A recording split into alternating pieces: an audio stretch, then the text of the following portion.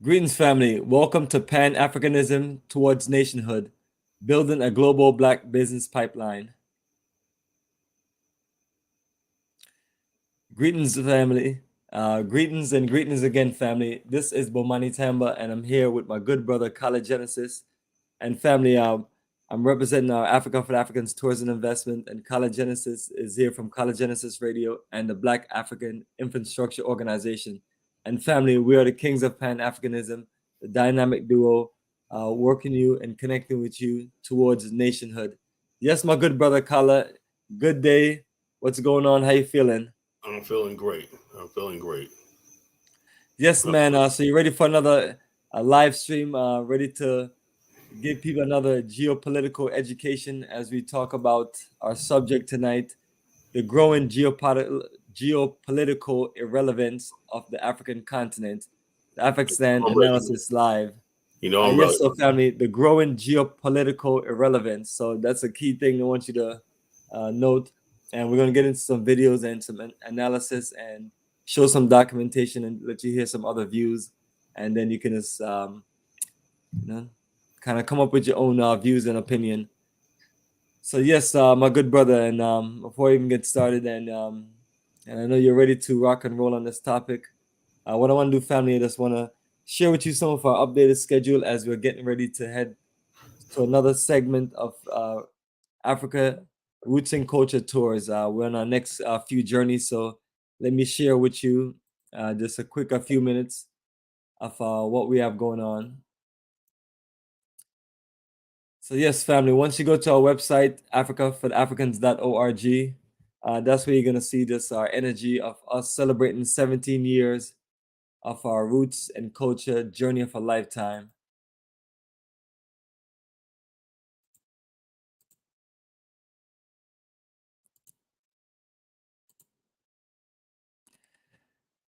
And if you choose to just listen to the music, that's the MP3 player on the left, some nice cultural music. And some of these photos are old, some are new, some were out in nightlife, some were in different historical cultural places, museums, out there in the national park, having great dining, having business and investment conference, touring land, the showing our highlights at the airport, this us connected, networking with our people there in the different countries. So it is a journey of a lifetime and a good way to get connected to the African continent. So we have a few different schedules for you based on our 17 years of doing schedules. So our next few journeys are we're leaving for Tanzania in the next less than 3 months, and that's going to be our fourth Tanzania Roots and Culture journey, and this is November 16th to the 27th, right? And that is a combination of tropical paradise, and that also puts you on Zanzibar Island, puts you in the mountains in Arusha, and the capital city, Dar es Salaam, or what is the capital city of right now. So that is a nice energy, and these are 9 days journeys for Tanzania. So anyone want to see what we have done in the past and want to see all of our highlights over the last 3 years, once you're on this YouTube channel, you just scroll down and you'll see the playlist and you'll see all the different countries, and you can just see highlights from the beginning of the tour towards the end of the tour. And that's what we do. We're here to just show you the Africa that we're looking to present and connect with you. Right? And we're closing out this year with South Africa Roots and Culture Tour, December 24th to January 4th. So that will be our second journey of a lifetime to South Africa. The last one was November 2019, and we have plenty of highlights on that journey, photos and videos. And then beyond that, I've been to South Africa 2 times in 2005. So yes, so this is a well-experienced operation where we've been to these countries, and you have work itineraries over and over to where you can just give the best experience. And then in some countries like what we have in West Africa, Ghana, and Liberia, our goal is to get you more into repatriation, living, doing business, and investing. So that's why they're titled investment as part of the tour, and that includes business and investment conference, and that also includes land tour and other investment as far as just physically seeing certain things and checking out a presentation or going somewhere and seeing some land. So that's what we have set up. So We're going to set the year off in Liberia as we start that energy with pushing an incredible new flow of repatriation there in Liberia. So looking forward to sharing with everyone all of the highlights and all of the footage that we have. Currently, what we have is just the presentations and the preparation details, and also interviews and highlights from people that we have here and there from Liberia. So dynamic information. So as time goes on, we just get you more and more details. So that's what we're looking to break in and experience, and looking to take you back to build on the foundation of our ancestor energy. So looking to connect people with just more information as far as the history and the culture there. So I have a few different tour guides, and we have a few incredible historical places that we're looking to organize the highest level of presentation so you can relive the reconnection. So that's our special journey, and that's our feature journey on our website. And then we're going to connect to Ghana in July 11th to the 23rd for our 24th Journey of a Lifetime to Ghana. And then we're going to connect you with our progress of our Black Star Pan-African community, and also just a new incredible energy of our business and investment conference. And with that, we're going to close out the end of the year in Egypt. That's our Roots and Culture Journey. That's November 21st to December 2nd. And that is a journey along the Nile Valley civilization, and also connecting you to paradise on the Red Sea. So just giving you a whole lot of energy, and also this. Egypt is a big country, so you want to know how we're gonna get around. We're gonna be flying, and also we're gonna be taking ferry boats. So the driving is very minimal. So that is the schedule that we have, and if we'll see how things go in about a December to January schedule for 2024, and we'll see how 2025 go, as far as based on how things go the rest of this year and the beginning of next year for the countries that we have, because whatever country is working real good, that's the countries that we keep. So it's just based on your interest.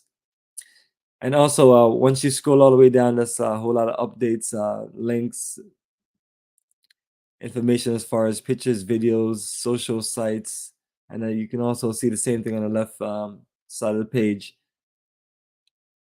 So everything is a click and read.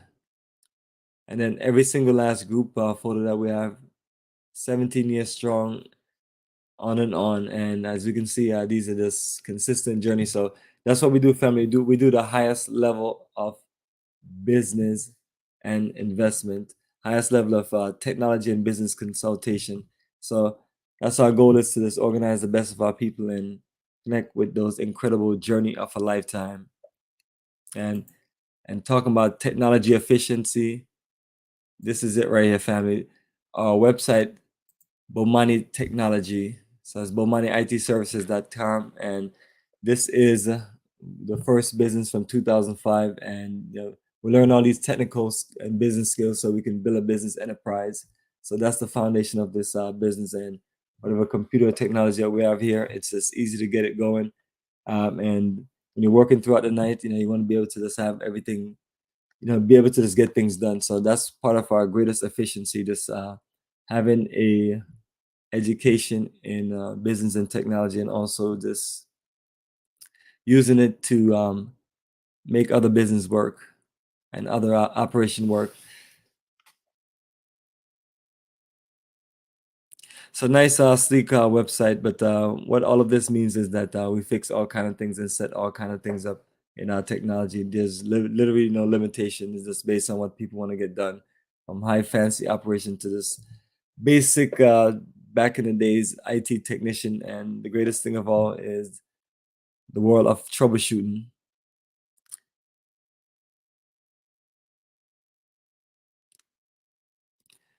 And on the supporting part of the website, there's a few other links. There's sharing information on different things we do. So that is my website, and I'm a man of many talents and trades. But that's what we do, family.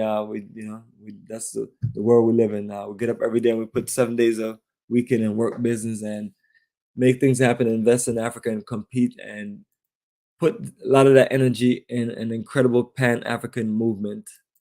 So try to make sure our time and energy is as fruitful as possible. So every single skill, talent, intelligence in my blood, my body, is in energy of this movement. I just don't just have Pan-Africanism towards nationhood. on this big banner and have all these red, black, green, and gold symbols everywhere. I know sometimes people talk that stuff, but and they don't show that life, you know what I mean, and things like that. But I always tell people, our brother Khaled, that don't get all of us confused. You know what I mean? It's like when sometimes I talk to people and they say, well, this person, you and this person, our views are not that much different.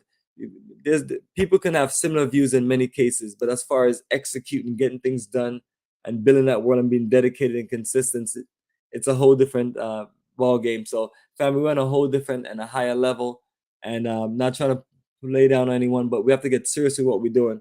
So, part of being serious with what we have to do, we have to have the skills to get things done. Some of us don't know how to do basic stuff on computers and basic stuff on our phones. I'm not trying to knock people, but the thing of it is, we have to open ourselves and elevate our minds to learning. Like, people come here for business and they ask, there's like, did you do all this stuff? How do you learn all this stuff and things like that? I say, I spend my time. You know what I mean? I spend my time as an entrepreneur. You spend hours working on things. Sometimes we have these newsletters, and sometimes a newsletter may take 1, 2, 3 hours doing certain things on website and so on. You just got to be willing to put the time in. And when you put the time in, you're learning skills. The only way you're going to learn technical and business skills is literally getting out there and not being afraid to learn, not being afraid to fail, make mistakes and things like that, and so on. And be ready and be confident. And it's something that you learn over a period of time. And it's kind of like our mission to Africa, and how me and our good brother Kala Genesis is going to make this move to Liberia. We're not making a move based on just coming up with something out of thin air. You know what I'm saying? I got the expertise in making things happen in Africa. My brother Kala got the connection, the energy in Liberia, and we see, we see the same thing based on our experience, and we're doing this together and presenting a great opportunity for other people who want to open their mind to something more grassroots and build it up. So yes, my good brother Kala, what you have to say about all those things and the subject we're about to pop up? It's beautiful, beautiful. And like I said, we're on the right track. Nobody can like this. This show was like a bait show, because there's going to be people that call into my, say, I told y'all so, Africa's useless. But the thing is, though, right, now what we're making the case is, now it's time to basically take us seriously when we talk about rebuilding Africa, building a global Black business pipeline, right, and building the Afrikstan. Okay, and so doing nothing is not an option. Okay, doing nothing is not an option. So I got 10 points tonight where I'm going to say where the problems are. Well, Africa, if it doesn't correct these things, Africa, the continent, and Black people as a whole are going to be geopolitically irrelevant. Just like Black people being politically irrelevant in America because of the way we vote and the way we don't hold politicians accountable or anything like that. We're politically irrelevant in America. We're completely neutered. We're completely castrated. We're completely clowned, and we're completely useless politically in America, only to just keep up the status quo. We don't benefit from our vote. Black America does not benefit. The only group of people that gets nothing for their vote and don't expect anything other than, oh, we will vote, we're going to get reparations. So we even go and choose things that are not logical, achievable, reasonable, practical. Why? Because Black people, on a whole, are children. Okay? If you ask a child what's important to them, right? You say, okay, Billy, you're in first grade, right? I'm going to give you a choice. You could play basketball all day, eat ice cream for dinner, and play outside all day. You don't have to go to school. You don't have to do your homework and everything. That kid in the first grade, right? He's going to think long and hard about it, right? And then he's going to probably choose that, right? But it's your as a parent, you know what's best for your child.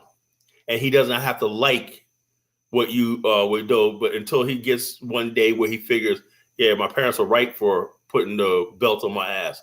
My parents are right for making me study. I thought my parents hated me because they made me study, because they made me want to learn and to obey the teachers, obey the law and stuff like this. So what we have is a culture of children. I have grown Black people. Every time there's a video out there where somebody's actually stealing, doing bad things, they're sitting there, yeah, sister. This is the mentality, and this mentality is global among the Black race. You know, we have people who are elected to office, right, who don't deliver, don't expect to deliver, right? And they use fiat and they use a force of military and intimidation to keep people quiet and everything. They use tribalism, they use nepotism, they use all this stuff to humiliate and discredit people, basically because they want to keep doing the same thing they want to do. And now the world is catching up on us, right? We went to the transatlantic slave holocaust. Okay, that's a given. We went to colonialism. That's a given. We're marginalized globally. You know, we don't get our share of the capital, investment, everything. There's no major industries on the African continent because nobody wants to invest in Africa. The whole world has written Africa off as a place of manufacturing. Africa is a net consumer of products, no producers. There's no manufacturing, major manufacturing on the continent. Okay. Black America, same thing, right? We generate $1.4 trillion, but we don't have Walmarts and stuff like that. We don't get $1.4 trillion back. With our businesses don't generate $1.4 trillion to what Black people generate. So, but we okay with that, and we say nothing about it, and we go on with the status quo. So we're completely irrelevant. You're irrelevant because it's about a power dynamic. Power is the ability to do something to somebody where you can impose your will, make them do what you want to do, but they can't do the same thing back to you. In America and the world, there's a power dynamic. White people and everything can make us conform to their will, but we have no power to do the same thing. That's why Black people cannot be racist. We can be prejudiced, we can be dicks, we can be assholes and mean and all this stuff like this, but we cannot be racist. Racist is a way of taking one race of people, being able to have complete control over another group of people, take his resources, control his mind through propaganda, to self-doubt, and all these things like that. But he can't do the same thing to you. So we're not playing on an equal playing field. We're basically still in a master-slave relationship, you know, a master-apprentice, master-slave at worst, master-apprentice at best, okay? So this is what we're going to talk about tonight, you know, as I'm opening up this discussion. And as far as like, it was always said, Randall Robinson of Trans Africa always said, he said, unless Africa stands up, the Black race is not going to stand up. And so therefore, countries like Nigeria have dropped the ball, right? They let us down, right? So we have is a continent that has not lived up to its promise, has not made us proud. You know, we have false pride, right? But there's really nothing to be proud of when we look at the debt we see in Africa, the poverty on levels that are disappearing in other parts of the world. And so therefore, they say, come back, come back. There's nothing to come back to. You know, there's absolutely nothing to come back to. You know, no healthcare system, no real clean water, no education, no real good infrastructure, you know, not even, there's 38 currencies on the continent, right? You can't purchase anything with an African currency outside of Africa, outside the country. So therefore, all these things are making Africa irrelevant in the world thing. Why? Because the rest of the world have complete control and containment of the Black continent. So in other words, basically, we got them when they want to. They have no nuclear weapons. They can't harm us. They can't fire a missile. You know, we control everything that goes in and out of continent. We don't have, Africa doesn't have its own independent airlines. So to get to Africa, to get out of Africa, to ship to Africa, to ship out of Africa, some other race of people controls it, right? And so therefore, what I'm saying is geopolitical irrelevant means when we talk about geopolitics, let's break down that word, geopolitical, right? Yes, and let me make sure I put up a frame of reference. Let me use the famous Wikipedia. Also, just to put some text up. Geopolitical.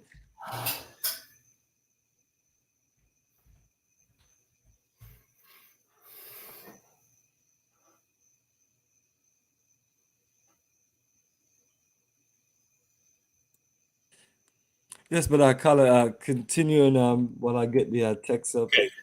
Geopolitical, right? Geopolitical means when you take a territory and land, and the politics is based on a defined geopolitical area. In other words, basically, foreign policy and everything is based on where the geopolitical location of that territory is. When you build a city, that's a geopolitical entity, right? There are no African cities, or maybe Johannesburg a little bit, right, that we call world-class cities, that basically the world depends on for banking, trade, or commerce, or anything like that. That's any sort of strategic geopolitical relevancy. The only country that really had that one time was South Africa. Maybe Egypt on the continent right now, maybe getting to that point. Maybe Morocco, North Africa, and South Africa at one time, because South Africa was the world's currency reserve during the 60s and 70s. Okay, with the rand was equal to the dollar. So therefore, South Africa was a place where most Western companies, hedge funds, and bonds and currencies backed their currencies up with the South African rand. Okay, until the sanctions. So South Africa was a place of geopolitical importance. South Africa was one of the world's major producers of wheat. One of the major producers of grain to the world. People don't realize that South Africa's grain production was on par with Russia and these other countries like Ukraine, whatever like that produce food for the global market. Exported food for the global market. And so before you talk about the cuckoo in West Africa, we're going to talk about that too, because I got a couple of cuckoo videos, right? That I sent Bomani I want to play, But let's talk about geopolitics. Let's get the definition of geopolitics right now. Can you larger now a little bit, Maya? See if I can see this, Okay. Geopolitics. Great, man. Is I can read it off. I got I got these big screens over here. Okay, go ahead. Geopolitics. Right, so geopolitics is the study of the effects of Earth's geography, human and physical, on politics and international relations. While geopolitics usually refers to countries and relations between them, it may also focus on two other kinds of states: de facto, independent states, which limit international recognition and relationships or relations between subnations or subnational geopolitical entities, such as the federal states that make up a federation, confederation, or quasi-federal system. Right. So it's a whole lot of fancy terminology. So College Genesis is going to break it down of what all of that means. Okay, one example I want to use is Dubai. Okay, the Emirates of Dubai decided, right, that they had this terror, they had all this wealth and everything, right? They wanted to build a new city called Dubai and stuff like that. So one Emirates said, "I'm gonna take my land and build a new city, right? I want to bring all these people, multinationals, to live in one place to do business around the world." People thought, "Are you crazy? Why would anybody want to live in the Persian region and stuff like that, right?" And so basically, why would anybody want to live in an ancient kingdom like Oman or the United Arab Emirates? Why would anybody want to live in that region at all, right? So he said, "Look, we're going to create a geopolitical entity, right, that's separate from the main country of the UAE, United Arab Emirates, right, called Dubai. Okay, it's going to have its own government. It's going to have its own laws and everything. It's going to have still some of the basic things that the thing, but it's not going to be an orthodox thing. So in other words, in these countries, right, women rights are restricted. So in this place right here, so this is a separate geopolitical entity under the United Arab Emirates, right? We're still part of the United Arab Emirates, right? But it's going to operate differently, right, to attract a multinational world to do business, banking, entertainment, and all this stuff like this. And under a hunch, it worked. It worked. Why? Because if they said just come to the United Arab Emirates, right? Nobody would come, because nobody wants to live in the United Arab Emirates. So they had to create a separate geopolitical entity, right, called Dubai, and market it and to the rest of the world as a place just like you left, you know, with modern streets, shopping malls, and all the stuff like that you know, enjoy, and a comfortable, high standard of living. Okay, so therefore they had the oil, the wealth to do that. And so they invested in this infrastructure, right? And it paid off, right? Now, Dubai is one of the main places of business in the world, right? It's a place of data centers, right? A lot of companies have their data centers there. A lot of companies have technology centers there. A lot of companies hold their fashion shows. They hold all these things that go on in Dubai. Dubai is a place where millionaires and billionaires park their money to, right? Because of the favorable banking laws.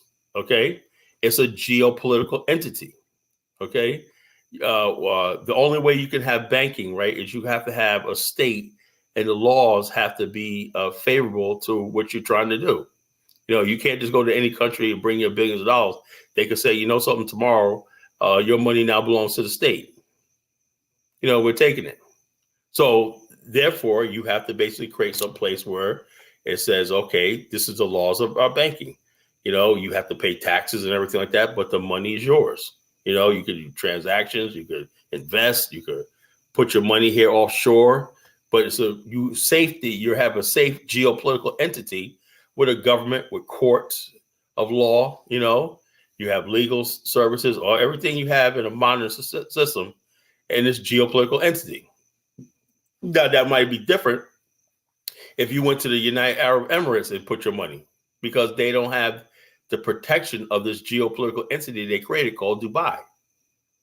And so therefore a business can't operate the same way in Dubai as they could in Saudi Arabia as they could Dubai. So they created a geopolitical entity where different countries in the Arab world said, look, you know, our country's backwards, we can't do this. So a lot of people from the Arabian world are putting their money into places like Dubai, where they can engage the international world as far as business. You know, you may have people from all over the world. You may have people from Japan, right? Hobnobbing and living next in the same condominium or building right next to a rich sheikh from Kuwait. You know, so it was an ingenious idea, right? And the geopolitical entity basically challenges the notion of the conventional nation state, right? Which you only use the people and the citizens, everything. They create a place where in this area, right, so long as you're a legal resident, you could have money here, you could do business here, so long as you follow the laws and pay your taxes. And the system works, right? And other people around the world are now scrambling to do the same thing as Dubai does, right? So the only place that hasn't done that yet is the African continent, you know? And Pakistan, they're building cities, port cities, something like Dubai. Korea is building a new $50 billion city, right? Which it wants to attract the best minds and talents and money and stuff like that throughout the Southeast Asian region. You know, it's going to be a multicultural, multinational Asian city in Korea, South Korea, and they're going to benefit from that geopolitical entity that they're creating. Now, so what does it have to do with Africa? You know, because Africa is not integrating itself on that level, right? It's missing out on this global world we live in, and unfortunately, Africans and Black people think globalism means that you could just go to somebody else's country and live there forever and stuff like that. You know, they haven't taken that thing about globalism, instead of bringing millionaires, billionaires, and educated people and skilled people to your country to build, right? The whole idea is to go to somebody else's country, and you have people who get an EU passport from Nigeria, right, and from the UK, when the UK was part of the before Brexit, right? And next thing you know, how did you end up in friggin' Italy? Because you got an EU passport. So a lot of Black people, Africans, think like globalism, because that means they can go and live in different countries and everything like that, you know? So what I'm saying is Africa is becoming geopolitically irrelevant. because we have nothing to trade, nothing equal to what's going on in the rest of the part of the world. And the world knows that, So I just hope we're not playing our hand too soon with this, what's going on in West Africa. I think it's a step in the right direction if they could follow through with it, But the bottom line is this. The only thing the world needs from Africa is just raw materials. Africa has not spent the last 50, 60 years building their industrial base, right? Building their own domestic consumers market, right? Creating a middle class, right? Raising the standard of living of the people. So therefore, what Africa produces is consumed. So there's an old saying in the Asian world, developing world says, only produce what you consume and only consume what you produce. And the rest you export. So in other words, basically, if you're producing all your rice and you got all your rice markets full and everything, you export the surplus around the world. But you don't grow rice to export around the world and then import rice from someplace else and everything. That's ass backwards. What's the sense of having cocoa, producing cocoa and bragging about producing cocoa when you basically got to import Belgian chocolates and Swiss chocolates? You haven't created the base, the need for it. Now, changing that is cultures like Rwanda, who's making their own coffee and making their own brands and stuff like that, and even sell them on eBay. But instead of us rallying behind that, right? And people listen to this and say, you know something? Rwanda's making coffee, Uganda's making coffee. Let's make sure that coffee ends up. If I'm a manager of an IHOP or if I'm a district manager of IHOP, I have say so over procurement and purchasing power. I'm gonna make sure that coffee is the coffee that we're serving in our thing, because all restaurants got to have coffee. That's a given. So a lot of times they just look on the thing and say, "Oh, who's our supplier?" We haven't integrated what little manufacturing we do have on the continent, right, into the rest of the world, into Africa. We could have played a role in that, but we did not. We're not doing that. We're not doing that at all.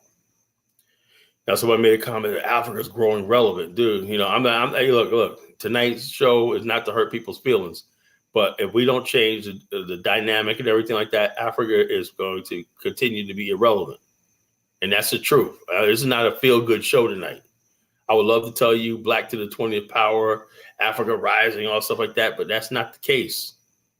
We have a serious refugee problem where young people are risking their lives trying to sail to Europe. We have people getting captured and put in slave markets in North Africa. You got people now crossing from the Congo into places like Argentina and making their way up through Mexico, and now are in America on the streets of New York and Chicago, all the way from the Congo. So let's not.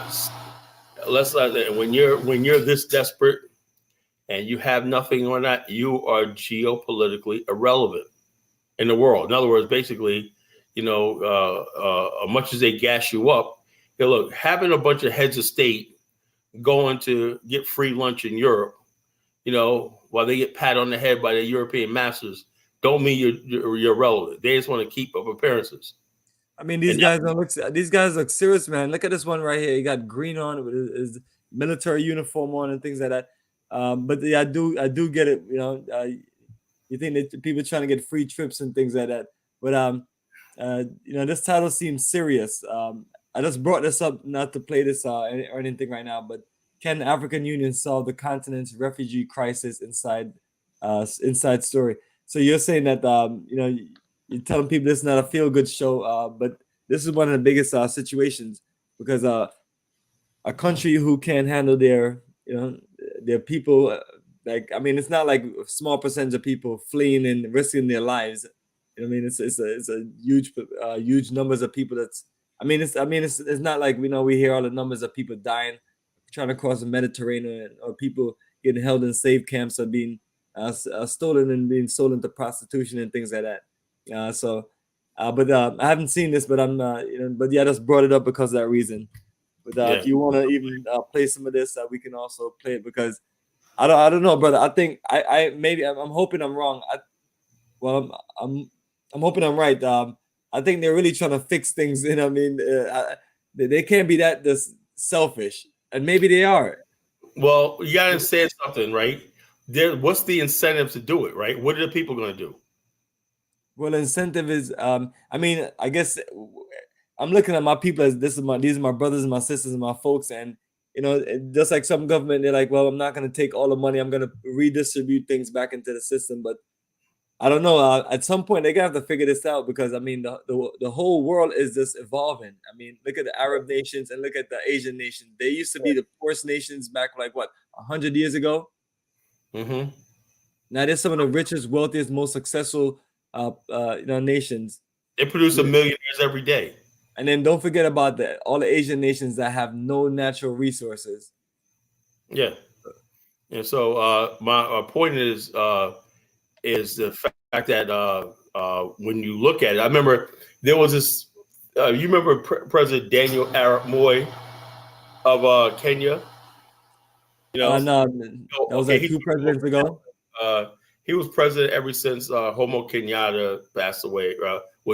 Died in his sleep. He was murdered. He died peacefully in his sleep. Died 2 days later. He was just up there. And it was like he went to bed. Died. Somebody. I mean, the same thing they say about Magufuli. Yeah. Oh, he just got sick and he died. He just died in his sleep. Okay, yeah, right. Okay, yeah. But I heard that when I was like in 6th grade. I heard that, right? Because I was in my world history class, right? And basically world cultures class and everything. And basically I was watching that, right? I was saying we were watching a film, right? It's a class project, right? And when they said, he died peacefully, I said to myself, At that age in 6th grade, I said, I was suspicious, right? I said, no, somebody killed that man.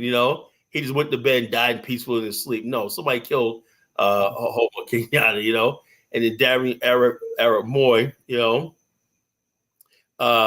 Daniel Arap Moi was president, right? But anyway, there's this theater troupe called Ridiculous, right? They're hilarious, right? And I'm gonna try to find some of the videos, right? And they got famous lampooning Kenyan politicians, right? At first, when they came out, they would come out as Daniel Arap Moi's wife, right? The guy would have a wig on and like, just making fun, right? And the one guy that played Daniel Arap Moi was so freaking hilarious, right? And then check us out. They said when we first came out, right? And we were telling these jokes, the people were horrified in Kenya. They were like, how do you say that about the leader, the president, or whatnot? And they're like, didn't we elect them? He's like, yeah. The point was, these people are not gods. They were just making fun of stuff about their budget and stuff like that. They would do like comedy stuff like that, right? And the government tried to shut them down, right? For sedition. But they were hilarious. They had the one where they had the guy, the president's wife, chasing the guy around the soccer field, and the whole soccer field was just busted up laughing. Busted up laughing. Then out of that, right? There's something, a yoke came off the Kenyan people. And that's what you see now with the rise of President Uhuru and other people like that start speaking out, saying, I got something to say here.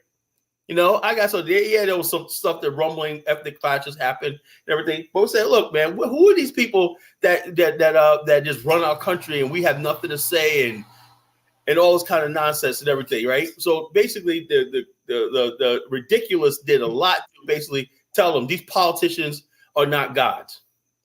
They spend our money, they build nothing, they do nothing, and everything like that. So we're gonna make sure we're gonna clown them and do all that, right? And the people it was a burden lifted off the people, But you got many people in Africa, right? But you see somebody with a suit on, and they tell you that he graduated from Oxford and all this stuff like this, right? People automatically feel stupid, He's book learned, he's educated and everything. It's not like us where you got somebody that's educated, can go even on 125th Street, they're not much to say, and get roasted, and just get challenged and like that. You see what happens on social media, right? How many people can actually get on these platforms and I'm not bragging on myself, but debate college Genesis, you know? There you go, Kyle. Get him. Stuff we have in America, right? So your degrees don't mean nothing if you're not doing the right thing. In Africa, you could be 100% wrong and do absolutely nothing, right? But your degree and who you are, oh yeah, he's like this, you know, and people don't question you. You know, so this is what I'm saying. There's no incentive, right? Because you're the big man with the degree. You have all this. When I told like Africans, like they always told me, even like Liberians, they're like, "Well, yeah, man, he." They always talk about the college they went to. They always talk about this, and we champion. Yeah, but the dude, man, look at the country. You know, there's nothing to talk about. You know, okay, if you're doing something, that's right. That's why people in Liberia said the educated people failed us and they voted for George Weah. Like educated, George Weah actually said education failed us, whatever. Why? Because, you know, education and also like that has never transitioned into, you know, development and prosperity. And so the rebellion was against the status quo was voting for George Weah. You know, and that says, but even though they were wrong and everything, but that was a point was made. You can't just call yourself educated, blah, blah, blah, blah, blah, and thing. Look why they're supporting Traore in Burkina Faso. You know, he's just a junior soldier and whatnot, but the people got his back. You know, look how they supported Thomas Sankara. You know, sometimes you got to make those bold moves and everything like that. Look at Jerry Rawlings wasn't educated, right? But the people saw what he was trying to do. Who was ruling Ghana at the time? The people that were so-called educated.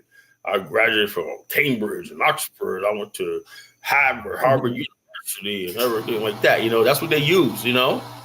And so therefore, when you have that stuff like that, people just look at these educated people, and I'm not trying to discount education whatsoever, folks, you know? I still believe in it, right? But there's no, in our race, right, we have people who get their degrees and they become predators. You know, they do absolutely no. We do the same thing in Black America.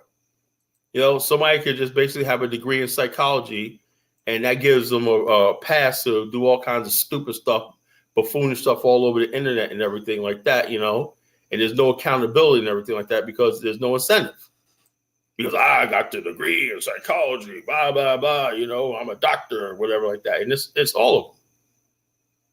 So we're going to talk about that tonight, you know, and this sort of mentality is the reason why, you know, you got people like Julius Malema getting popular, and you got this populist movement going on the continent, right, where the status quo was being challenged, you know, and so moving on, we're talking about that. So I just want to talk about that ridiculous. It's called ridiculous. Start with an I. It's called R-Y. Ridiculous is ridiculous. You know, look it up on. If anybody out there, look it up on YouTube. Yeah, it's hysterical. You know, these guys were funny. And the one time when Oprah Winfrey came to Kenya, remember like that? The one guy came out as Oprah Winfrey. That was for you. I was on the floor dying. He came out, oh, Miss Oprah Winfrey had the Oprah Winfrey theme in the background. I fell out on the floor. Ridiculous got Oprah. That shit was fucking funny, man. You know, they did Oprah Winfrey. I mean, that shit was funny, you know. But the bottom line is what they were saying is these people that we worship, it's okay to lampoon them. It's okay to bring them down to size, you know, because, you know, we cannot worship these things. And that's what you have when you put the video up there and say these guys up there, there's no incentive for these guys to go back to their country and do anything. What are the people going to do? You know, the people are hungry and starving and everything like that. You know, the people in African leagues use fear and hunger and a promise of a job and everything. Mobutu, you know, how he was a billionaire and his people was hungry was anytime he had a serious opposition, right? What he'd do is buy them off, right? Say, okay, I see what you're saying. I'm going to let you have your program. We're going to give you a budget and everything like that. And next thing you know, you have this called multi-Mobutuism, you know? You know, this person was a Marxist, this person was a this, that, you know, thing. So it all became put under the Mobutu banner. And the only way to get rid of that, right, Laurent Kabila said was we have to overthrow Mobutu altogether. You know, because he tried to offer Kabila a concession. He said, no, you have to go. You know, I remember they were meeting face to face while his troops were advancing. I remember that, you know, And so he said, my troops are 3 days from Kinshasa. And the bottom line, if you are caught, you're going to be put on trial and you're going to be executed, right? And so Mobutu fled to Morocco. Fled to Morocco within like hours before Kabila's forces entered Kinshasa. I watched that very, very carefully back in the days. That was back in the mid-90s. I watched that very, very carefully. I have every article on that. I was on it, right? I'm not just somebody that just came out of nowhere, folks. I've been studying geopolitics, and particularly African and Asian geopolitics, for decades now. And so therefore, that's what happened. So what I'm saying is, my point I'm trying to make is, we're growing irrelevant because the basic stuff that we have not solved, we have not come to the international table as equals. You can't go to international people as beggars. The same loans that the IMF had, the World Bank had, right, built Southeast Asia, built Europe, built Central America. But still, though, because of mismanagement and stuff like that, the African countries, right, have failed as far as like the loans for the World Bank and the IMF. While these other countries, Asia, use that money and everything to make sure that the infrastructure, the education, and the social structure was built. And then they said, look, we're going to get to the point where we're standing on our own. And we're going to be equal to these other countries one day. But that was never the plan for Africa. Because in order for you to do that, you have to have a national spirit, a national will. You cannot have that when you have so many different groups and so many different tribes and everybody, so many different languages, and everybody doing their own thing, and have an artificially created nation, which no one knew that they were in a so-called nation until they're told, okay, you're in a nation culture called Nigeria. They're like, what's Nigeria? That's the country you live in. Oh, no, I don't know about Nigeria. I come from Ife. I come from Kano. I come from this. I don't know anything about Nigeria. But guess what? There's soldiers and troops walking around, police, ready to knock you over the head and say, now do you understand this is Nigeria? Right? So it's a country put together by force and maintained by force. So it's hard to pull a people together and say, let's go forward like this, because everybody's only looking out for their own separate interests. And so that's what you have. That's it. Do you want to play some of that video, Bomani, while I gather my notes? Yes, brother. Which one you want to play? You want to play the one about African Union or something else? Yeah, the African Union. You don't have to play the whole thing. I just want to see what they were saying. Yes, seemed very interesting, right?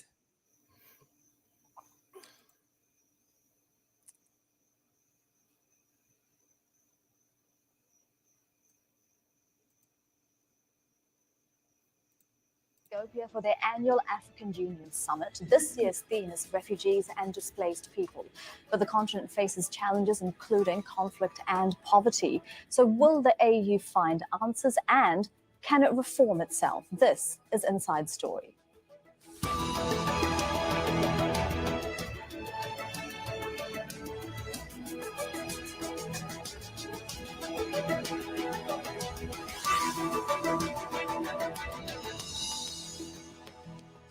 Hello and welcome to the program. I'm Elizabeth Puranam.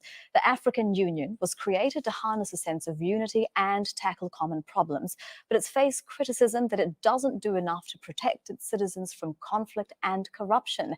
The AU has declared 2019 the year of refugees, returnees, and internally displaced persons, with the goal of finding what it calls durable solutions to the vast problems. So, with that in mind, leaders from 55 countries across the continent are in the Ethiopian capital for their annual summit. On Sunday, Egypt's President Abdel Fattah el-Sisi would take over as chairman. Amnesty International warns that his tenure could undermine the AU's commitments to protecting human rights. We'll bring in our guests in a moment, but first, Malcolm Webb sets up our discussion from Addis Ababa.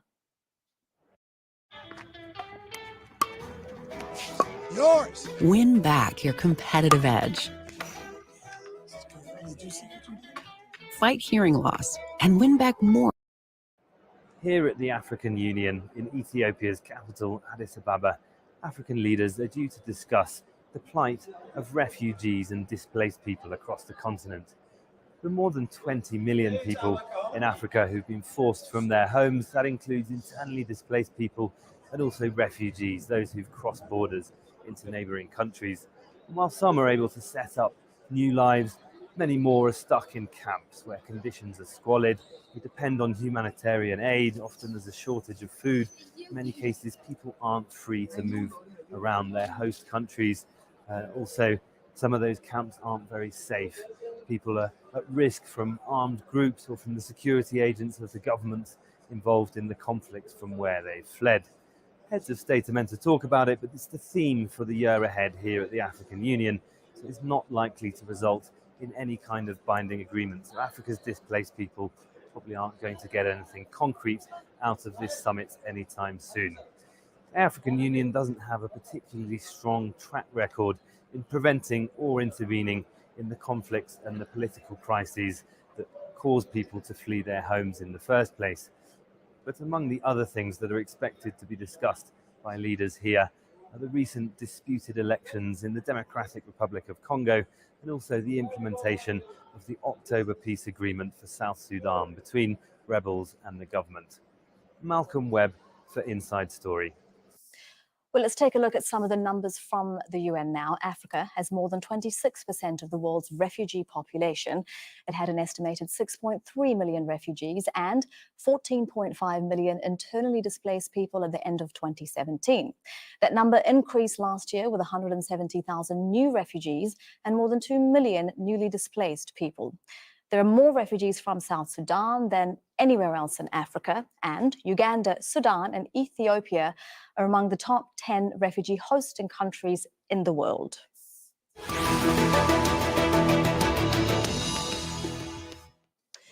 Well, over to the panel now. Joining us from Nairobi is Achieng Akena, Executive Director of the Pan-African Citizens Network. Joining us on Skype from Cape Town is Sanusha Naidu, researcher at the Institute for Global Dialogue.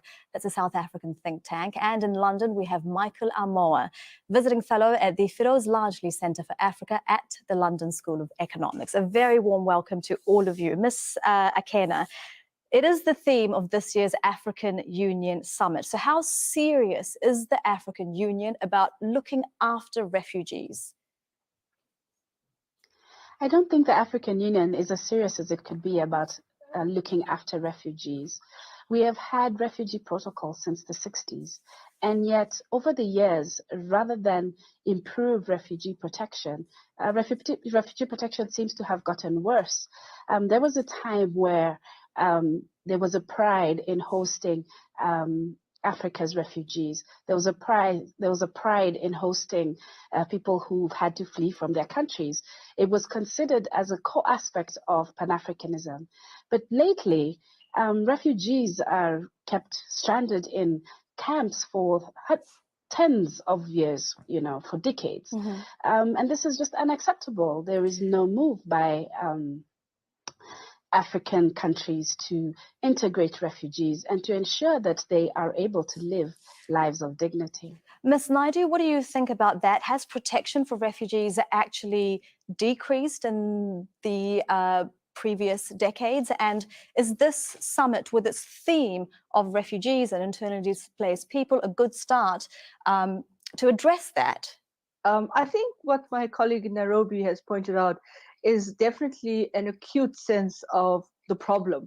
I think the challenge for the African Union in terms of trying to move forward on what has become a critical policy issue for the continent in terms of protection of refugee rights, protection of internally displaced persons, as well as individuals who are fleeing for a variety of reasons. I think they haven't been managed to keep a kind of a sense of trying to keep of having a balance with it, because I think what has happened over the years is that the protection of refugees and other so-called individuals who are fleeing because of a variety of systemic risks that they feel in their home countries, I think they feel more vulnerable as well in refugee camps or internally displaced persons camps and so forth. And I think in that context, what happens is that there hasn't been a kind of balance with regard to where the AU wants to see policy and what is the implementation of strategy at the national level by sovereign states. And I think the challenge for the AU in going forward is trying to have a continental policy that can be implemented by member states, which hasn't necessarily been taken up. So we do have, for example, I think the idea of putting it onto the agenda, making it a theme of a summit is really interesting and important. However, I think the challenge for the AU is that the way in which this has been playing out in the continent hasn't necessarily kept up to speed in how national governments have actually implemented this. And I think it also creates another dilemma for the AU, and that is, what is the absorptive capacity of the host countries like Uganda and so forth. And I think that's the bigger challenge. And then the final point I want to make here is that,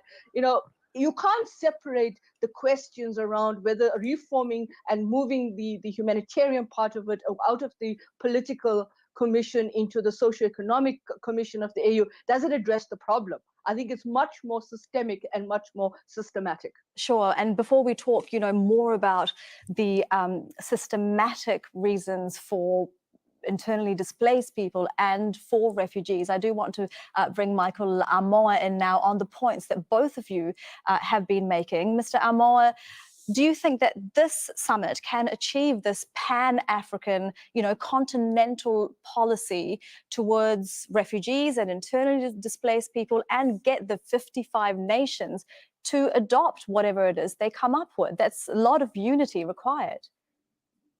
AG1 gives you high-quality daily nutrition that helps cover gaps in your diet in one simple scoop. What if you could hire an extra set of hands?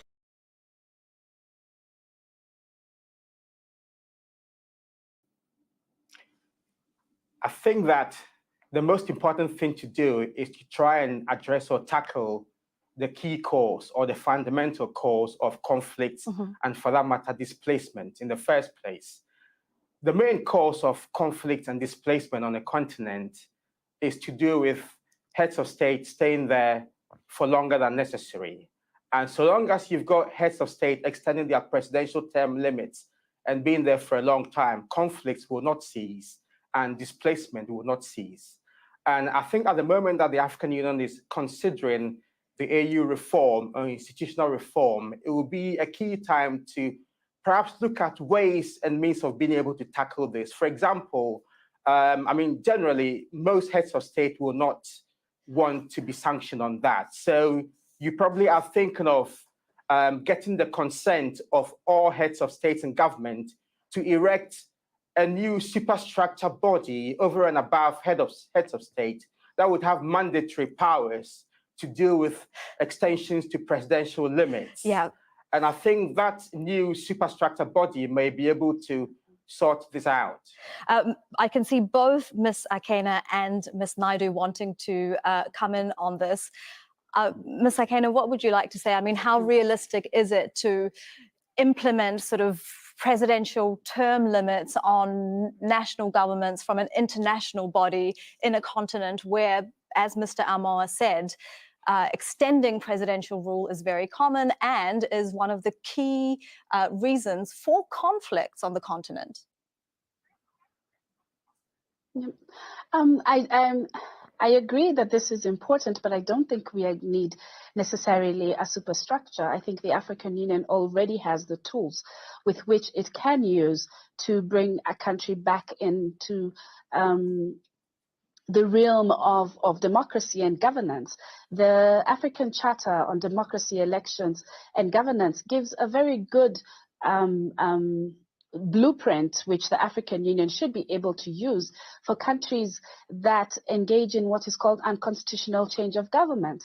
And that requires that any country that changes or doesn't change its leadership in a manner that respects a culture of democracy should have sanctions levied against it. And they have in the past. Is that blueprint working? And if it's not, how much of a reason is that for the conflicts that we're seeing across the continent, and then the displacement of people, the internally displaced people and refugees?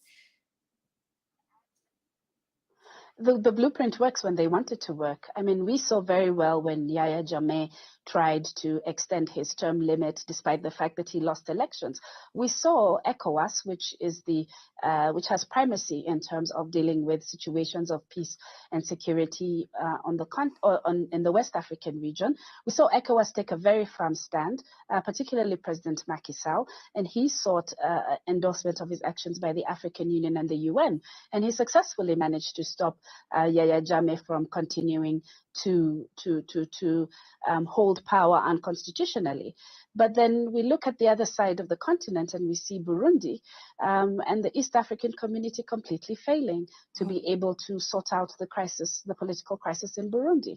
And so I think it works when they want it to work. It doesn't work when they just don't have the commitment to making it work. Ms. Naidu.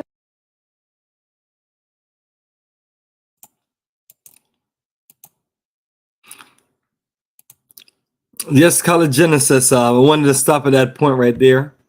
Yeah. And just wanted to get some feedback from you.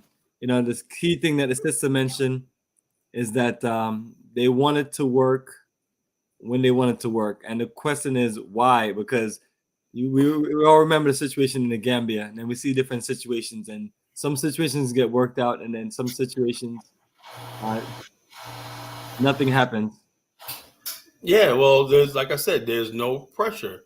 And the one guy was saying about elections, right? He was saying about elections, right?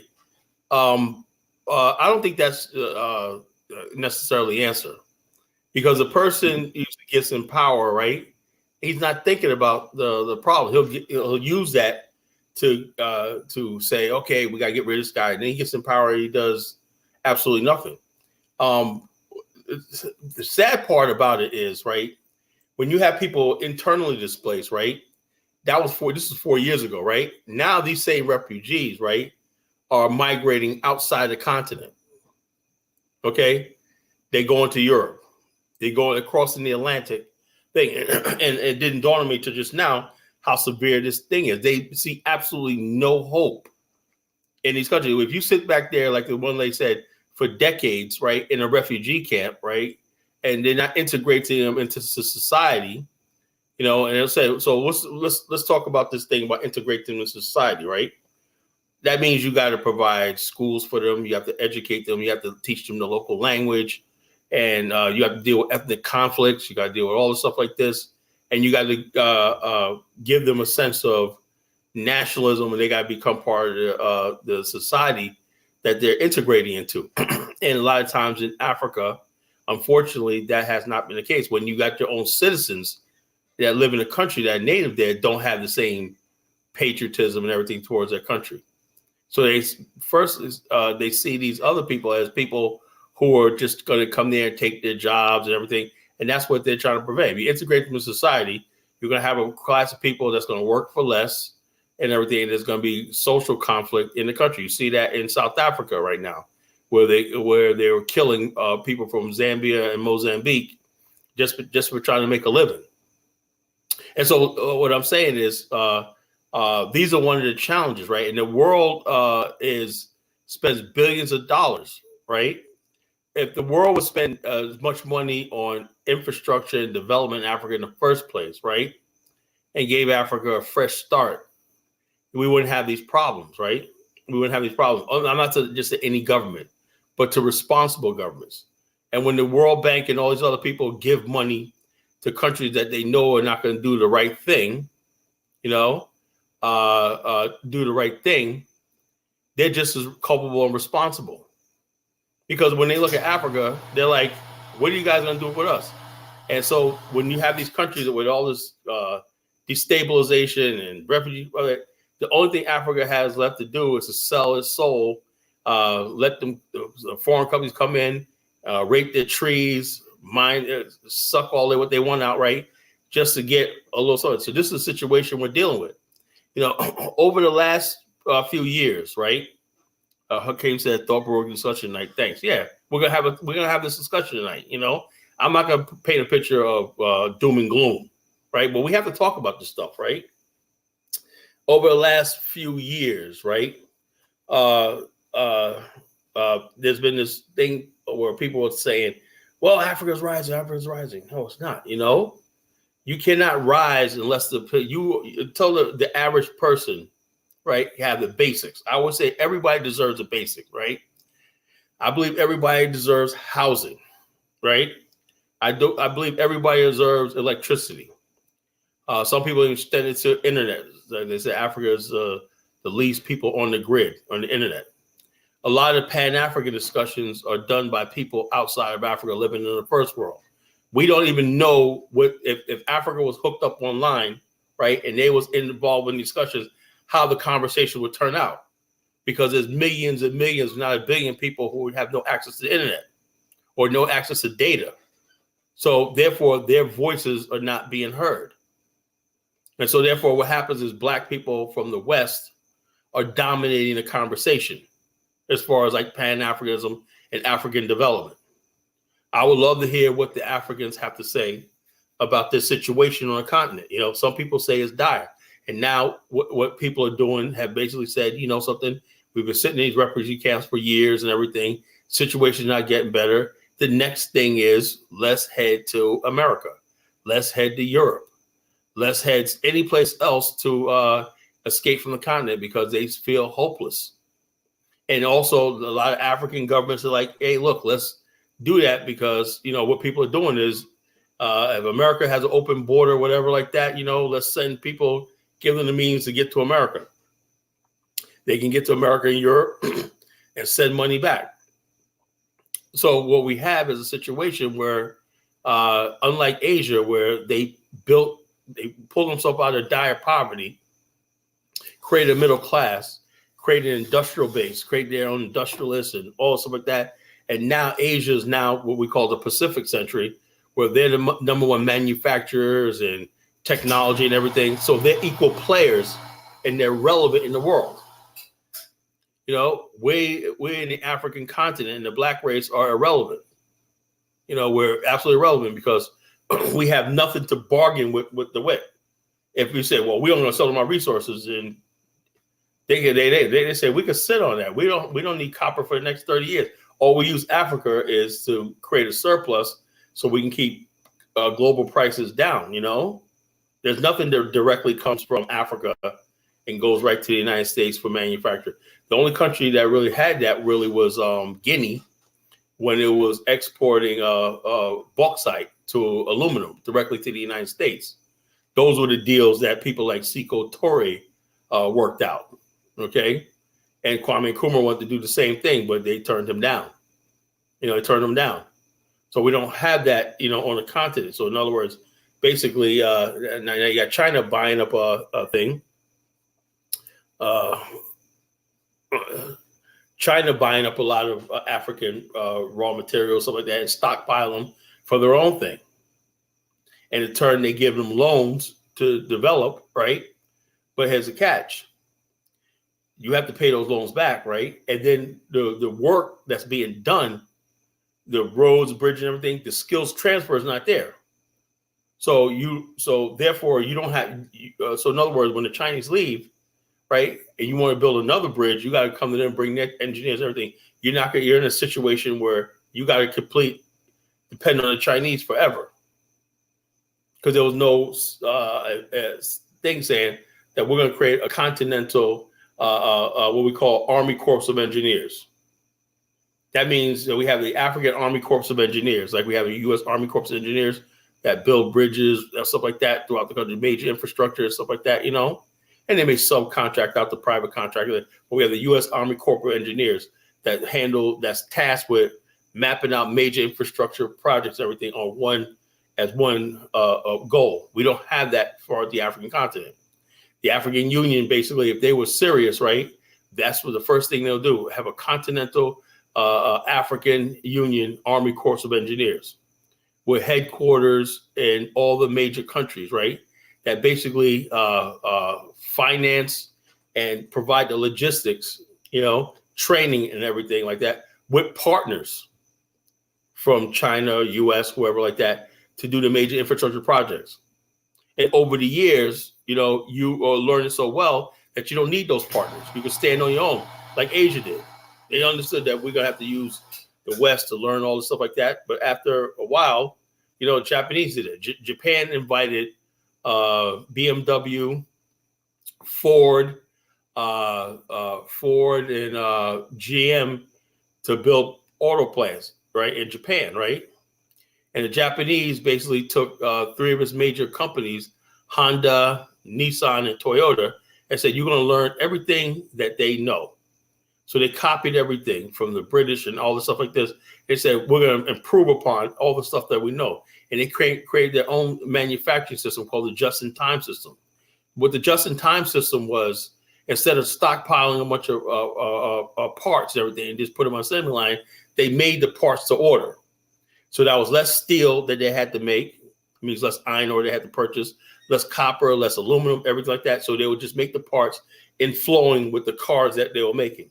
And this efficient system, right, was adopted by the United States. It's called the just-in-time system, where parts were manufactured almost at the same time where the car was put. Instead of having a bunch of parts sitting there waiting to be assembled, right, you make the parts according to the order of the car.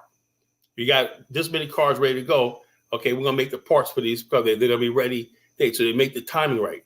So this thing right here saved Japan millions and millions of dollars, right, and capital that can be used for other things.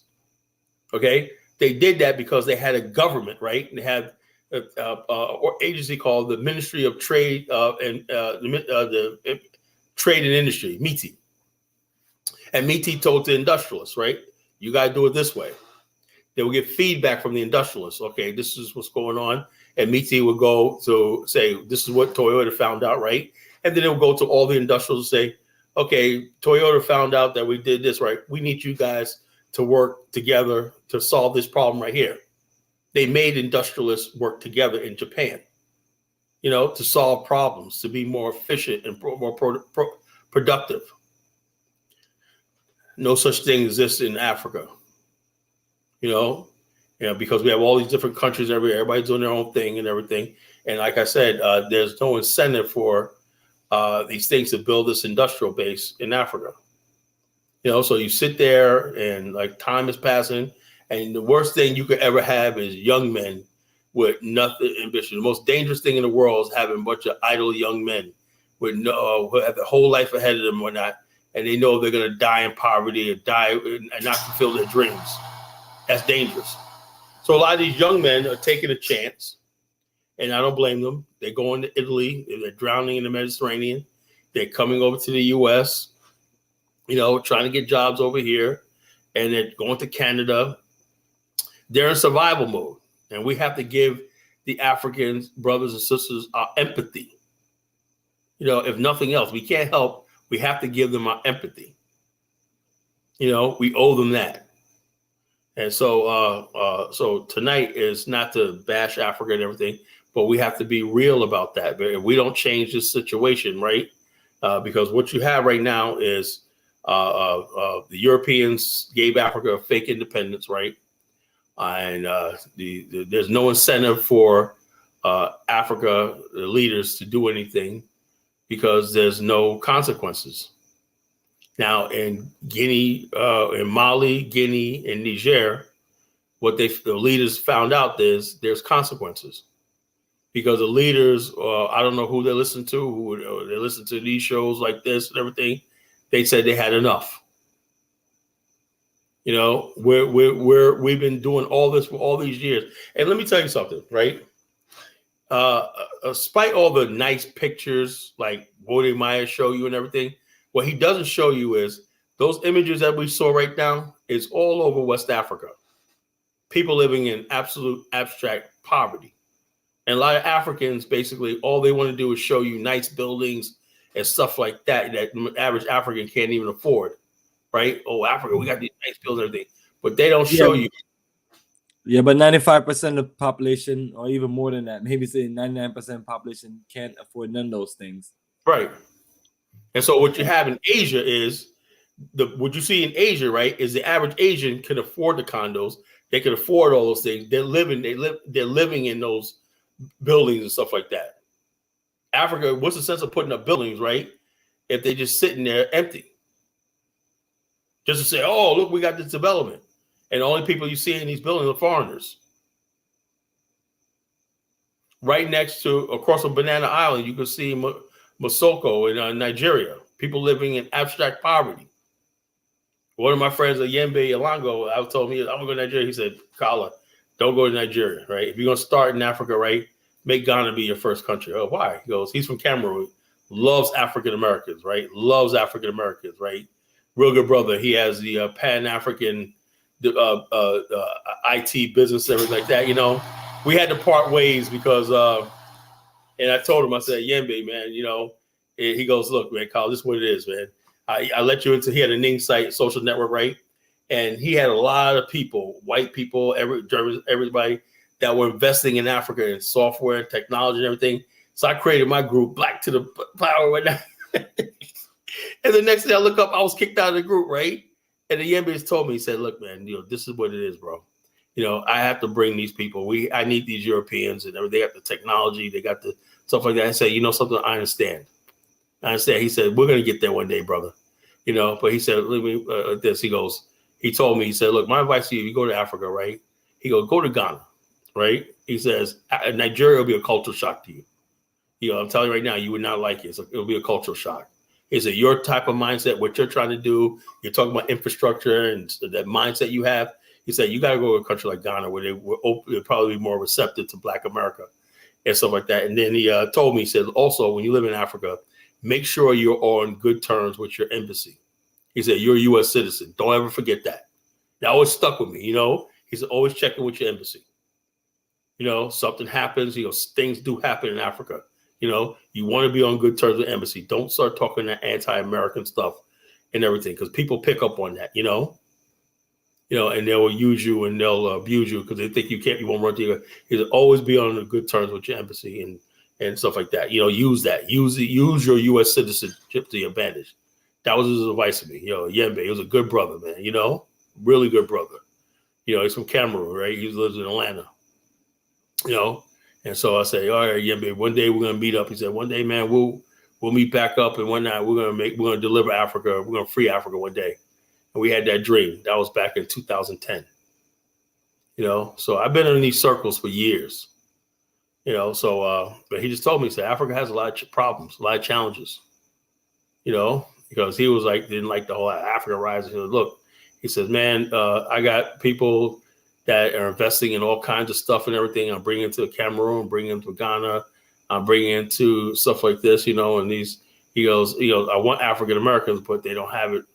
What we need right now in Africa, you know, I got to deal with these people. I got to deal with the Chinese. I got to deal with the Turks. I got to deal with all these other people, you know, and that's why you do see Africa developing a little bit in many different sectors, you know, particularly in Kenya. He was able to get a lot of U.S. software companies to come to Kenya and invest, you know, and now U.S. software companies from Silicon Valley are in Kenya. You know, and so he said, we'll get there. You know, he said, just we'll get there. But he said, look, you know, slavery, colonialism, and everything like that. We're really as a race hurting, and the problems that we face are monumental. You know, so yeah, I understood that. You know, but he said, just keep building what you're doing. You know, building what you're doing, and you know, just connecting and everything like that, and focus on infrastructure and technology and stuff like that. That's what you bring to the continent. And that's why we created the Black African Infrastructure Organization. We focus on technology, infrastructure, and modern business and science and everything like that, you know. He said that's what Africa needs right now. And so I created a whole movement based around infrastructure, based around technology, based around learning, you know, and stuff like that, you know. But, you know, did you want to play another video or do you want me to continue? Yes, brother, man. I can definitely play another video, but you had some short videos. I don't know if you want to go through them. They're real short. Well, the one play the one with the cocoa. I want to talk about that. It's 3 of them on cocoa. Which one specifically? I'll just play all 3 of them. Play all 3 of them. They're real short. More fortune. Oh, we got a more in the house, you know. The white people, we just said this the other night, white people are not going to give Black people the South of anything, you know. Get that out of your head. We're not going to get 1 inch of American territory. You never understood the Monroe Doctrine. The Monroe Doctrine says the United States can do whatever they want in this Western Hemisphere and everything. You know, you're never going to build anything. And that's why Haiti's so poor. They're not going to let a black country stand up anywhere in the West. That's what it is. And sure, they're not going to give you no white, no territory in the South to build a friggin' nation. That's friggin' nonsense. Well, perfect, man. Some people are delusional to a high level. You know, they must be in that basement smoking that stuff or sniffing that stuff. You know, put the crack. They get completely delusional. Black people, the South. Oh, they're going to just basically all the infrastructure of the South. They're just going to uproot the South and everything. You know, billions and trillions of dollars invested in everything: highways, roads, railways, docks, airports, everything. They're just going to give it to you. That's why I said this is a serious movement. I mean, the South is one of their richest regions. The South has always been one of their richest regions. Yeah, the southeast of the United States, where everything's at. You know, they're just going to hand it over to you for what? That's really funny. It's funny now. Before, people used to take people like this seriously. You know, these are these do it right here. We're Americans. Just say you're American, you love America, and just blend in with America. We're talking about nation building. We're talking about building the African continent. That's the only way we're going to have freedom, is building Africa. There you go, man. And while we at it, let me find 1 or 2 of these comments. All right. Let's switch it to BRICS now. This is Barudi. Kala. How do you believe African countries, inclusive of South Africa, which join BRICS, will fare in that economic structure? Can African countries in BRICS gain leverage? No. No. I mean, that's wishful thinking, man. Africa needs to sit back and be quiet, you know? So joining BRICS. What do you got to trade? What, I mean, come on, you know? Everybody think there's going to be a shortcut to salvation, you know? What is BRICS going to do? You know, what is BRICS going to do for the rest of the African continent? You know, there's nothing there. Africa is heavily indebted. You know, what is it going to do with BRICS? You know, nothing. It sounds good. Oh, we have the BRIC nation. It always sounds good. You know, it's not going to do anything. You know, you have to build Black African infrastructure. You know, you have to build a continental initiative. Africa was trading among itself and everything, and we had their railways and the seaports and everything, and we were building new cities on the continent. You know, we have our own currency. There you go. You know, currency. You know, instead of us building that, we have people talking about dual citizenship. Brother, why is dual citizenship so important? And why so many people have comments about dual citizenship since you and I've been doing these kind of shows talking about Africa? Mm-hmm. Yeah. Is that the number one priority for people to have dual citizenship? Yeah, well, I mean, the bottom line is, if you're going to have dual citizenship, this is the question I like to ask, right? And I'm not trying to be funny. Bomani was last when I say that, right? Yo, all right, you have your citizenship, right? Are you giving at least $10,000 to that country, right?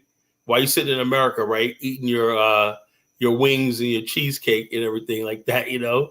Are you sending $10,000 a year to Sierra Leone, saying thank you, I'm a citizen, I'm gonna pay my dues? No, you're not. You know, that's why they get that $6,000 from you, you know, up front.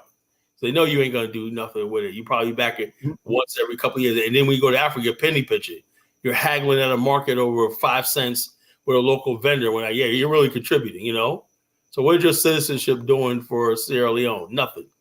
You know, if you're really serious about dual citizenship, I have citizenship in the country, right?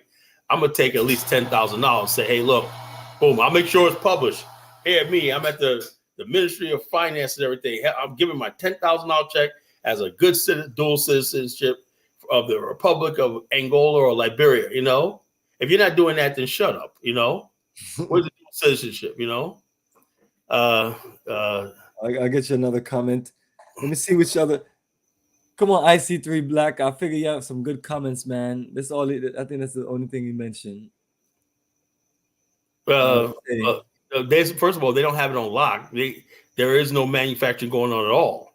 You know, they don't have it on lock. There's nothing at all. I mean, if they were bringing manufacturing, I wouldn't even have a problem with it. You know, because manufacturing creates jobs. You know, if you can create jobs where people got a paycheck and they got investments and savings, and they got a pension fund that they do in the private sector.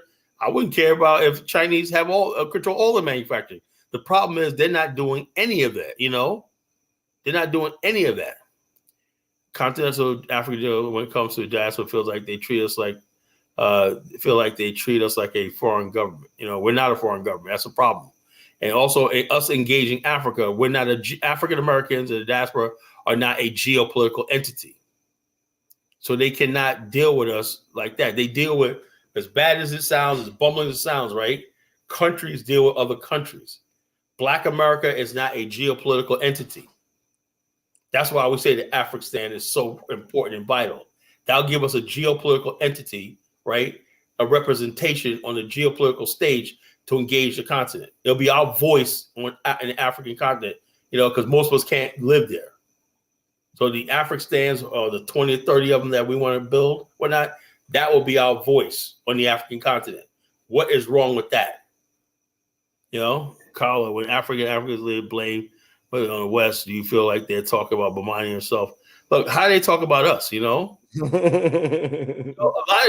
tell you something, right? A lot of times, African leader, I saw this one African leader, so-called leader, right? And I had to check him on TikTok, right? He says, yeah, this, that, the other. I said, dude, man, you can't keep blaming the West for everything. Yeah, the West. I said, look, you guys basically are bumbling when you guys get power. These people never basically say, something. The only one that basically holds Africa accountable is PLO Lumumba. He's the only one that says, look, this is what we do. He knows the West, it does what they do, right? But the West, right, adjusted itself, right? It was doing the same thing to Asia. But because the Asians had strong leaders like Lee Kuan Yew, right, the West says, okay, this is how we got to deal with them. The Africans have basically made it clear that, that we're going to keep doing the same old. We'll just keep saying racism and or colonialism, everything like that. And they know we got cheerleaders in America going along with it. Or this is Africa. This is Africa. So Joy said, let's get into that discussion about the degrees thing. Take a note. Yeah, man. There's nothing wrong with degrees. I'm like this, but if let me give a perfect example of what I'm talking about. People are gonna say you hate me because you dropped out of university. Yeah, because I dropped out. I'm a college dropout. Okay. Which is a very high percentage of college dropouts in America. All college dropouts seem to be smarter than people that have degrees. Some people realize that they should invest their money elsewhere, and you got $100 independent student loan debt and whatnot. You're paying for the rest of your life. Let me give you an example. Take the University of Missouri, right? Now, in those universities, right, state university, everything like prestige university, the best mind. I watch white educators and everything like that. They talk about this is what we did. We got the grades to this right here. We produced this right here. Our track team did this. Our volleyball team did this. These kids are going off this one that. And they could see the manifestation, right, in the policy and the state, way the state develops. When you see stuff working, that's the university, the education working. Now look at Howard University, right? And look at the Metro DC area.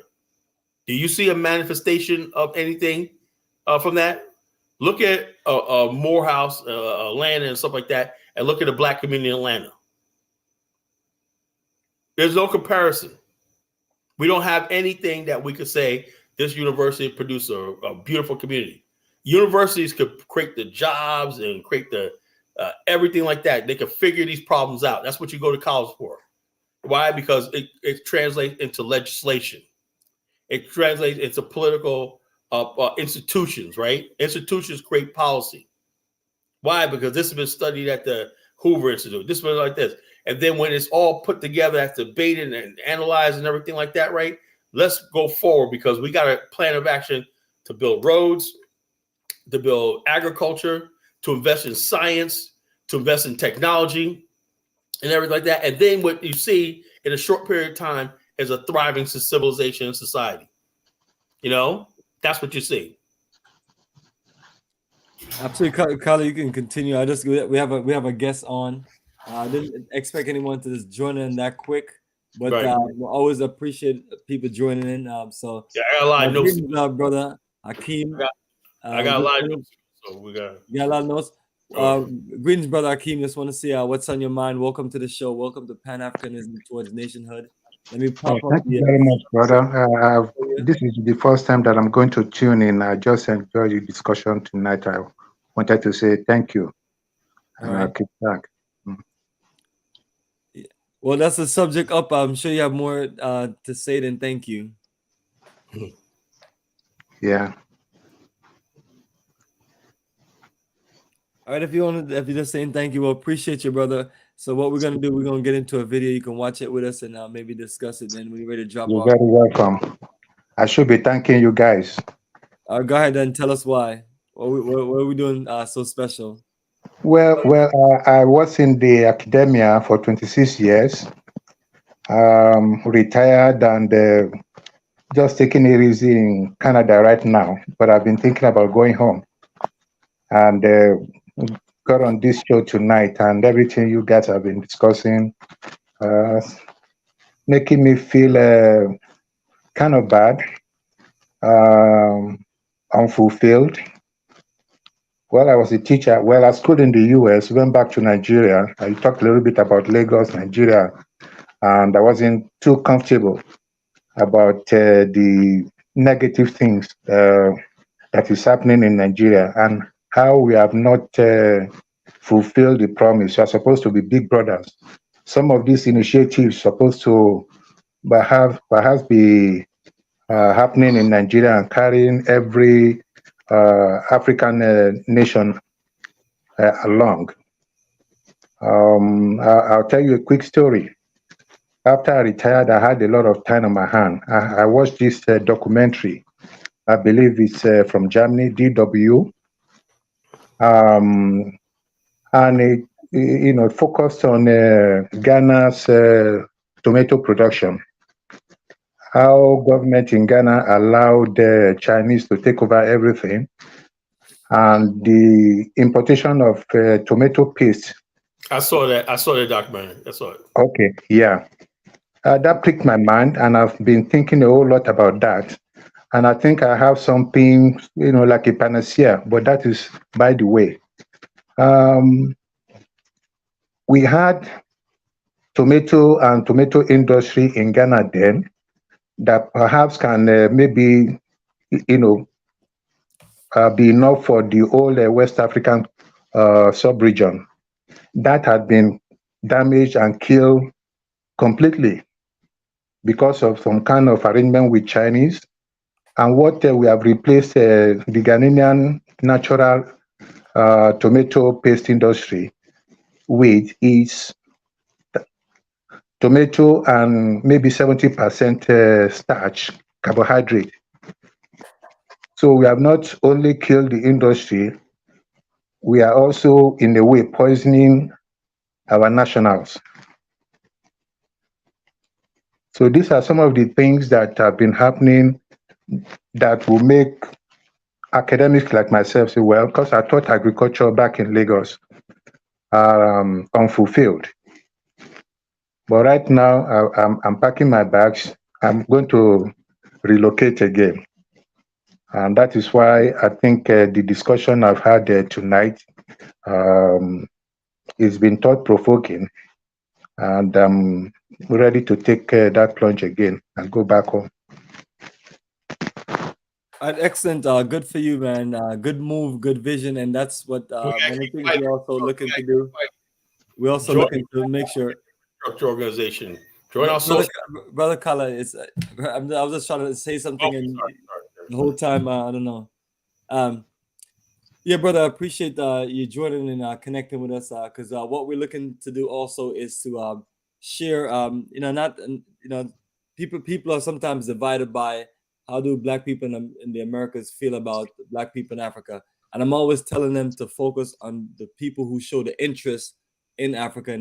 And then while we're here, I'm always trying to, and while we do these shows with Kala or with other people, our energy is always to reach out to the Africans born on the continent that live in the Americas and let them know. One of the things I would always advise people is don't let the system suck the life out of you. Make sure that when you're making the money and make sure when you're here in the country and things are going well, make sure you build a future investment and It is the same thing I'm telling those of us that are here. Let's make it in Africa. So some of us may look at it and like, well, I don't feel like I'm doing enough in Africa, or I'm not doing certain things. But I really feel like it's a momentum gaining to where we can literally start building on top of that now, and building on top of it to where little by little we'll get there, because we still have some of the most talented brothers and sisters from the African continent that are here.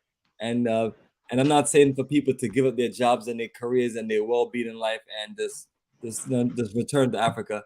But while we're here, you're in a place where you have other Black people from other places, and that's one of the things that me and Kala talk about. We don't see enough of. We don't see enough outreach.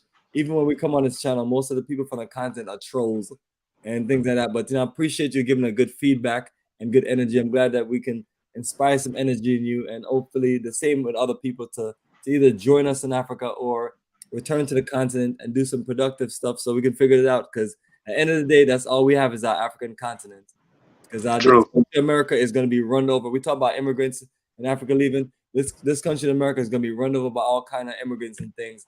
And I don't know how they'll work it out, but we have our bigger prize, which is a whole. Even we're all here talking about West Africa. We have that whole coast of West Africa. People may say what they want to say about certain things, but the civil war, certain struggles, those are foundation struggles. Once you figure them out, you can progress. True. Yeah. And my brother Kala has also some things to share with you also. I mean, isn't this energetic, my brother Kala, the brother coming on here giving us good feedback and energy? Right. That's what we want, good feedback. And the reason why I chose this topic tonight was, it's like a lot of times we have the thing like that, but I know a lot of people feel like this, we like, because you look up 5 years go by, right? 5 years, that's a half a decade, right? And like, damn, years ago, 5 years went by, and I'm looking at the same problems, and it's not getting better, it's getting worse, right? So you have to conclude that the people running the show are not going in the right direction. Something's not going right. Because when you having progress, right, you can see a difference within a few months, a year. You see, we're at this point, we're at that point, we're here, whatever like that, right? And then when, like I said, the last couple of shows, I said, look, what we need is to know is what is the 50-year plan for Nigeria? What is the 50-year plan, right? And then basically, if there was a 50-year plan, we could say, okay, it's been like 60 years since independence, right? 62 years since independence, right? Okay, we're at this level right here. We want to take it to this level right here because we made all these benchmarks. There's not even a chart, right, for this, because most of the frustration. It's just basically whatever Europeans could allow or like that. There's no plan to say, okay, this is where we want to be at in 20 years, right? This is a sacrifice we're going to make. This is where we're going to have to do this. You can't do that when you have a brain drain. And I said to myself, that's not making any logical sense. A country, basically, the Chinese basically invested heavily in its education, right? Right? And said, we're going to produce a million engineers, everything like that. Those engineers, just by producing them, right, are one day going to be the place where when we start building industries, we got people to run them and stuff like that. And they did it. They met the benchmarks. They had test scores. They look at your test scores, right? If the test scores at certain, like, okay, we're on that point, we're graduating this many people right here, right? Because people, and then you tell people it's your duty to study and build and like this, right? So you have to look at the benchmark. You look at data. Okay, we're making progress right here, right here. Problem in Africa is the progress is how you can get to Oxford and live in the UK for 3 decades. That's not the answer. Yeah, and so there's no plan, because I said, like, I understand people got to do what they got to do, but that's why the country is going. Why is it that Dangote, right, when he builds a refinery, there's not one African on the site? Maybe a couple people walk around with a hard hat, but you got all Indians, South Koreans, and all these other people there building his refinery. There's no integration or horizontal integration of African businesses in industry. Development.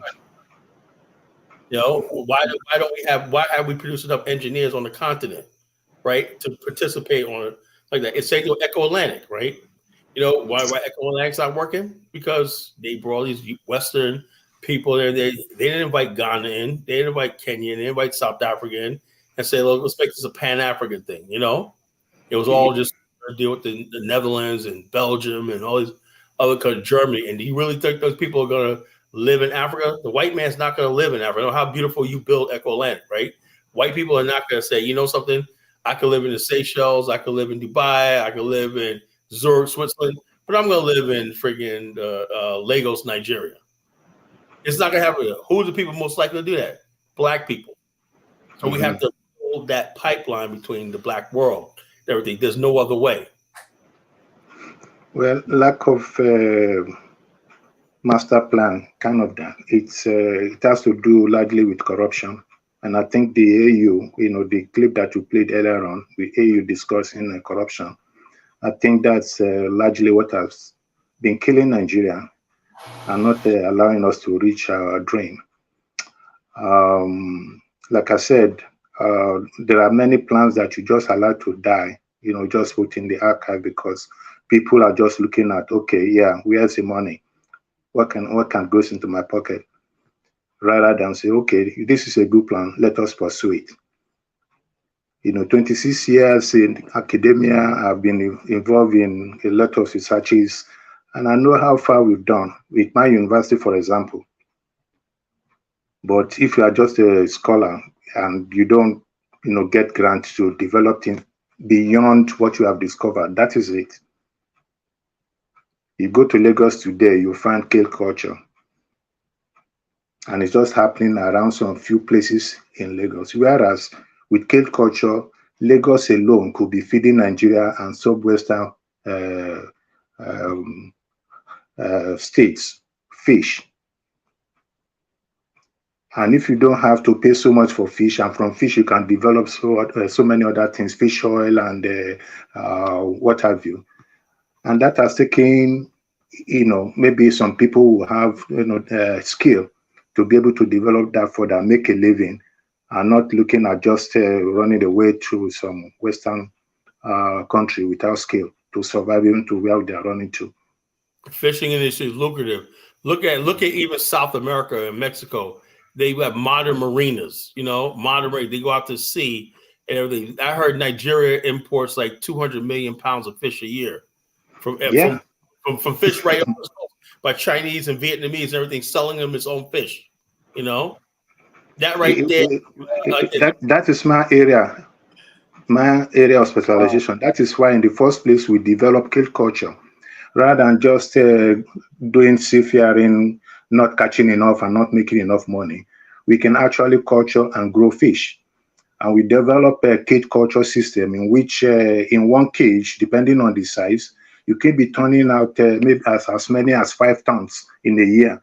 And that is a lot.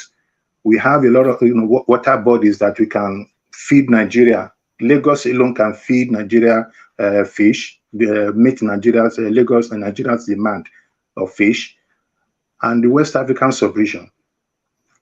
So if that is one thing that Lagos is contributing, it has taken away that area of poverty. We can now be saying, okay, well, animal protein is there and there's job to it. And my concern, even now that I'm saying, okay, let me just go and see what I can do again. You look at the supply chain crisis that we have now, which is global. You go to stores in America, Europe, and it's almost empty, and the price is going up. Why is Africa not capitalizing on this? Why are we not capitalizing on this? And I've discussed this with some people and say, well, you have to do this. No, let's do it. Let's don't worry about profit for now. Get a Bank of Industry, for example, to fund some of these things. And you produce it, we will have that item on our table, and the excess we can push out to where they need it. What we call when you start making dollars, people talk about e-commerce, e-marketing, and all that stuff now. So it's even easier now with the supply chain crisis. And if you repatriate dollar, that means your GP is getting stronger, and you can now start to tap into other things. But our politicians are lazy, they are corrupt. And that is the frustration for folks like me to just say, well, if you don't want to join them, just let them be. Yeah. But you get here, you start seeing something. So, hey, this can happen in Lagos. I can do this. I can do that. And you start banging your head against the wall, knowing fully well that if you are not a politician, it's not likely to go anywhere. Yeah. That is why in Lagos, like you said, you talk about people building buildings. I just laughed. Banana Island and Eco Atlantics. People can have 3 square meals, decent 3 square meals, and you are building structures like that. So that is the frustration for, many Nigerians that are out of the country, because you can't just tackle all these politicians that are corrupt. It's just too easy to make money. Yeah. So that is why, what is happening in Nigeria, we have to support. If that is what we need to do to take our continent back, that is what we must do.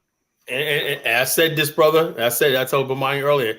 He said, "You sure these guys are African Union? There's no incentive for them to do anything, because they go back there and if you're a big shot and you got a title and all stuff like that, but European created countries, nobody's gonna say anything because you're a politician, you're a president, you're this and everything. You can't get anything done because these people have absolute power. It's like you try to protest and whatnot, they lock you up. They send the police. You see what the police do in Nigeria? They knock you upside the head. You talk about police brutality in America. Shoot, Nigerian police, when you don't give them $1, they knock you upside the head.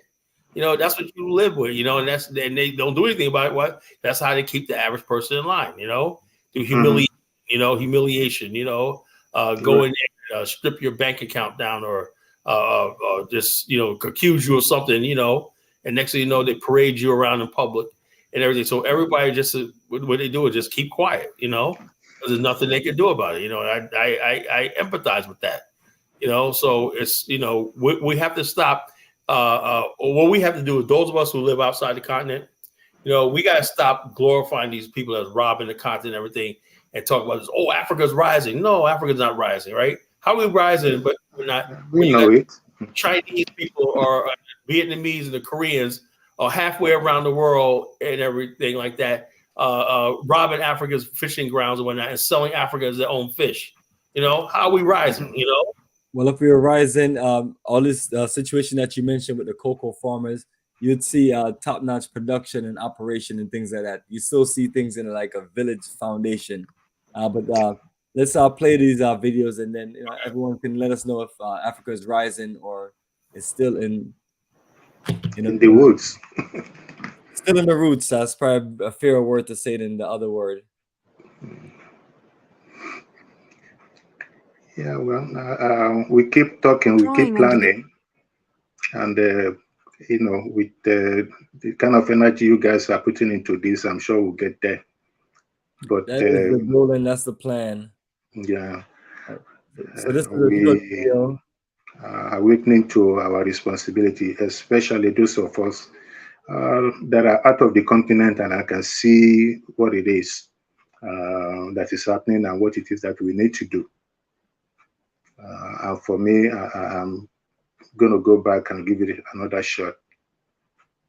Absolutely, brother. You just gotta, sometimes you just gotta go back to the drawing board, and you gotta be more technical, tactical, strategic, organized, and ready to mobilize and get it all working.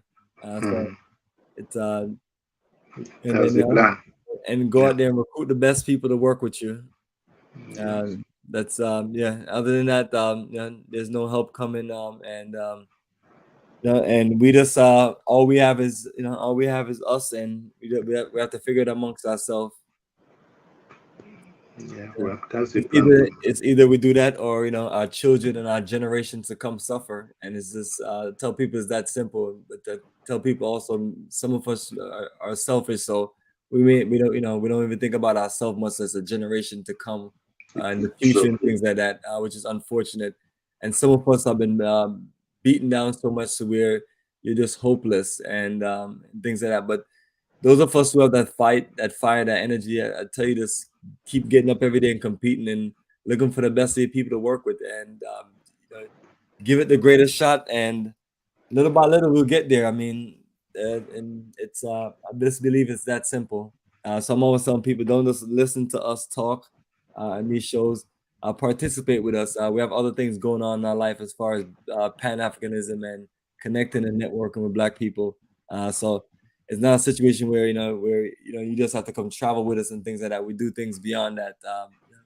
But it's important that we do collectively get into business and really just use the energy of cooperative economics and stuff, which I feel is a great energy when you need to compete, because while other people have nations behind them, you have to kind of formulate the energy of your own nation and put your energy together to just financially compete for what you need. So in this situation that we're looking at, it's say Ghana and Ivory Coast reach a deal on cocoa standoff and things like that.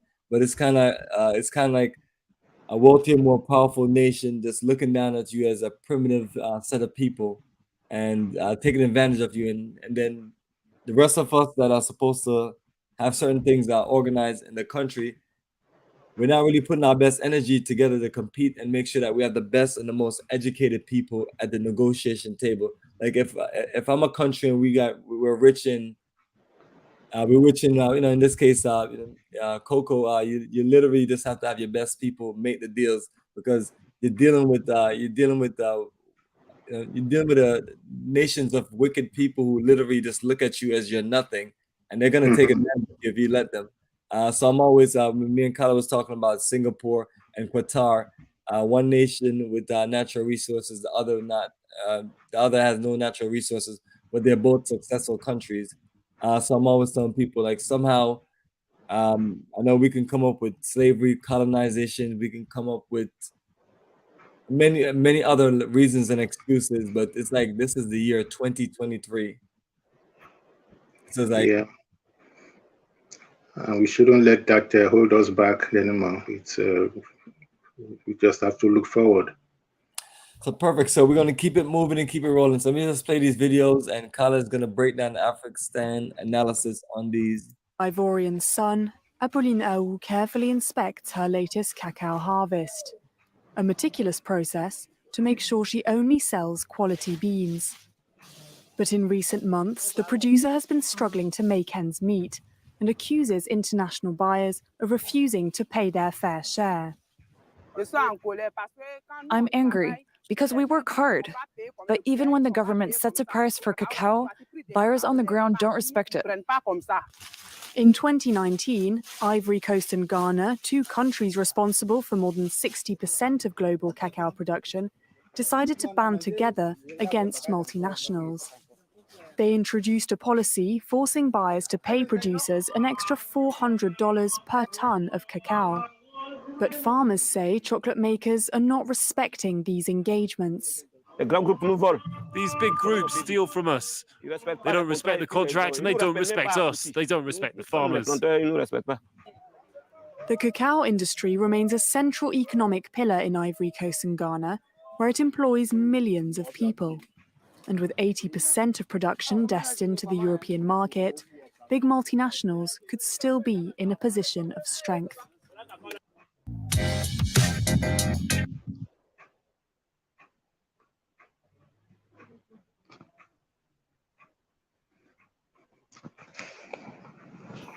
Well, where we are now, we should be selling chocolate, not cocoa bean anymore. That's what I'm saying. It's like you're completely Bomani muted. You're completely okay. You're in Ghana, right? You're producing cocoa, right? But you have not done what the Rwandans are doing, right? They said, look, okay, we got this thing called tea and coffee. Let's find out. Let's learn how to create a brand where we could be set up in other countries to distribute this stuff, right? And become the global buyers ourselves, where we manufacture and stuff like this. France's whole currency is based on the monetization of cocoa. They're not going to change anything. Of course, they respect. There's this idea in Africa, like the West is going to play fair. They're just business people. You know, if we decide, they figure like this: you have a government, right? It's up for your government to negotiate on you, right? If you haven't made a thing to say, you know something, we're going to move into the chocolate industry, right? If you make an iron ore that you decide you don't want to move into steel, they in Central, like in South America, right? Venezuela discovered oil, right? But the Venezuela said, you know something, we're going to get into the oil and gas business. Okay, we're going to get it. Just like a Qatar, right? Said we're going to get into the natural gas business. Okay, we're going to learn how to make this stuff, right? We're going to know how, we're going to buy ships, we're going to ship it. And then not only are we going to ship it to countries, right? We're going to set up businesses in those countries to distribute it. So we're getting all the money. That was their plan. They know they couldn't do it at first, right? But there's no plan. Show me when I did not hear it. Now, I've heard this argument about cocoa in Ghana for 20-something years now, right? And there has not been one move to say we're moving into the chocolate industry. Not one move, not one serious move. And if somebody does step up and say that, right? Oh, they're laughed at, they don't get the support and everything. Oh, you know, oh yeah, that sounds good. You sound like one of those black nationalists. You know, you sound like one of those. You've been listening to those African American Pan-Africanists, you know, and everything, and they're stuck doing the same thing. You know, same thing that they was doing during independence. They were like, it's like from Kwame Nkrumah. Kwame Nkrumah's time, right? They were trying to negotiate prices on cocoa and everything like that. That was 1957 when he became prime minister. 2019, 2023, they're doing the same friggin' thing. They have not moved into the cocoa and chocolate industry. You know, so this is what we're talking about. You know, and that's why I said, you know, and more we keep doing it. And the world figures, since they're never going to develop their chocolate industry, right? And put us out of business and market, stuff like that, you know, they're irrelevant. We don't care what they have to say. We don't care what they have to say. We're politically, perhaps we can develop a model. Yeah. If this forum can develop a model, you know, we can just sell it to entrepreneurs. That's what we're doing. Because we can't be talking about government in Africa these days until the power comes to the people. Yeah. So now we have to look at private investors, individuals that will say, okay, look, this has been tested, you know, this model, you know, give it a try, give it a shot. And that perhaps one of the ways that we can get out of the woods. Yeah, Rwanda did that. It is doing really well.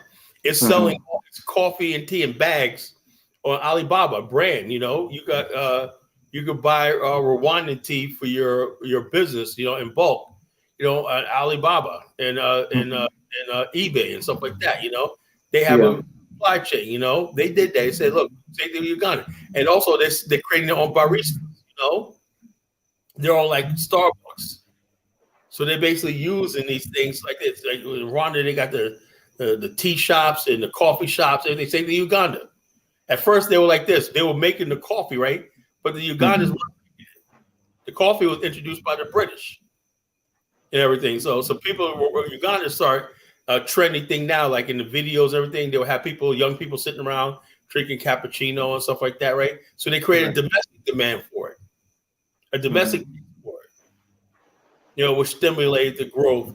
And now once you create a domestic thing like that, then you can take your idea overseas. But that has not happened with the cocoa industry, you know?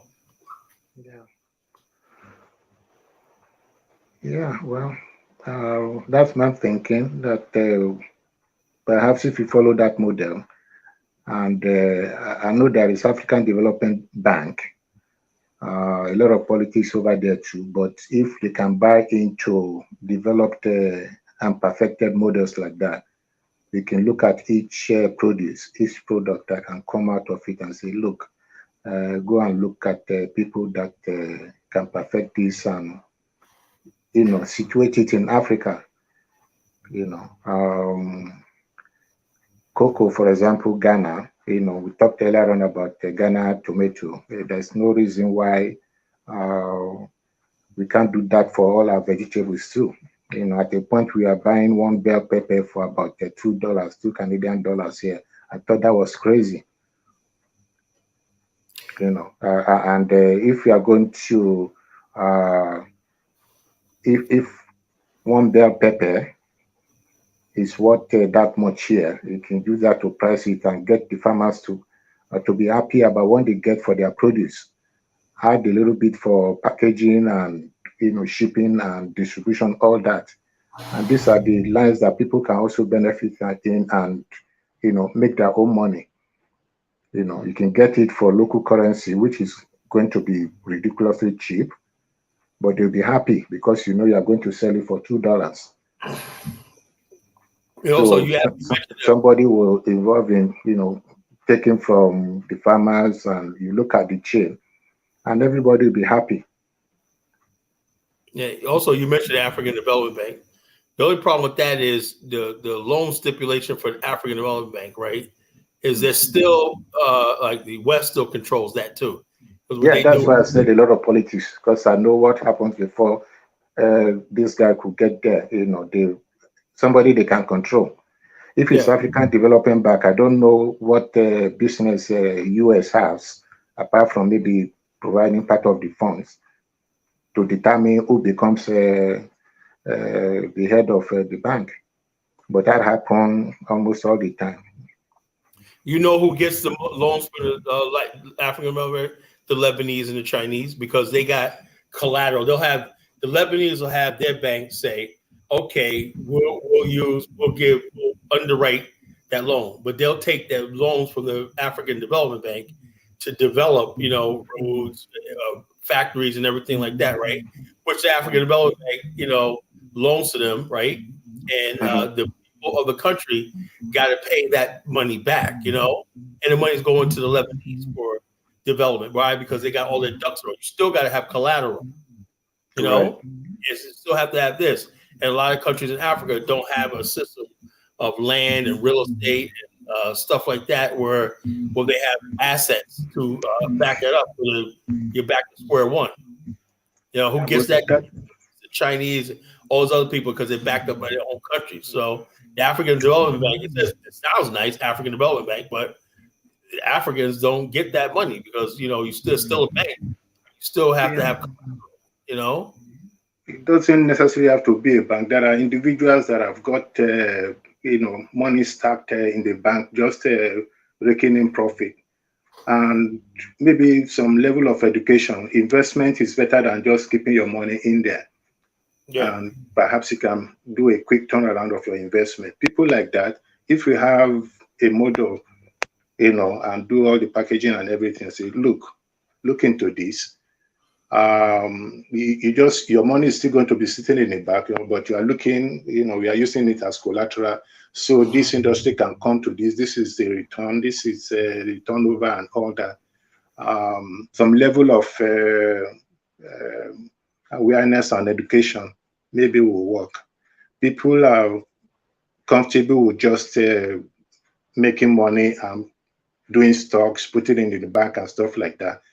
And except we are producing and also trading, I think the currency, the African currency, will continue to remain low compared to the dollars and everything, and it's not going to be competitive long run.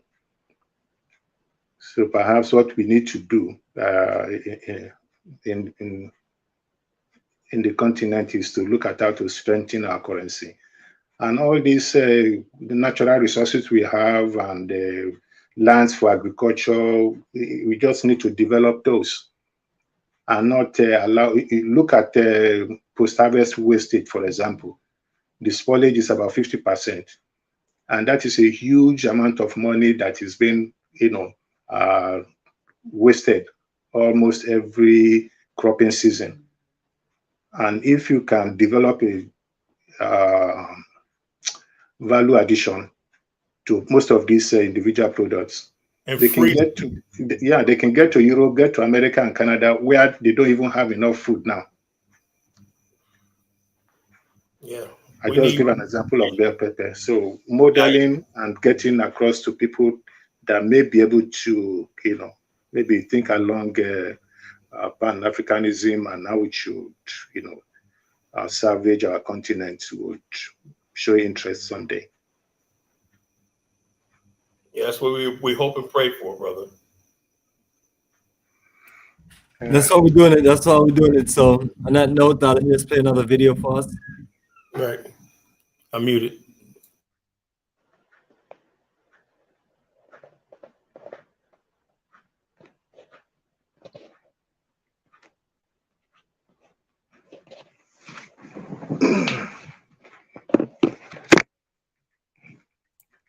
All right, so as we're talking about cocoa, this is another one. Talking about cocoa, let me just mute you. Let's mute your audio.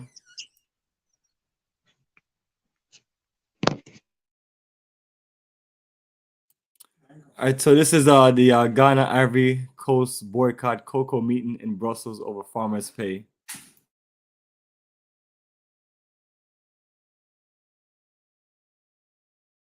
The world's top cocoa producers, Ghana and Ivory Coast, are boycotting meetings in Brussels this Wednesday and Thursday of the World Cocoa Foundation on cocoa sustainability. Authorities in the two West African countries accuse multinational chocolate companies and traders of blocking measures to improve cocoa farmers' incomes.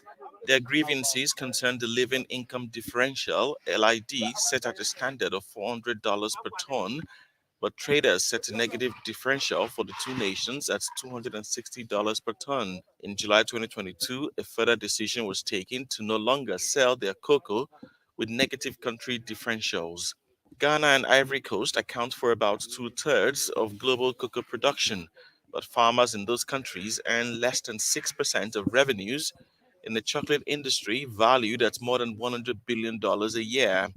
The World Cocoa Foundation, a group representing 80% of the global market, says its 2022 meetings are to discuss steps to improve farmer pay, to combat child labor, and end deforestation linked to cultivation of the crop.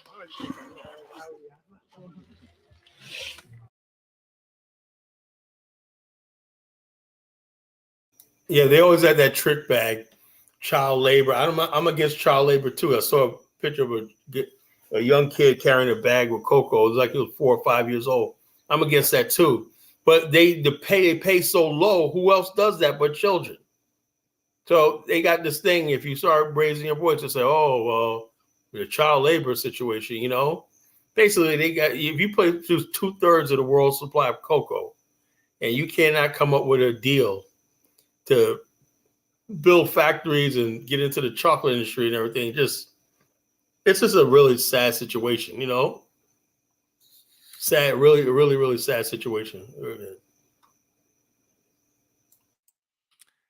Absolutely, brother, and that's what we're talking about.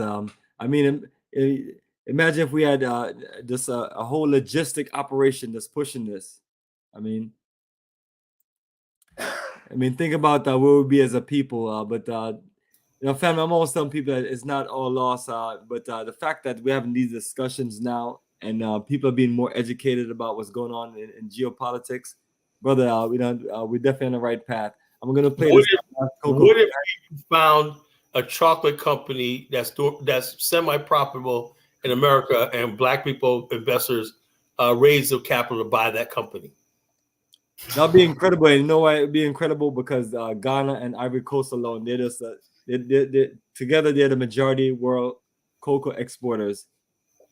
So again, we talk about the countries without any natural resources, and it's kind of like they have to be magicians, and we don't have to be magicians. We just have to just learn to be, provide smart management and leadership, and literally get this done. I mean, you mentioned something about studying these things 20 years ago, and so I'm guessing that you have seen the same things that you have seen 20 years ago.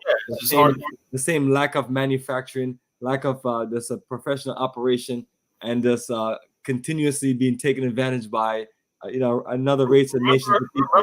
Remember Saturday when I mentioned that an idea that I had for years was the fact that you got places like and also what's going to have to happen in Black America, right? Is when you hear any of these clowns and buffoons and everything talk and everything, they're not serious about building anything and everything like that, right? I talked about how places like Gary, Indiana got steel mills that shut down. Pittsburgh got steel mills shut down, right? And I said the fact that what if we was able to get there's money actually out there if you have a serious thing that you, let's say you want to rehab these steel mills, right? Steel mill, or even steel fabrication. There's some fabrication. And you say, you know, so we're going to partner with this company right here, Indian company, to buy up these steel mills and whatnot, right? We're going to import iron ore from Liberia and Africa and everything like that. We could create a steel industry because we have a market, right? We have a market for the product. What if we basically found a chocolate company in America for sale, or that's doing really bad, whatever like that, or we could get our hands on, you know? And then basically we have the AGOA, the African Growth and Opportunities Act.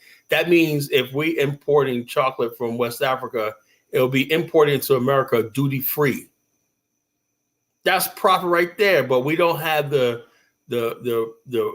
will, you know, we do have black businesses, but the whole thing is, you know, there's a disconnect between the black people in America that have industries in Africa, right? If we're going to get into the chocolate industry, right, we have to get into the chocolate industry. And the bottom line, black people show them that we can sell products, right? We made Sprite rich. We made Nike rich. Remember I got to see that movie that came out about Michael Jordan and Nike. You know, I got to watch that. That's what I'm going to put that on the list to watch. I'm going to write that down. It's actually a great movie as far as the business aspects of it. I mean, that's what you want to do. So we have the power to sell to the world, right? But imagine if we got into the chocolate industry, right? And we have a product like Diddy and all them. Problem with Diddy and all these people, when they do the Ciroc and all that, they're not part of the distribution and the manufacturer. They just put their name on it. That passes for black business. I'm talking about when we have a product that we make and we manufacture. You know, when you see a white man says, "This is my product right here," a beer or that, he could show you his factory. You ever see these Yinling factories or this factory's wine? He'll show you his winery. We make the best wines in the world, whatever like that. You know, that's what we're missing. You know, that's what we're missing.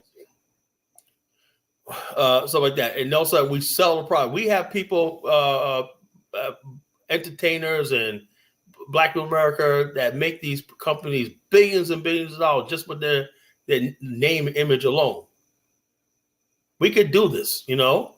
If we ever got our hands on a chocolate company that we at least own 50%, 51% of shares, that means we control where we're getting the supply from.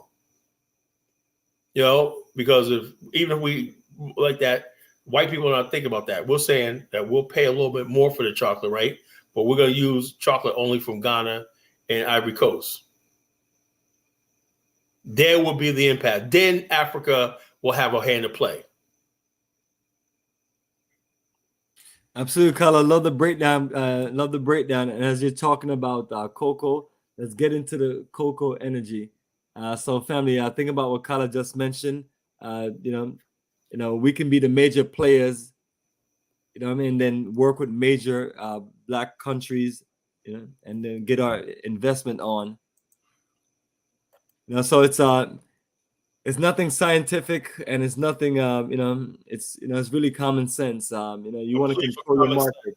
You want to build a market to where you have control of it, to where, because that's the difference in Africa. We've been talking about this for a long time, but in the last recent few weeks, I'm talking a lot about it as far as how can we get through this situation as far as this. We have all the natural resources and we have this, we have the labor and we have other things, but everyone else is handling the manufacturing and the distribution. Because in business, that's where the bulk of the money is, right? If you're artist, you may be the artist, you may be the professional, you may be the great athlete and so on. But you may be the record label. But you have that whole other business side of it that takes up a big chunk of that money. And that's why we always telling people, if you're gonna have skills and talents, make sure you learn the business side of things. Yeah, exactly. But we just like when people ask me, "Oh, Jay-Z's a billionaire," but where's Jay-Z?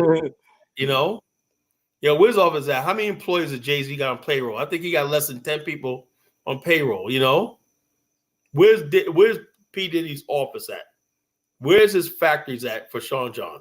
Exactly. It's not like you may be a mobile or whatever terminology that they use for for these big time people in business and things. But then what does it translate to? What does it translate to where you have a factory somewhere in West Africa or somewhere in some of these urban areas where you're employing people? So I think that's the thing you're talking about.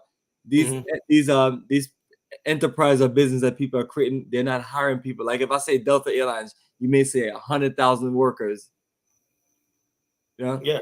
But then when you mention maybe what P. Diddy is doing, whether it's the liquor company, what a lot of those guys are doing, they're just making a lot of other people rich. They're getting rich themselves, but they're making a lot of other people rich. But then, the people itself is not translating to business and jobs and opportunities for a bulk amount of people. I'm not saying that they're not creating opportunities, because they are creating opportunities, but just for their little they're making. I think they're creating wealth for everybody else. I think that's the main thing of it. Yeah, you're rich, but then you're creating wealth for everybody else. Yeah, and bottom line, and then when you say something about that, what they call you, a hater. We have to learn to control the market. I tell people I didn't spend all my years in school, all my years being independent, doing business just to not be successful and compete. I mean, if that was the case, might as well just stick to a job. But we're enterprising and we're doing international business. We're taking things to a different level, and we just gotta, I'm not sure who has a stomach for these things, but it's like, what choice do you have? I mean, either you compete or you get displaced to where, we may, to where 100, 200 years from now, they talk about these great set of Black people that don't exist anymore. I hate hearing that story. Yeah. But nevertheless, brother, let me just play this one last Coco video, because I know you just love that Coco, man. Coco. I still can't pronounce it like how you pronounce it, but that's good. The two largest cocoa producers in the world are pushing back over being shortchanged for their beans. Ghana and Ivory Coast are boycotting a major cocoa industry meeting held in Brussels this week. While the price of chocolate has increased by 6% this year, that has not been reflected in the earnings of Ivorian and Ghanaian growers, who have seen the price of raw cocoa plummet over the last 3 years. They say that's an unfair deal that reflects global power imbalances, and they've warned that unfair market tactics, have damaging environmental consequences and drastically depress the living standards of cocoa farmers, most of whom live in poverty. So if you look at the data, cocoa farmers, and you look also at the markets, are not being paid even what is enough to cover the cost of production. And this is the market price associated to the cocoa. So if the farmer cannot get to this decent income, how can we tell the farmer that he should care about environment and other things? Everything is interrelated. The Cocoa Initiative also says that if traders and multinational chocolate companies don't work towards paying a fair price for their cocoa, the boycotting nations have the means to apply further pressure, particularly with regards to sustainability labels that multinationals pride themselves on. This company, after exploration and investigations, definitely will not be able to call the program sustainability, because we are going to suspend. And I think for us, this is a very clear message. Any sustainability that is associated with any manipulation of the market down will be suspended in Cote d'Ivoire and Ghana. The initiative says that it's still open to discussions, but that it won't budge until the more than 600,000 cocoa workers in Ivory Coast and Ghana are compensated fairly for their work. Sophie Lamont there for us. Yes, let me hear from good brother Hakeem. Hakeem, I don't know how long you want to stay with us, but I just want to get some of your feedback. We've played 3 of the cocoa videos, and you've heard it. Right there in West Africa alone, that's where the majority of the cocoa comes from in the world. Incredible. What do you say about that? All right, Kima, let me unmute you. Your background was noisy. There you go. Let's second. Yes, I can hear you. You just have to be careful. If you're using your phone, you have to just make sure your phone don't move too much, because it's gonna have that scratchy noise. So if you have a tripod, that's always perfect. Yeah, got the AC on. Or if you can put it somewhere secure. But yeah, I just wanted to see if you want to share some feedback with us. Is this better? And I'm gonna let him get his stuff together and then unmute him. All right, go ahead. Hello? Yes, I can hear you loud and clear. I was saying that we played 3 of the cocoa videos dealing with Ghana and Ivory Coast. Just want to get some feedback from you, and or where do you see they go from there? Because you're talking about boycott negotiations, and if you're producing the majority of a product, you should have some kind of leverage, right? Right. Then if you have an inferior mindset, that other people are more, articulate or more whatever, then that may affect your confidence. But it looked like they're in some kind of standoff. Well, we know the industrialists, the West, they do need our raw materials. We just need to figure out the best way to capitalize on our produce. Without the cocoa, their factory will go shut. And rather than just shipping, allowing them to just determine the price, the market channels, all these intermediary functions of the market, perhaps we should start looking at it again. And that is where the supply chain and value addition is important. If, for example, we decide that, okay, we are going to start bagging and semi-processing our cocoa, for example, we have already added some value. And that will cut down perhaps the cost of production at the other end. In which way we can say, okay, because it has been semi-processed, it is going to cost so much, and allow the market forces to determine what it costs. One big advantage that we have presently is the fact that there is still a huge disparity about the foreign exchange rate, the dollar to the local currency. And it's going to work to the advantage of the producers, for example, that seems to be getting the short end of the stick.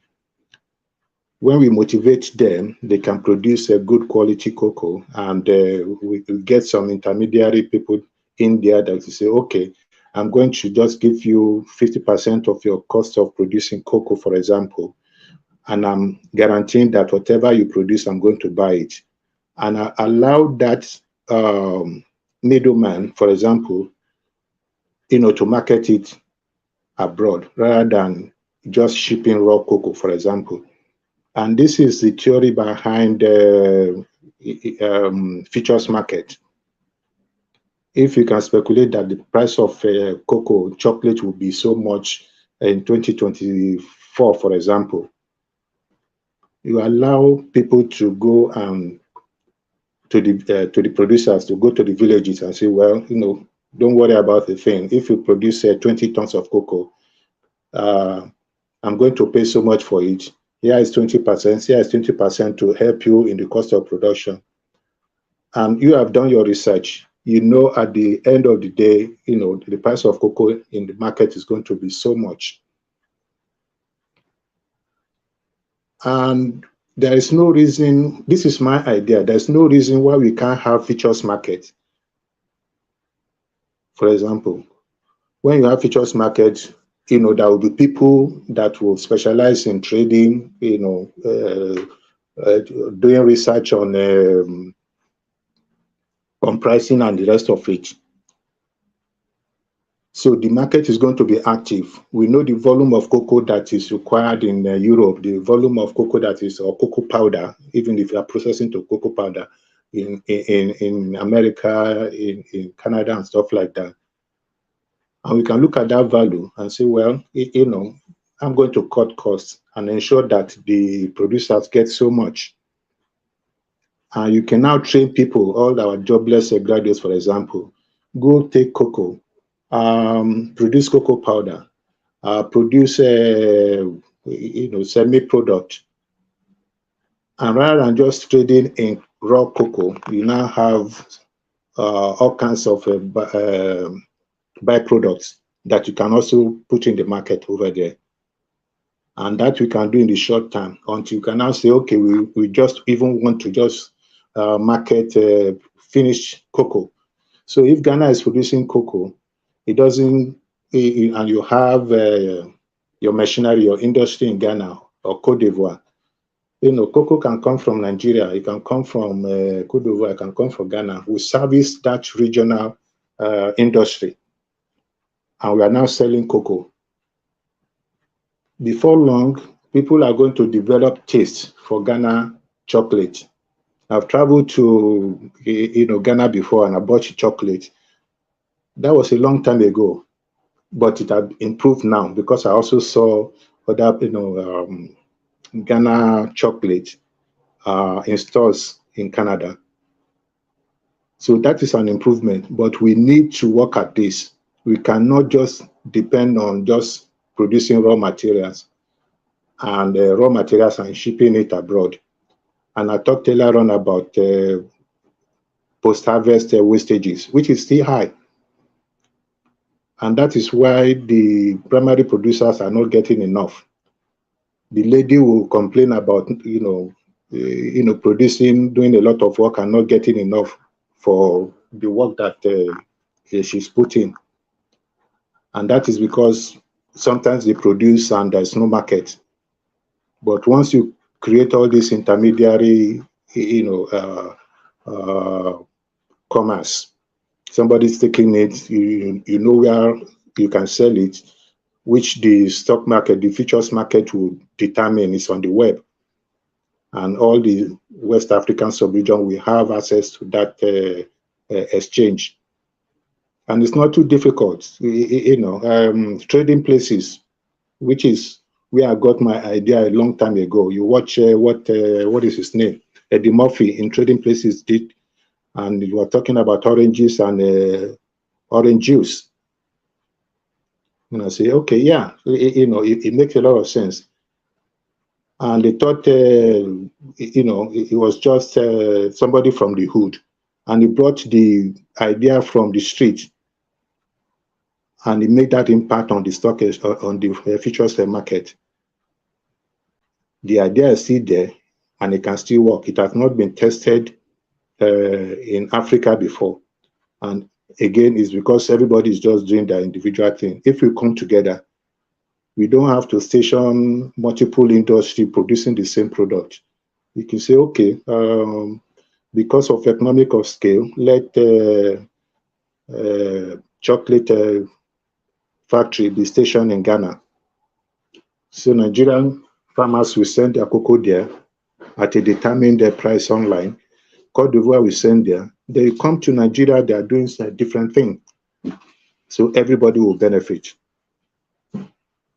But until you start value addition, e-marketing, will probably still remain at this level for a long time to come.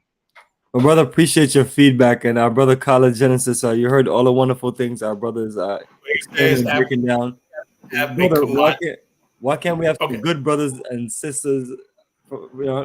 Come on, like our brother here. Right. Why do we have to have people like Judea? You know what I mean? Our brother here is just breaking it down. Yeah, because he's educated. His brother's educated. Yeah, absolutely. And our brother, before Kala continue, can you explain to us your background again one more time? Because when you first came on, I thought you were just coming in to say hello, and then we got you into the floor talking, and then next thing you know, you're on for a while. But let people know about who you are and your background. Who, me? Oh, yes, yourself, Hakeem, yes. We're talking about you. Well, I said I was in the academia a long time ago. I spent 26 years there. I worked out became a professor of Faculty of Greek, Lagos State University. We got frustrated, mostly from what we've been discussing all night. We decided to just voluntarily retired. But I got here and I'm looking at things and I say, okay, this is doable, it's possible, we can do this easily. And ideas keep rolling in. And that is why one is thinking about turnaround now. So PhD, Western Illinois University in the US, UI Ibadan PhD. We've done some work. I'm not trying to be boastful or anything now. Over 70 journal publication. Developed cage culture that I said earlier on that Lagos alone could feed Nigeria and West African sub-region. We've done that, tested, working. As a matter of fact, I still have my own private cages, hatchery, we develop hatchery for tilapia, for catfish, and stuff like that. But why are we still importing fish from China? And corruption, it's what is killing industries, is killing initiative, is killing knowledge in Africa. Yeah. What you said about commodities market. Yes. Value added commodities market. And like I said, some countries process it and developing a local taste for it. I mean, you're creating it. They will panic when that happens, right? Let's say Nigeria, 200 million people started develop a taste for chocolate, and stuff like that. Then you get the game's over. Now you have the market, a local market to process and brand and make all different types of stuff like that. Then either they would have Ivory Coast and them produce more cocoa, or they would come to the table, or they would just go out of business. As simple as that. But they don't want that. So they want to do is have the type of people in Africa, make Africans have no confidence that they could do this. That's why they always have this strife between Black people that we can't see the picture. They'll pit Nigerians against Ghanaians, Nigerians against African Americans, and while that happened, we're not trying to work together and see what we can do to free ourselves from what you see right now in those videos is slavery. Yeah, but we should look past that. We shouldn't let that put us down. Yeah. We know that is the game plan. Yeah. We should count on the fact that there is huge markets in Africa itself. Nigeria alone, over 200 million. Yeah. So, and there are things, even before we hit the world market, we need to feed the school children, free lunch, free. So once you add value and you're able to develop these things, the obstacle is there already. Yeah. Because millions of children in grade school and high school, that would need to have one good meal a day, paid for by government and stuff like that. So the question of market is not the issue. So, but to be able to satisfy international market because of the crisis in supply chain that we have now, we need to also look at the possibility of capitalizing on this. There's that war in Ukraine. COVID for 2 years paralyzed everything. So why is Africa not taking advantage of this? It's not that they would like it, but the situation that we are now globally, America will not allow people to go hungry. Now the cost of food is grocery going high, and they know people will complain. So if it's coming, this moment, America will not care where their produce is coming from. Right. Canada will not mind where their produce is coming from. And I told you I was in the supermarket in Canada, and one bell pepper, about $2. I just refused to pay for it. I just put it down and said, well, I'll have something else. So the opportunity that is out there now may not, last forever. And if you are not taking advantage of it now, it's going to be difficult. And we cannot compete in terms of production. It may be difficult to compete with China, Taiwan that can mass produce. They set up greenhouses, and what we are going to depend on natural rainy season and stuff to produce, they will set up irrigation system and stuff like that. But once you have commodity futures market, I'm a broker, and I'm making money from just getting raw materials to the market, and I'm making my cut, and I'm comfortable. I can now start to develop, say, okay, look, I can put some money down, for you to develop this. Go and get irrigation so you can produce more. I need more of this. What do you need? Okay, you need fertilizer. Okay, I can put money down for it. Knowing fully well that if I increase, my trade, I'll make more money, but I'll make money for the farmer, and the industry will also be happy. So those that are going to lose businesses because of competition are not going to be happy with that. But there is enough market within Africa itself, and Asia, and South America. And we also have a global warming now that is going to restructure things. So it's going to be difficult, for some people producing grains and stuff like that to continue to do that. Whereas global warming doesn't seem to be affecting Africa that much. So this is the time to get our acts together and capitalize on the situation now, so we can break into the world market. Okay. I hope I'm not being too academic. Yeah, we like the education, brother. Keep it on. Yes, absolutely. Appreciate you. We like the education and the information you're saying. Please be a frequent guest on the show. I will. I just, the invite just came in on my computer, and I said, okay, let me look at this. Then, the invite came in. Were you on Facebook or something? Yeah, I must have liked one of your programs in the past. Maybe I, subscribed, but I was just on my. I must have subscribed, not knowing it. But the invite came in. Show about to start, so I just locked down. Yeah, I was just sending out some stuff on some multiple streams, so things went out in different places that they haven't went out before. So that's why we may have one or two new people. But definitely, always appreciate the energy. Trying to be me and Kala trying to be this a force of energy, just a positive energy, because Pan-Africanism is so diluted and misrepresented, and we're trying to explain to people like Pan-Africanism is that vehicle of us organizing ourselves together to build nationhood. So so we and he created. I'm all for it. I'm all for it.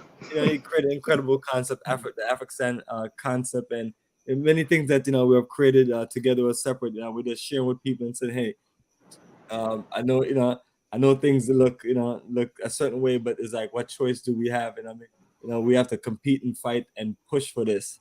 And even though as divided as we are as a people, we need someone out there holding the line. So that's what we're doing. That's why our shows are different. You see, it's colorful, and we get into a lot of things dealing with education and travel and geopolitics and this the whole global world affair.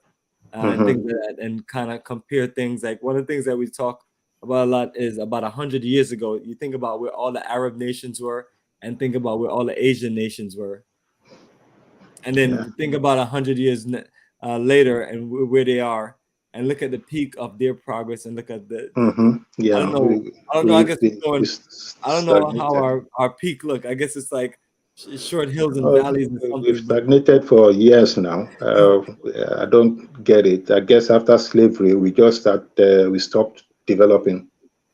Some people send messages. They say we're being unfair with our comparison, and I'm telling them it's not to just beat down on our people. It's literally to explain that you had a whole world full of oppressed nations that were listed we can, if people want to go back in time and look at the list in the 1900s of all the oppressed nations and impoverished nations and nations who couldn't even feed themselves, and then you turn around and see the progress of them, and then when you look at that time, you'd see that Africa was actually doing better than every single last one of those countries.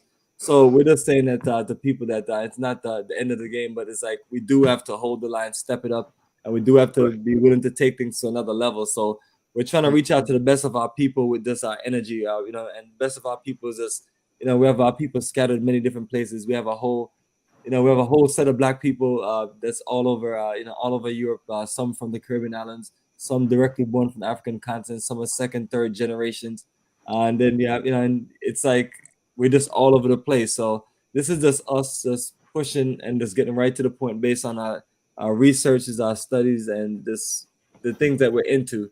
And because we have a whole, also we have to always think about, we have a whole generation of people who have no idea what this Pan-Africanism thing is about, and why should we talk about nationhood and not talking about us all loving and being together as one people. And so we have to be the force to explain to them, and like, well, why is Africa for the Africans and things like that. And you explain to people that in order for us to progress, we definitely have a foothold in our own industries and have our own independence and have the things what an independent nation of people have.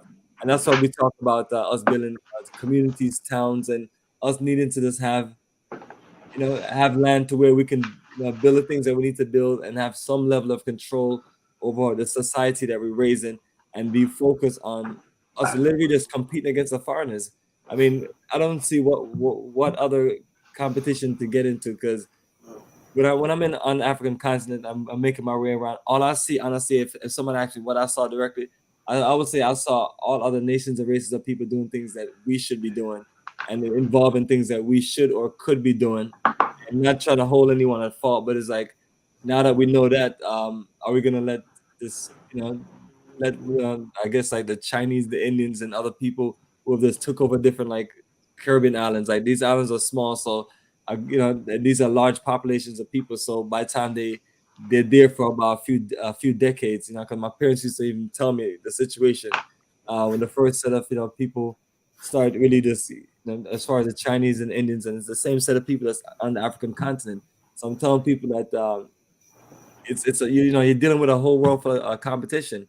So if you want to be a part of something, just you get out there and join some active group of people, or you can just roll with us. Now we travel, we do business conference, we do a whole lot of networking.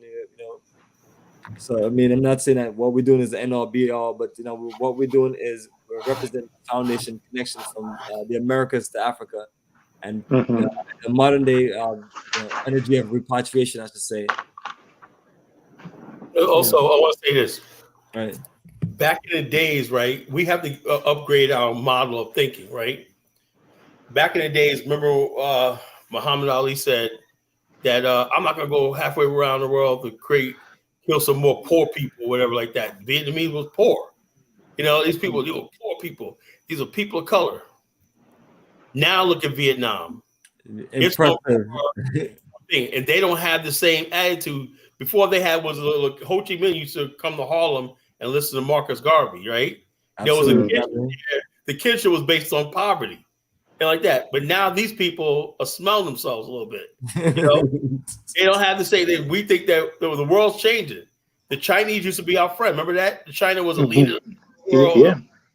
Now China's like, yo, man, I'm the white man. If the white man, why the white man gotta have all the fun? And one Chinese leader actually said that we love Asia on it. So they're trying to be the yellow version of the white man and colonize that. You got all these little countries in Asia now staking a claim in Africa and basically colonizing. It's prestige. You got land and infrastructure in a developing country. You're giving aid to Africa and like this. You're a donor nation now. That's prestige. You know? And so I'm saying, well, how do we at the bottom still? While all these other people we were fighting for, oh yes, people of color got to unite and all stupid stuff we say back in the days. We went away from black nationalism, passed to this whole people of color stuff and everything. And now these people are rich and everything. Are they basically saying, Southern black people, y'all fought for us and y'all advocated for us and everything like that, No, they're concerned about themselves. They completely forgot when they were. That's one way to look at it. And it's a selfish interest they are protecting. We shouldn't be saying, okay, they are good to us. Why can't we be good to ourselves? If you look at it very well, you find that at the end of the day, they just also still stealing. Yeah.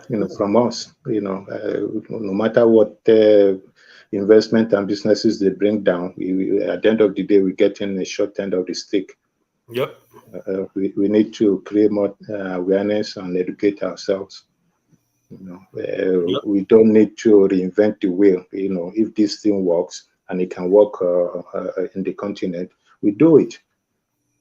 Yeah. I would like to see more African products marketed and distributed in America, right?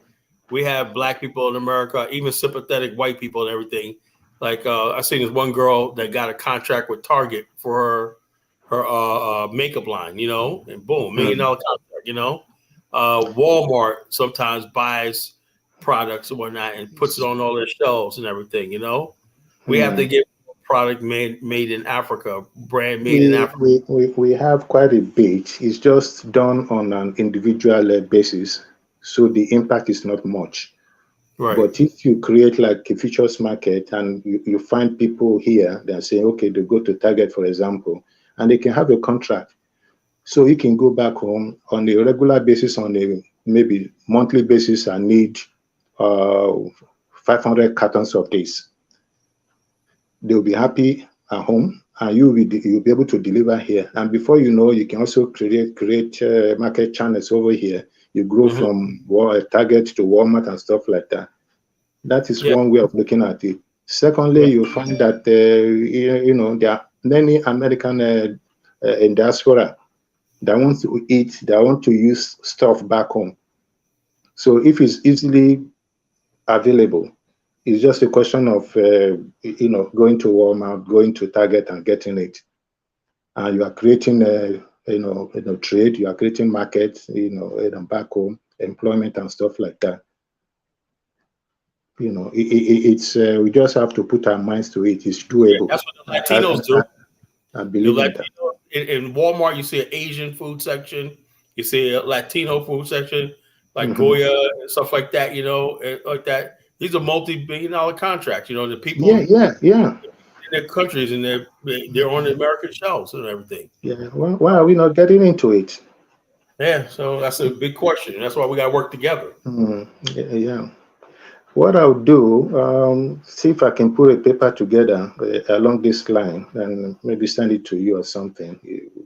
At least we'll have, when you start talking to people and going on your tour, you can have something similar to a model that people can look at, because the market is there wherever you go. The Caribbeans, you find people looking for traditional cuisine, America, Canada, Europe, and the Chinese will eat what African eats, because it's similar. The Spanish will eat what Africans also eat. So I have no doubt that we can break into that market easily. Yeah, America is a $24 trillion a year economy. We got to get our products in this market right here. It's essential. I put my email in the back chat, so I'll be honored if you take it and then email me some stuff. Okay, yeah, I'll do that. And I apologize, my battery is about to die, so maybe I'll excuse myself for today. No problem, but make sure you got my email. Yeah, let me look at it right now. Yeah. Okay. Kala5@gmail. Nation. Yeah, I got it. There you go, man. And that's as I posted my network information, and that's our Kala information. So and you can always text and email us. My information's right down there. So reach out to us, brother, and keep in touch. And thank you very much. We keep it strong and keep working on solutions for our continent and for the future of our children and our people. Will do. Thank you very much, man. Yeah, man. Yeah. Brother Kala, we need more brothers like this instead of that degenerate Judea from Cameroon. You know what I mean? We need positive energy. You know what I mean? This brother right here gave me hope. Yeah, it does, man. He really picked my spirits up tonight. All right, brother. So you take care and have a good night. Thank So you. Kala, I'm gonna play the next video that we have up here. Let me show you right there. Judea, if you have something in defense of yourself, brother, go ahead and you can join us. Yeah, I sent you that one video about the Jamaicans complaining about the Chinese in Jamaica. You see that? He's like, yeah, the Chinese one. We're gonna play that video. That's hilarious. Yeah, I'll definitely play that one, man. I'm sure you're gonna have a great time with that one, right? So you're rolling. That just came across my thing on TikTok. I said, I gotta show Bomani this shit, man. You know, he's like, "Bumba clot, these Chinese, they can everything. Jamaican man can't get shit." You know, brother, it's one of those things where I was explaining to people the situation. I was like, hey, the content is so big. You know what I mean? So it's like, and you're telling them that, you have seen the thing that they're going to be trying to do in the future by working different aspects of the continent, because they have done it in the, in the rest of the Americas, the Caribbean islands, Central and South America. So they are, it's only a matter of time. So yeah, I mean, and so when you're hearing people feedback, I'm telling people, people is not just like, people are frustrated, people are sharing their struggle, but they're also, it's like a cry for help. It's a cry for, like, it's kind of like, when people like someone like Marcus Garvey came on the scene, but it's like, there's no more, like I tell people, those are the days, those of us, we have to just band together. But that's what they're reaching out for. They're reaching out and saying, hey, what are we gonna do? Because they can't keep on carrying on like this. Where you have other nations of people. This Liberia is coming, and then you already can control the field by this coming in, because now all the network that you need to do, you have your own people in the other countries to do your networking. So it's hard to compete against them. So, but that's what we're talking about, family competing. But this is something I had up in reference to our subject about geography. So our geography doom Africa. So we're gonna listen to it. If it's not interesting enough, we'll cut it short. If it's good, we'll keep it going, and then I'll play color videos to color. So we can literally just explain to you, like, literally these the nations that we talk about. We remember we was talking about 100 years ago. What was 100 years ago? Every single last one of these nations and races of people, they were poor and impoverished. They were struggling, right? So, they want to be the next world power. They want to be the next rising people. So they're coming hard. I mean, they're pushing their children. They're pushing their children to where, when I start talking to my son and other children about things like that, they're not even feeling me. They're like, well, this is America and that's somewhere else. But they want their children to be on top of the world and compete. And it's like, that's what you're seeing between the Arab nations and the Asian nations. You have some serious fights, and then this video. Yeah, and then this video is talking about the geography doom. So whether you're talking about civil unrest in West Africa for the last 30, 40 years in almost every single country,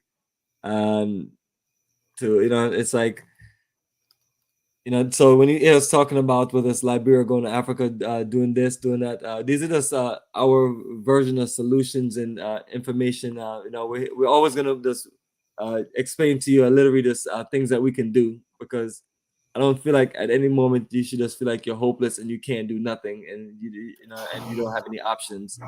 And our greatest option is to educate ourselves and band together and get into business with each other, and like we talk about, build a global Black business pipeline.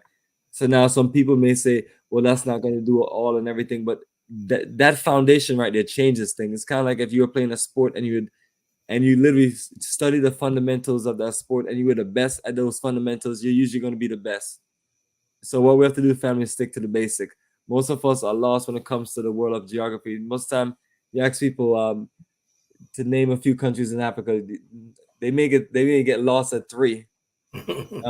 and that's how bad it is. And I'm not saying that people are listening to us are like that or it's that bad really, but it's saying, you know, need to step it up, because it seems like everybody just lost direction out for themselves, and it's kind of like you're just playing a game of chess and just you're just getting outmaneuvered, literally.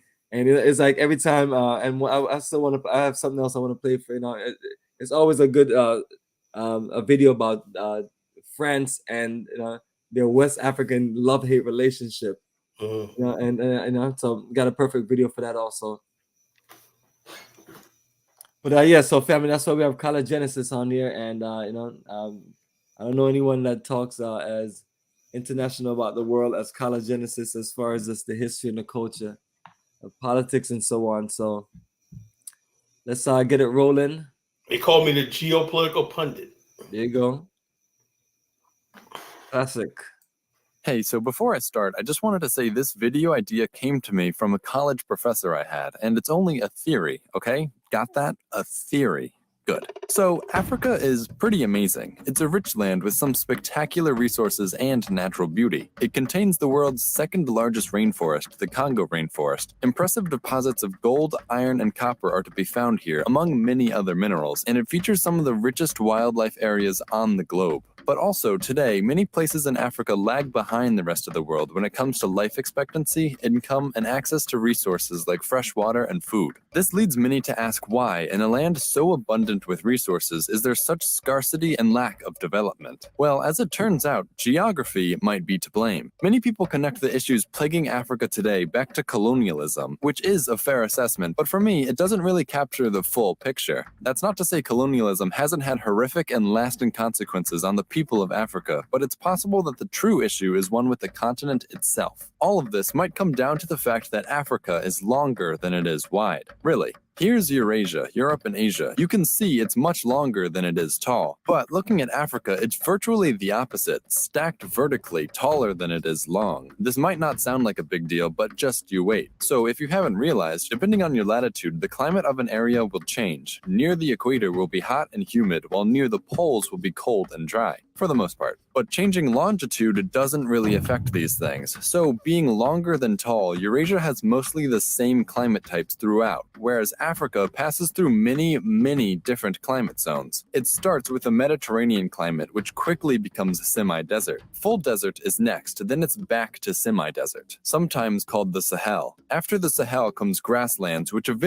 finally become forest. At this point, we have crossed over the equator and we begin to find more grassland, then more semi-desert, another full desert, and then finally back to the Mediterranean climate we found at the northern tip of the continent. Then add in features like highland climates, where there's highland arid, semi-humid, and humid, and you have a very fractured landscape. Compare this to Eurasia, which has a polar climate, a temperate climate, a small Mediterranean climate, a desert, and a tropical zone. There are some alpine areas as well, most notably the Himalayas, but even still, you can see these massive areas of single climates form, and each one roughly corresponds with a powerful area. So, the eastern temperate zone became China, while the tropical zone to the south became India. The desert became the Muslim Empire, and the western temperate region became the powers of Europe. The Mediterranean also roughly corresponds with the heart of the Roman Empire. What all of this shows is that large areas of the same climate allow civilizations to unite, grow, and thrive. This happens because people who live in a single climate survive by farming and hunting the same foods, experience the same hardships, and therefore live very similar lives. This allows them to interact with each other, forming a common language and systems of interaction like trade and defense from outsiders. They develop the same lifestyle and end up sharing a common culture without even trying. In short, climate unites people through culture. It's interesting to think that the reason the Roman Empire failed was because of invaders from the north who lived in a different climate zone and therefore held different values and cultures than the Romans who tried to conquer them. And the Mongols who invaded China never permanently ruled, also being from a different climate zone, while they did have great success conquering westward, where the climates were roughly the same. It seems these places were destined to remain independent, in large part due to their unifying geography, which made them resilient to outside outside forces. But in Africa, you didn't really get this. Of course, some empires emerged. States like Egypt and Mali experienced times of great power and prosperity. But Egypt was locked to the Nile and was never capable of expanding much beyond the river valley. And Mali straddled the narrow Sahel region between the Sahara and the tropics, which was much larger centuries ago, but still limited. Beyond their lands, they found people with vastly different lifestyles and cultures who would resist assimilation by different cultures, and they became trapped by their own climate, unable to expand and develop further. A map of individual African culture groups would look something like this, with thousands of tribes and clans, each one distinct and therefore opposed to joining forces to resist all outside powers. This also caused small tribes to never develop much trade beyond their neighbors, and therefore new ideas and technologies could not easily diffuse through Africa the same way they had between Europe, the Middle East, and Asia. That's not to say Africa didn't have innovations of its own, and actually many of mankind's earliest advancements in language, medicine, architecture, and mathematics came from Africa. But without large-scale exchange throughout the continent and with other civilizations, these advancements were impeded and the numerous tribes of Africa fell behind technologically. By the 16th century, Africans were confronted by people who had benefited from a unifying geography and trade with distant lands. They wielded guns, sailed on massive ships, and completely overpowered local populations. Africans fell victim to harsh colonial rule while foreign powers competed to take advantage of the land that had doomed its own inhabitants. Because Europe was smaller and relatively poor in resources, Europeans were forced to seek outside their own lands to advance their civilizations. So geography both caused the Africans to lag behind and also encouraged Europeans to push out beyond their own lands. Then the colonizers grouped the people into arbitrary borders. So desert tribes could be paired with a Sahel and a forest tribe and told they were one, like in the modern country of Mali. This, of course, led to internal issues within basically every African nation. Dissension and civil war has followed in nearly every state since colonization. And you can see the countries that have had the most success today are the ones that lucked out and ended up with borders that coincided with the natural climate zones. These included nations like Ethiopia, which for the most part is humid and mountainous and managed to maintain independence throughout colonization, Egypt, which is all desert surrounding a single river with a long history of unity, and South Africa, which is mostly semi-arid Mediterranean climate, and where it wasn't, they allowed the tribes to stay independent, like this nation of Lesotho, smack dab in the middle of the country.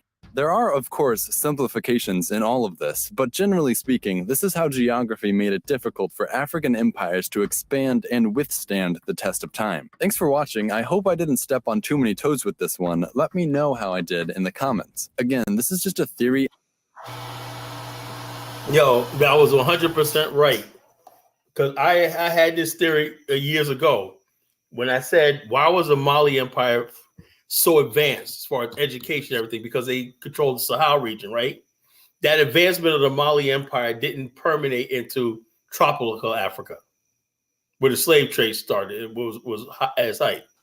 You know why? Because there was no communication really between the two zones. You know, you had the Sahel region. People stayed in Sahel. They developed a Sahelian culture. You know, the Bambara, the Malinka, the Sosos, the Tuaregs, the Songhai.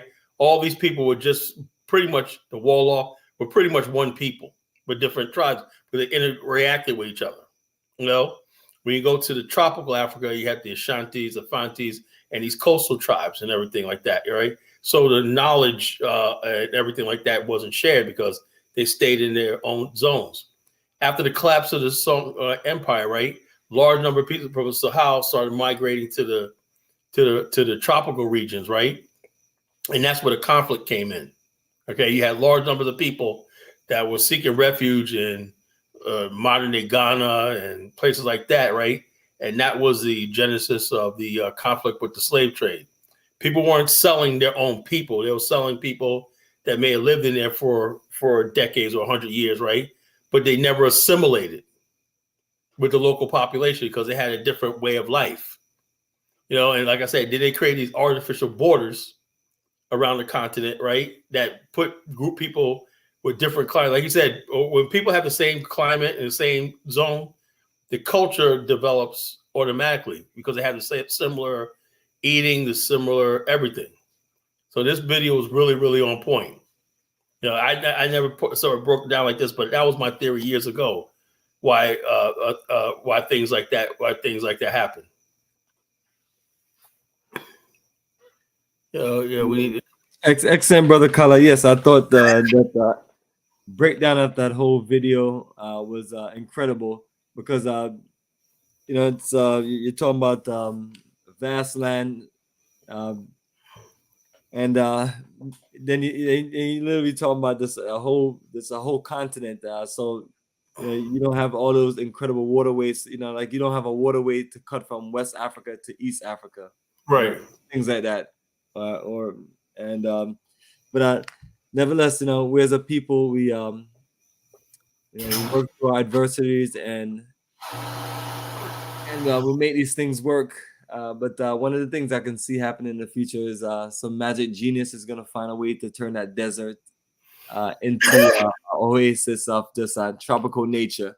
What you call? There's already technology on the book I've been studying for 30 years to divert water from the Congo River to the Sahara, to green the Sahara Desert. And also the Sahara Desert proven it has billions of tons of water underneath. Well, Gaddafi did it. He turned the desert green. And so basically you would increase the size of the Sahara, and you create even grasslands. That would help Africa a lot too. As far as like absolutely, it'll spread out the population more, and it'll literally just limit certain movements. I mean, some countries are literally just like landlocked all over the place with deserts. Yeah. But Egypt, look at Egypt, took it as desert, right? Building cities in the desert. Yeah.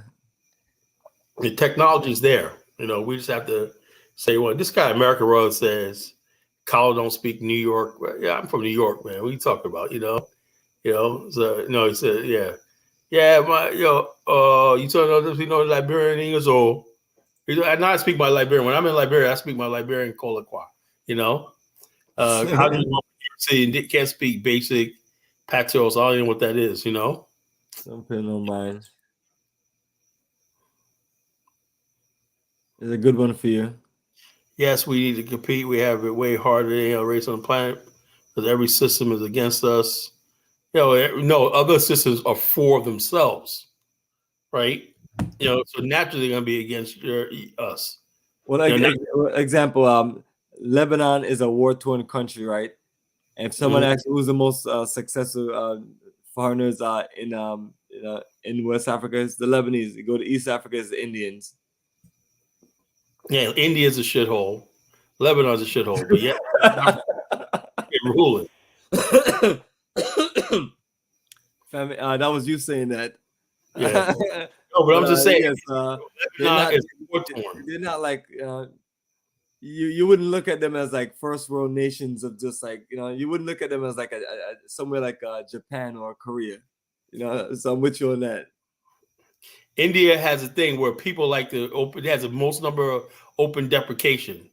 They like open deprecation so much, right?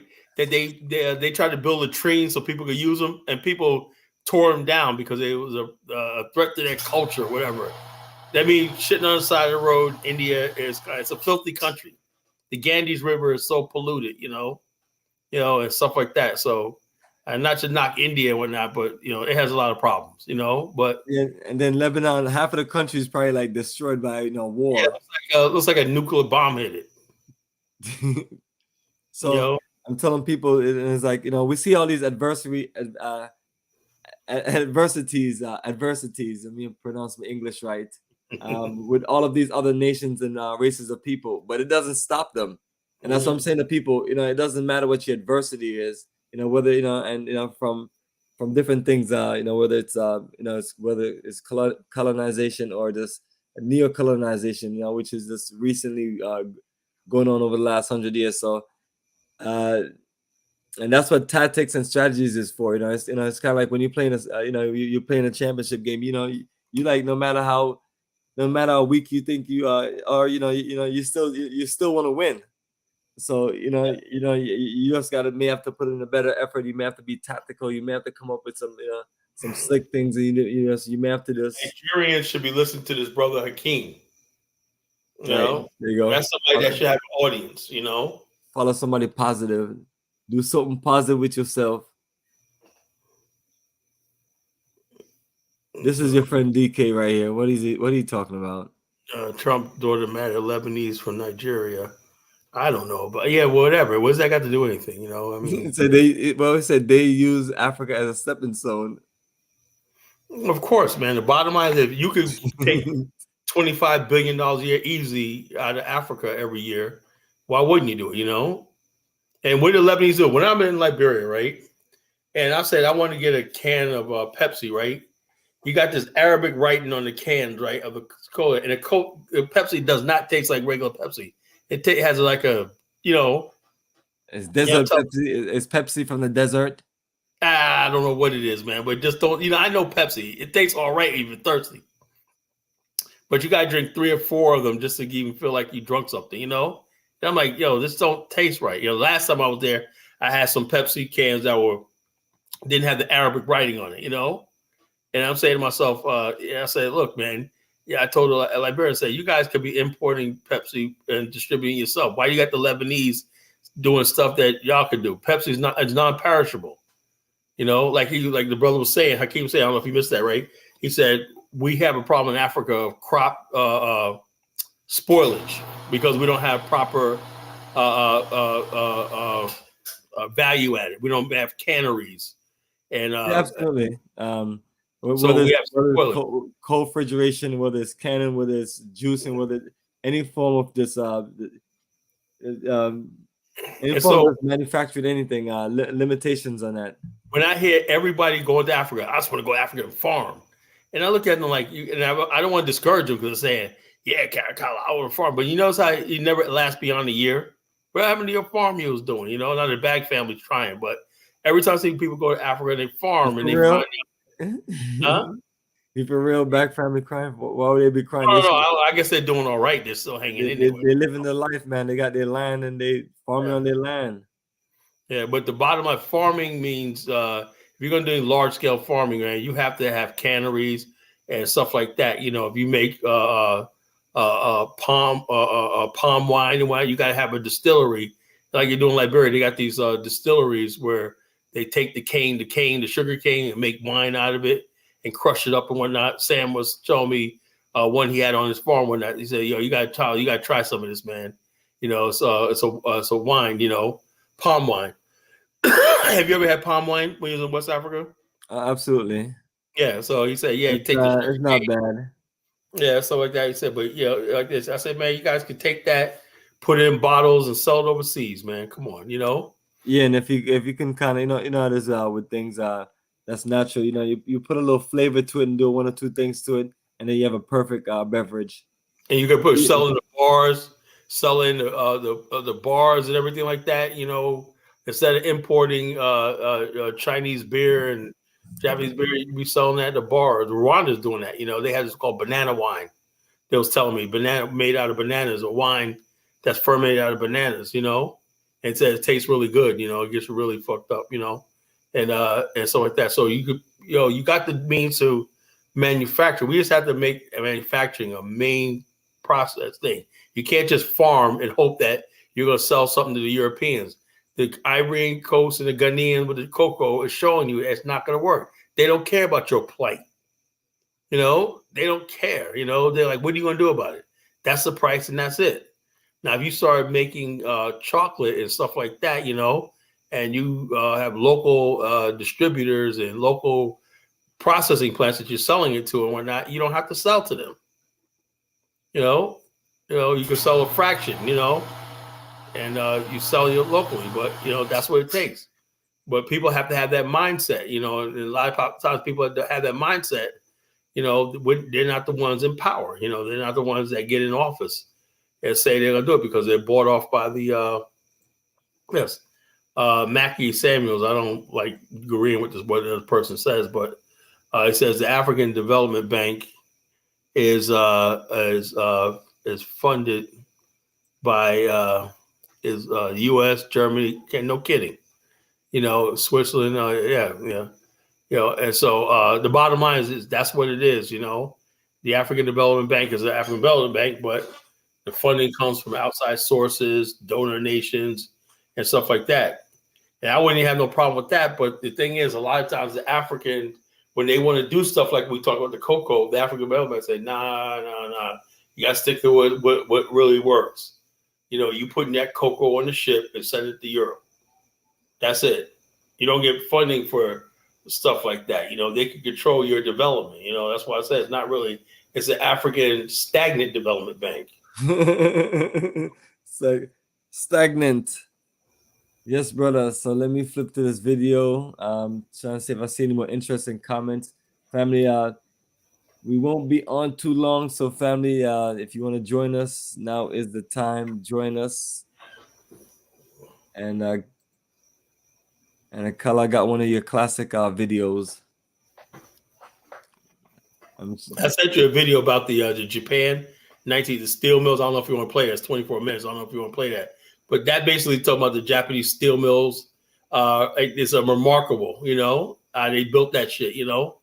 I had that video for years, you know. I watched that video for decades, you know, and it's we like can flip through a few minutes of it, but not 24 minutes. But nevertheless, this is a good one that you got right here. Let me see. Let me hear what my brother got to say. We suffer every day. Can you imagine? We have been here for centuries and we're still lagging around. If we to start a business in Jamaica, it's one of the hardest things to start a business.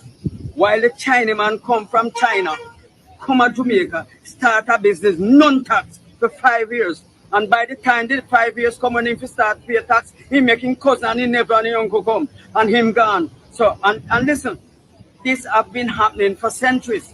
So this have nothing to do with PNP or JLP. And you know, at the end of the day, none of them no want to fix it because all of them want us to, the black man, to stay at the back.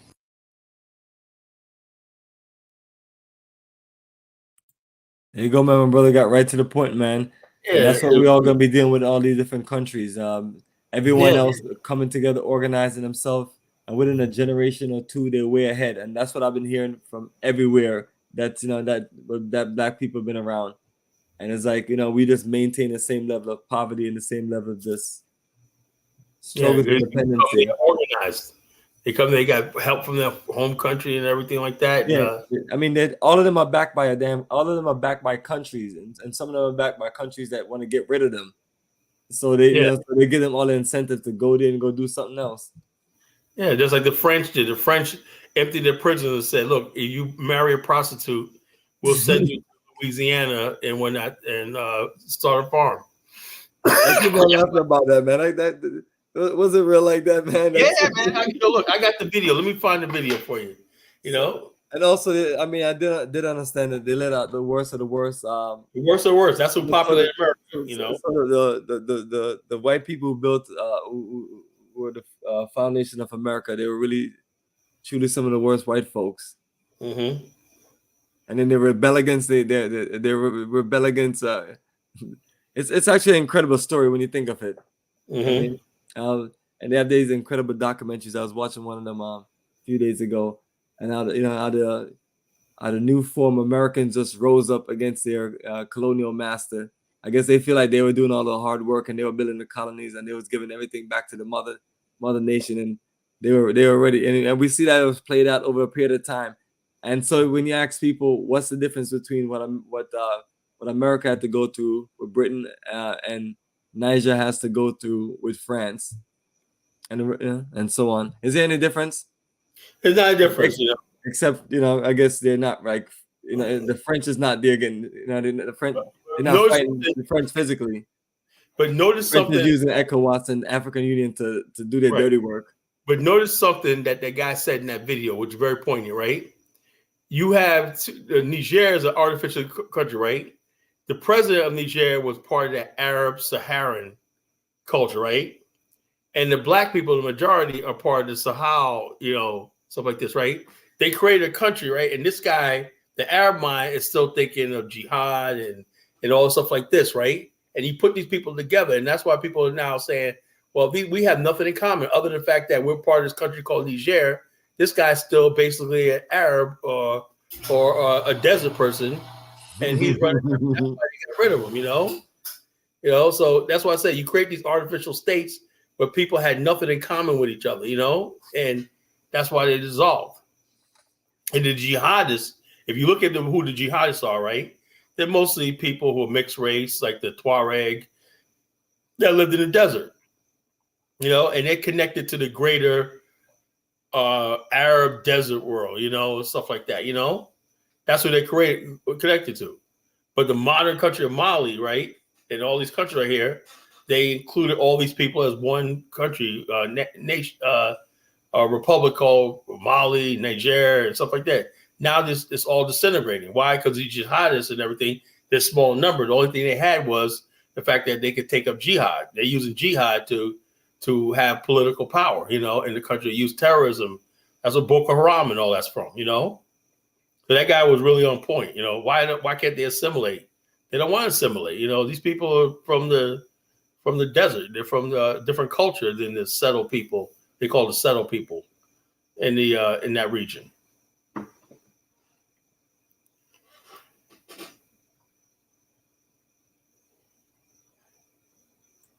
Yes, brother. I know you're gonna look for that video, and while you're looking for that video and things like that, maybe I got another featured video for us right here.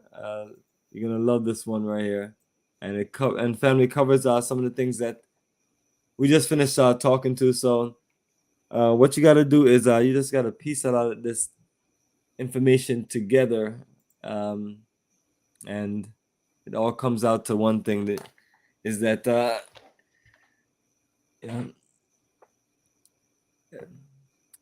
true independence means that we're actually running the show. Anything else other than that, everybody else playing a whole bunch of games, and this whole situation of this France and West Africa, it's one of the most interesting story. I mean,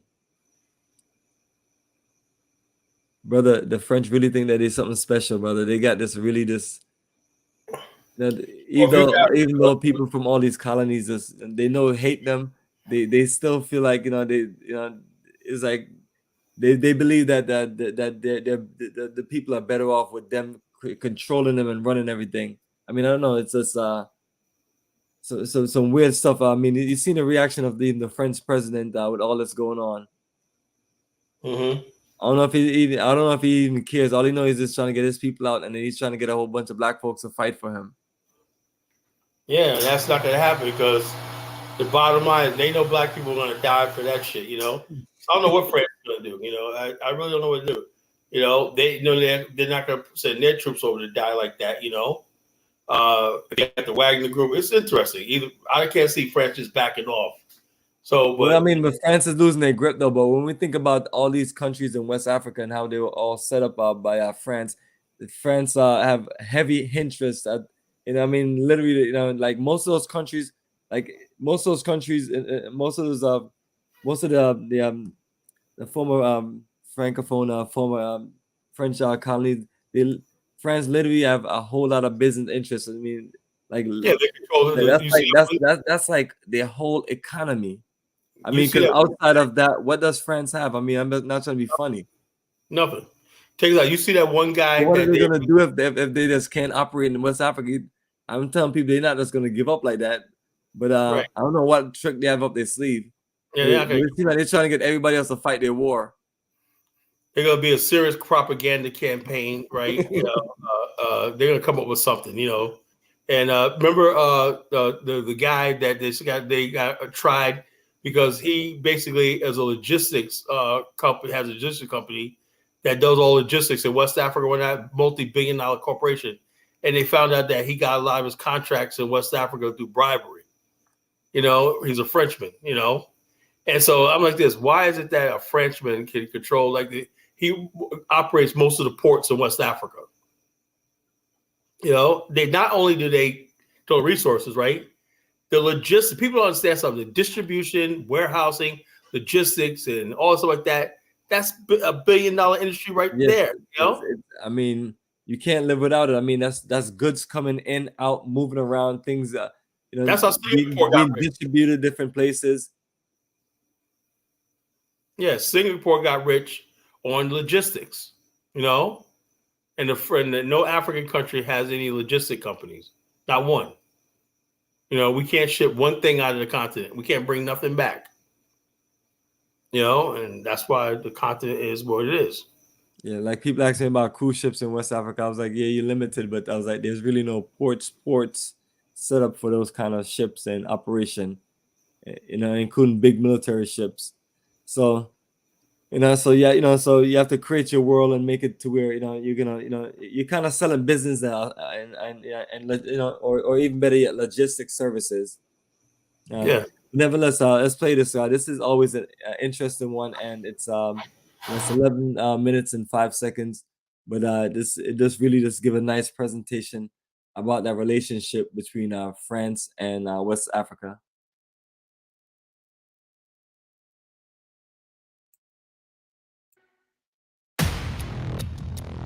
It was July 30th, 2023, just weeks after the military coup in Niger. The army supporters gathered at the French embassy in Niamey, hundreds of them. They set fire to the embassy's door.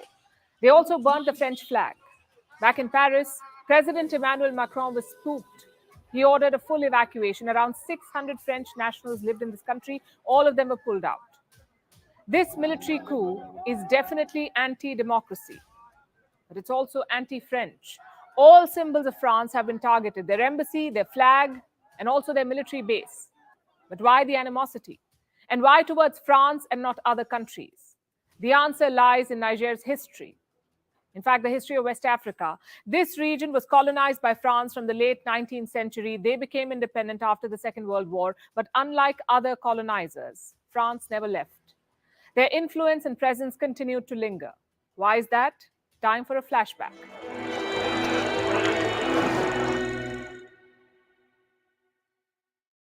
Let's begin from the 16th century. That's when France became interested in Africa. The reason was slaves. The French were the third biggest slave traders. They took around 1.3 million Africans to their colonies in the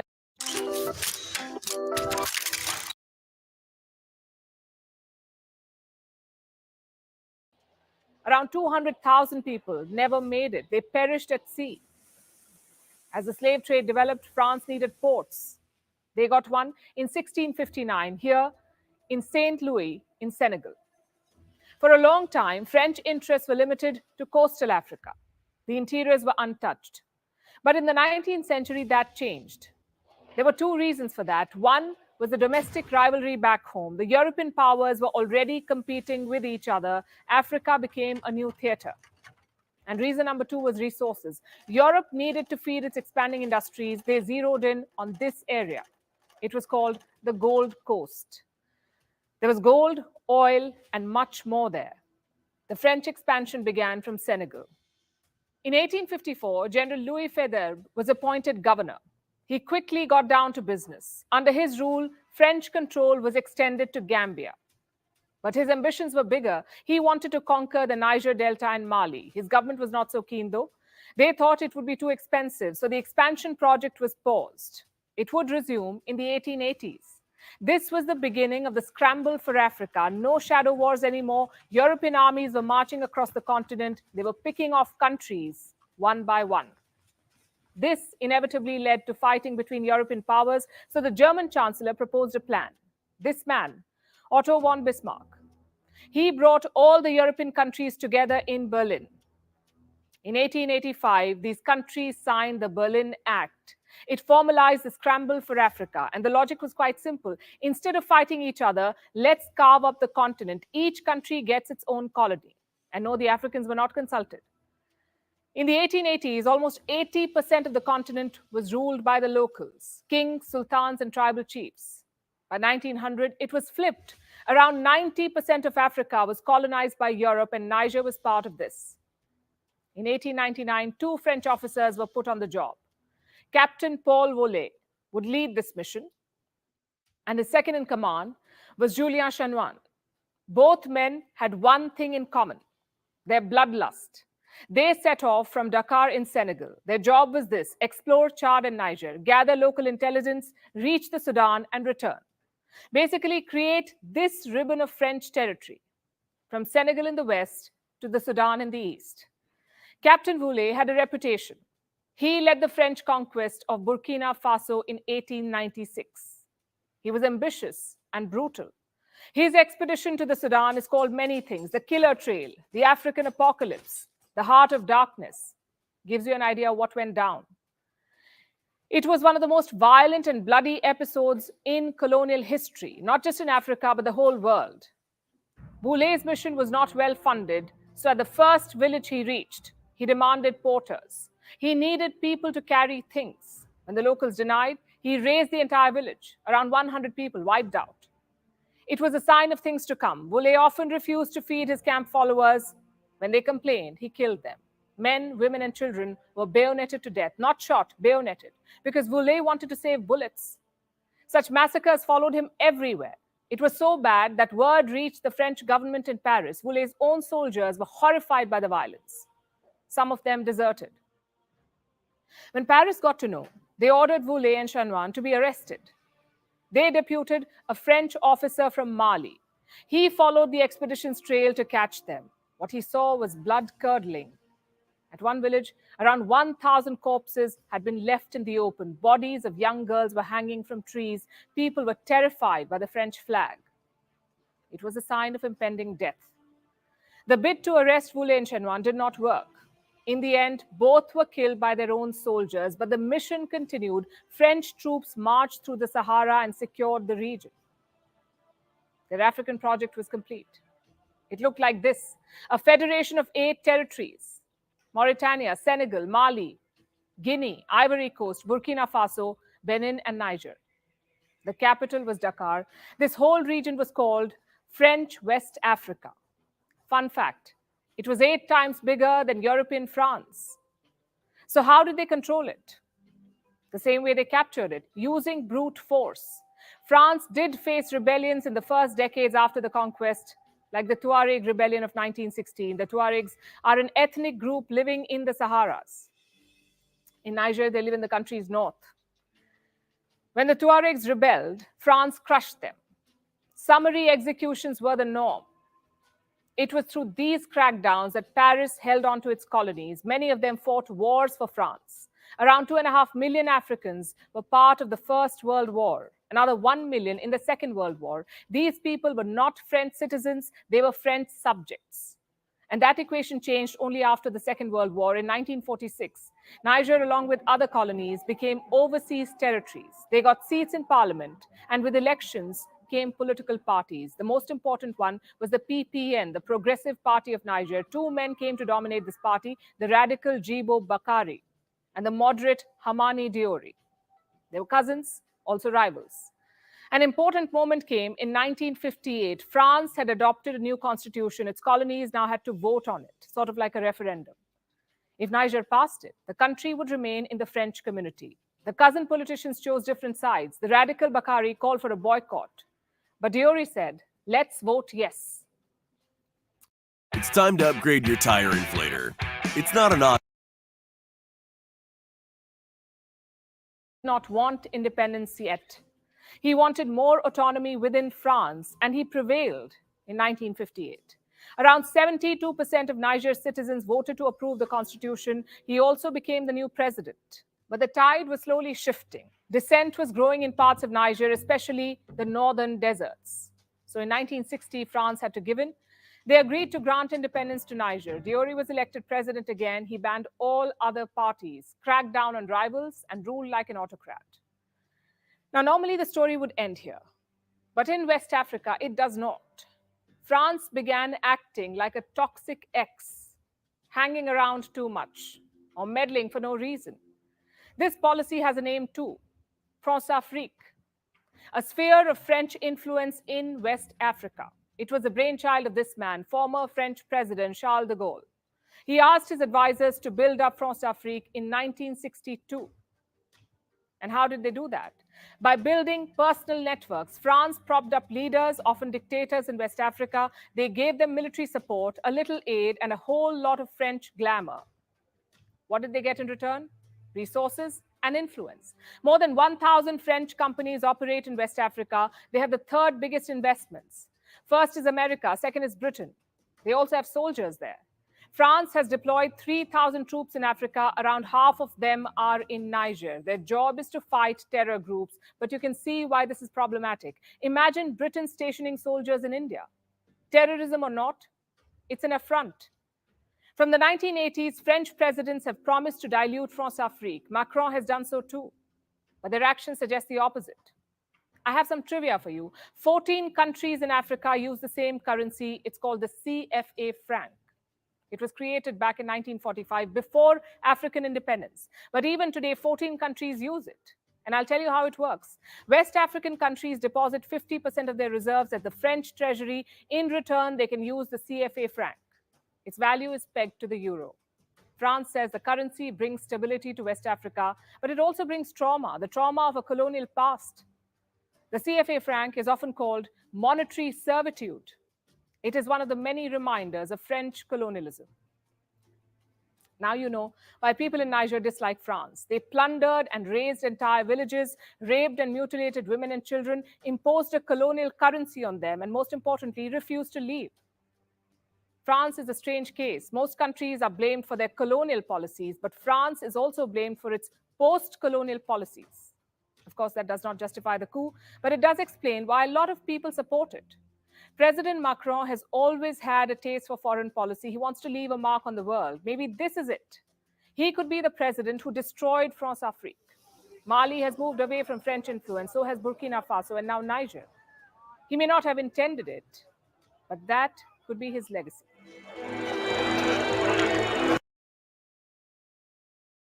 Yeah, so after watching that, do you really want to move to Senegal? you know, all these French countries. No, It sounds to be optimistic. I guess like the lady mentioned, maybe this French president could be the one to dissolve all this French West Africa. And I tell people, it's not that simple. You know, they have the French have. That's the French. That's like almost that's their empire right there. I think that's it. I mean, they don't really get much from the Caribbean islands. They have like Guadeloupe, Haiti, and a few other countries. So they're limited right there. Right. And then what do they really? I don't know if they're even competitive in Europe anymore. And then they have North Africa. Also in the Congo, the French is in the Congo. They were Rwanda. The French and the Belgium. The French and the Belgium, right? Belgium is a friggin' derelict country, right? Half the country speaks French. Other half speaks Dutch, right? You know, and it was just a country put together. Okay, we're your Belgium, and they were part of the Habsburg, but the Leopolds were. You let this derelict country, right, take over a big territory like the Congo because the United States funded it, Wall Street banks bankrolled it, and the French and everybody else. And the French are in all these parts of Africa causing trouble. Now, the thing I want to mention is the fact that France needs West Africa. They're not going to just give up just like that. But Paul Kagame, one thing Paul Kagame did was this, right? He banned the French language. That's the first thing, right? And so he basically said, okay, we're going to switch from French to English, right? And eventually, over the next decade, they're going to integrate Swahili and some of the African languages as a national language, right? But the first thing to do is get rid of French language. Language is influence, right? When France does this thing where they peddle their culture to Black people, you like their movies and their music and stuff like that. You're a part of them, And so that's the thing. A lot of Angolans tell me that they like African American culture for the most part, because they want to get away from the Portuguese, the Portuguese, how they maintain influence in Angola, Mozambique, through language and culture, And so that's what you have in West Africa. And interesting, let me add Liberia to the mix on this, right?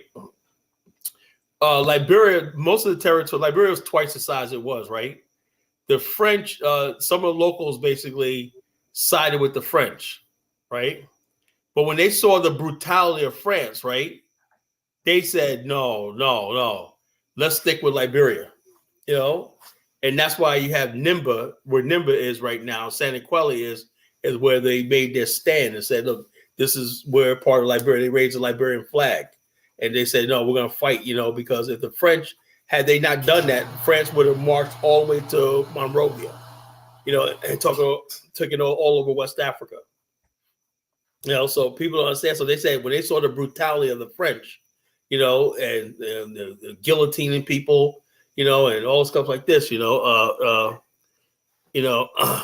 this, I should be speaking at the AU conference. I wish, I'm a nobody, I'm a nobody. I'm just College Genesis, the chief host of the Voice of the College Nation radio show, broadcasting on Wednesday nights on DeVille, www.DeVille Radio, and a culture critic and a geopolitical pundit. I don't know nothing, I don't know anything. So the bottom line is this, these colonial stuff like that is still lingering to this day. And like I said, I tried to, I knew this for years, but I was hoping I was wrong, right? And then with this situation in Niger, I said, well, maybe I'm wrong. Maybe they like what it is. Maybe I'm overestimating colonialism and stuff like that. And then this happens, right? And I say, okay, unfortunately, I guess I was right. Now the arduous task of what do we do from here? Niger could say, something, we're going to suffer for the next 20 years, but we'll be free. Because they are going to suffer, But most African countries have shown that they're not willing to suffer. A lot of Africans would rather have semi-development or partial development and stuff like that than having real freedom. And same thing with the cocoa industry in Ivory Coast and Ghana. Instead of saying, look, we're going to basically have real freedom, we're going to, stop being dependent on exporting raw materials, we're going to process stuff and do like this. They settle for what they settle for. It's like, what do you plan on doing? If you're not willing to take on these people and take on the infrastructure, their global infrastructure, then nothing you can do. I like Robert Mugabe, right? Mugabe is Zimbabwe suffering, but they made the move to take their land back. Now they're giving the land back to the whites, and they still got sanctions on it. Even with the fact that whites are getting some of the land back, right? You still got white racists and everything like that are still complaining that the blacks took their own land back and everything. And so I don't know what to say to the black race. Would you ever see black people or Chinese people go to Canada, set up shop, and just take everything over and whatnot? And no, it never happened. Only when it comes to Africa and people of color that a foreign people can come in, take your land and exploit you, and we somehow go along with it. Or then when we do retaliate, man, the bottom line is those sanctions on Zimbabwe should have riots in the streets all over the world. How dare you basically invade the country, take over land, then we take what's rightfully ours, right? You oppress the people, and then we fight back and take our land back. You want to put sanctions on us. And we had a so-called first black president, when the sanctions about to expire, extended the sanctions. Barack Obama. The same Barack Obama who allowed Libya to go down, Strength says, so many complexity. I learned a lot from watching you lately. Thank you. Spread the word. Spread the word. That's what we do here, and we don't charge people for watching these shows.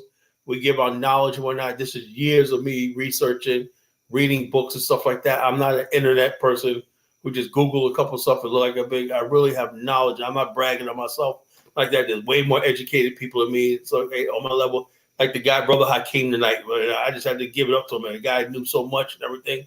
And I sat back and it was quiet. But there's a lot of people out here who got real knowledge and stuff like this that we could be listening to, right? And we could be acting on. But we don't listen to these people because they don't have large YouTube channels and they're not on TikTok 24 hours a day talking a bunch of nonsense and everything, These are the conversations we need to happen, We can't keep glorifying Africa and this. I had people attacking me. Brothers called me up. Like, Kyle, I'm shocked at you. Why are you supporting the coup? Now, I never said I supported the coup in Niger. I said I'm not against it, but you're not speaking out against it. Why would I? Oh, well, we're supporting coups. Now, look, I'm going to tell you right now, those of you who want to get into the Pan-African world, right? The worst is yet to come. We're not out the woods yet. There are going to be more wars. There's going to be more bloodshed. There's going to be more stuff that's going to happen in the future that's not going to be pretty. We're not free. The black race is not free. So if you can't stomach this, then get out of the Pan-African world, because you're going to see more of this in the future. If we're talking about building black African infrastructure, Afrikstan, something like that, there's going to be conflict, because the whole idea of the Afrikstan is basically pointing a gun directly at the white power structure in the world. They want to keep the black man in America, our mindset, away from the African continent. And let me tell you something. That guy, Legal, right? He said back in the days, he said, look, the biggest threat we have right now are guys like Malcolm X and that sort of thinking, and the black people in America. He said they're the threat. If that sort of thinking, that's why when they showed the video of them propping up leaders, they invest in their petty dictators and their thugs and everything like that. It's been going on in Africa forever. These people that run Africa are not our friend. They don't care about no Afrikstan and infrastructure and stuff like this, you know. All they care about is their kids get to go and date French girls, and they go into the Champs-Élysées, whatever the hell it is and whatnot. They don't give a damn about the continent. They don't give a damn about us. And once you understand that, right, you understand what to do. This is not a joke. The French and the white power structure have a lot invested in these race traders and these sellouts and whatnot that run stuff. So when you ask the question, do I support the coup? I'm not against it. We're saying that finance minister of Niger crying, talking about, oh, it sucks to be you, don't it? Yeah, young brother in Burkina Faso or whatnot. People are tired. Why the hell that France that produces nothing? France got the second, third largest gold reserve in the world and produces no gold. It gets all its gold from Mali, Burkina Faso, and all these countries like that, right? And it stacked its gold reserves and whatnot. And then they let the Africans borrow against the gold and stuff like that, and sitting in French reserves and whatnot, and they put their currency in their reserves and whatnot, and you get to borrow a little bit thing. Now, some countries, it worked out a little bit better for them, like Senegal, right? You know, I don't know how the average person in Senegal, I haven't studied it, right? But I do see them with a new airport, and I do see them with a light rail system and everything like that. And they always make sure they blow it out to the world, particularly to Black America, right? Oh, look at Senegal's making so much progress and everything. Look, we got a light rail system and everything. Oh, we got this, that, and the other thing. So we say, yeah, it must be making progress. I even said it, you know, must be making progress. But the bottom line is this, you know, you're still depending on France. And some people, you got to understand something, they're perfectly fine with that. So what I do is, if that's your case, you want to be part of the French and everything like that, I can't build an Afrikstan with you. I got to move on to a country where I can do this. I'm dead serious about this. I'm not going to play that game, you know. I got people like my brother, Dr. Campbell, sitting in Ghana for decades, can't get away. A brilliant man, right? Strong Black man. They don't want to hear what he has to say. You know, he probably told them, you should be doing this. Or he probably gave them all kinds of advice on what to do with their cocoa industry and everything. You listen to him? No. I want to build with those countries that see our vision. Are you going to take the white man's vision, or are you going to take ours? It's like you have to make a choice. And like I said, I like Niger. When I don't know how strategically we can link up with those landlocked countries and whatnot. And fortunately, those countries are all landlocked, so it's, you know, it's real difficult. But you know, Baruti said that's why they got jet planes. But yeah, let me pop up Baruti comment. Yeah. I got a comment on Baruti comment also, but you can go ahead, Baruti. Here we go. It says the first post said France behaves like a toxic ex. It behaves towards nature. The France has womanizing tendencies, so effective. Look, the bottom line is this, France basically let me tell you something, right? I know you don't like to read the comments clearly. Let's read it completely because you're scanning over it because I have people listening and they're not reading. Okay. Akala, the first post host said France behaves like a toxic woman. Excuse me. Let me get myself back. My screen. This thing is weird. It's never in focus. Behaves like a toxic ex in its behavior towards Niger. I thought it was going to be something else. Do you think France has woman tendency? If so, does this affect French geopolitics? That's the part I wanted you to read right there towards the end. Do you think France has woman tendency? And if so, let me tell you something where this all comes from, right? This all stems from the French Revolution.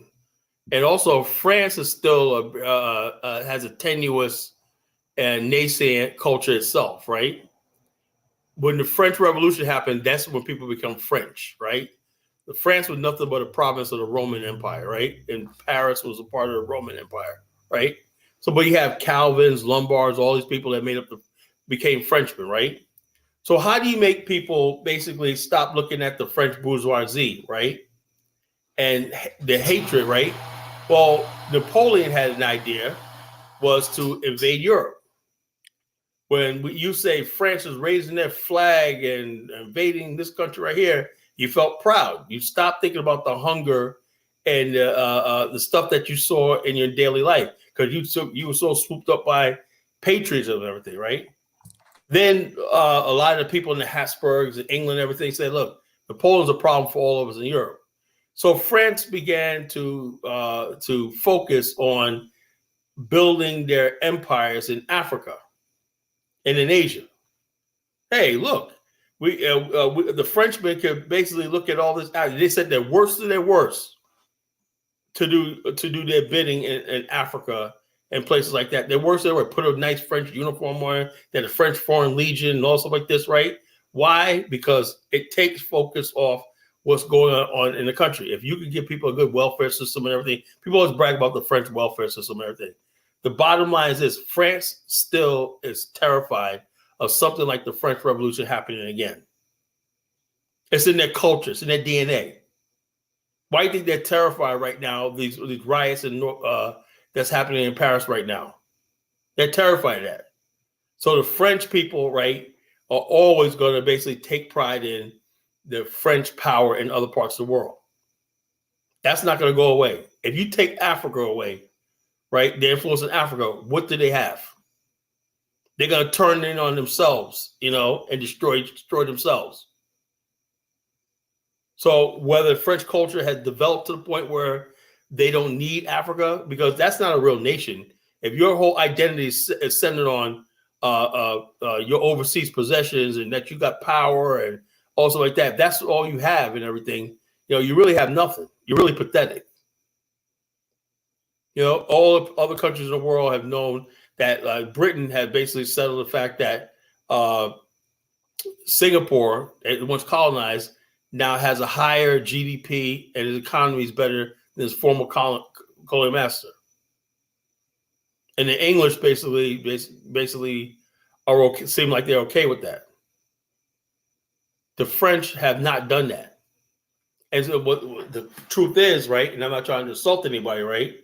They always said that the British in Africa, there was let me say Africa, right? They said when they compared like the level of education, civilization, and stuff like that the Europeans passed on to Africans, right?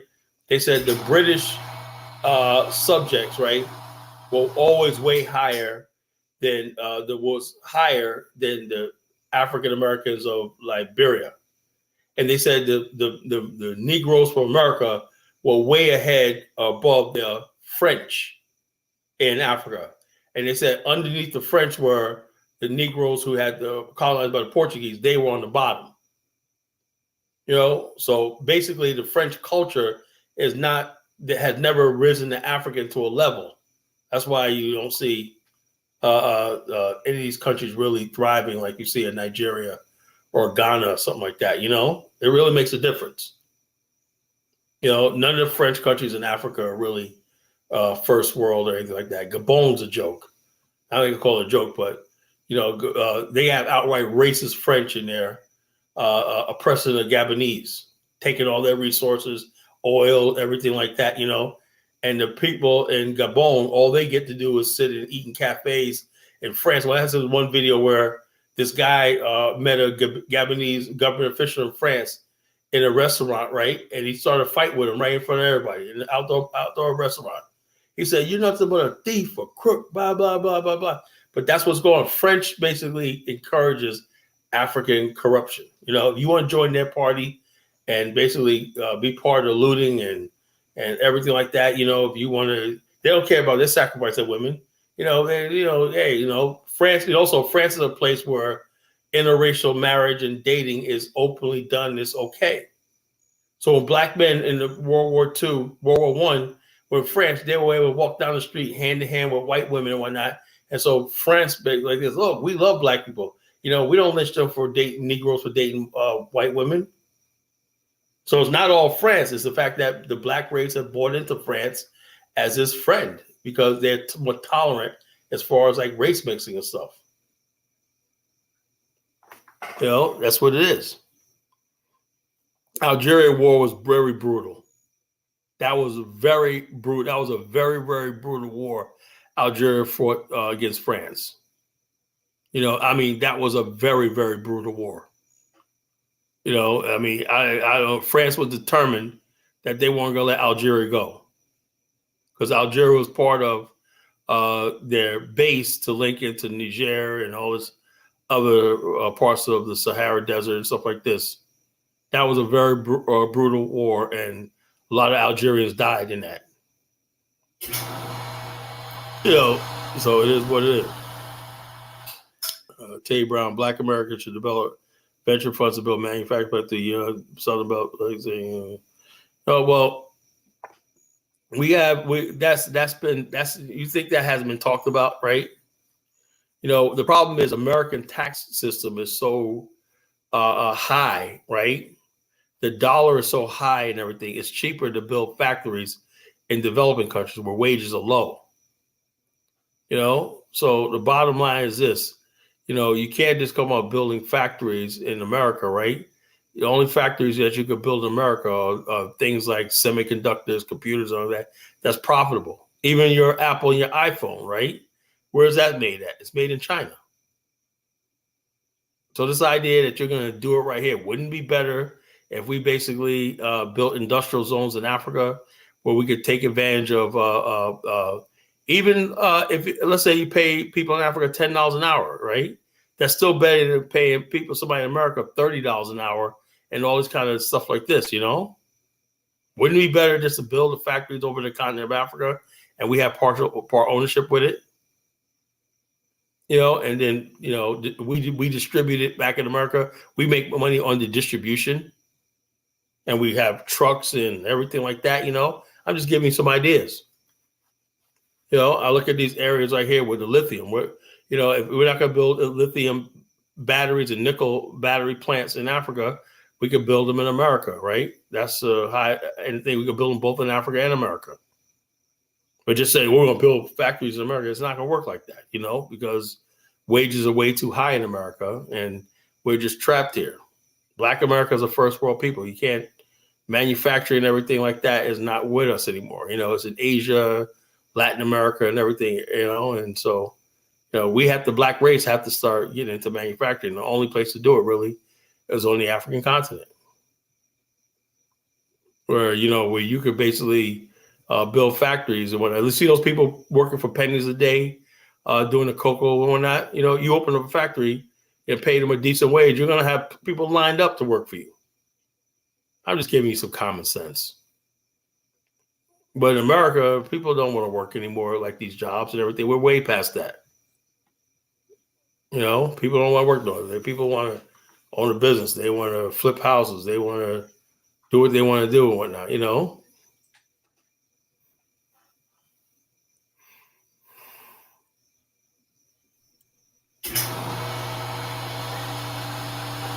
Greetings, Michelle. Welcome to Pan-Africanism towards nationhood. Thank you for having me this fine morning. I have a question, please, for Mr. Calagenis. I noticed he mentioned something about the French and interracial dating.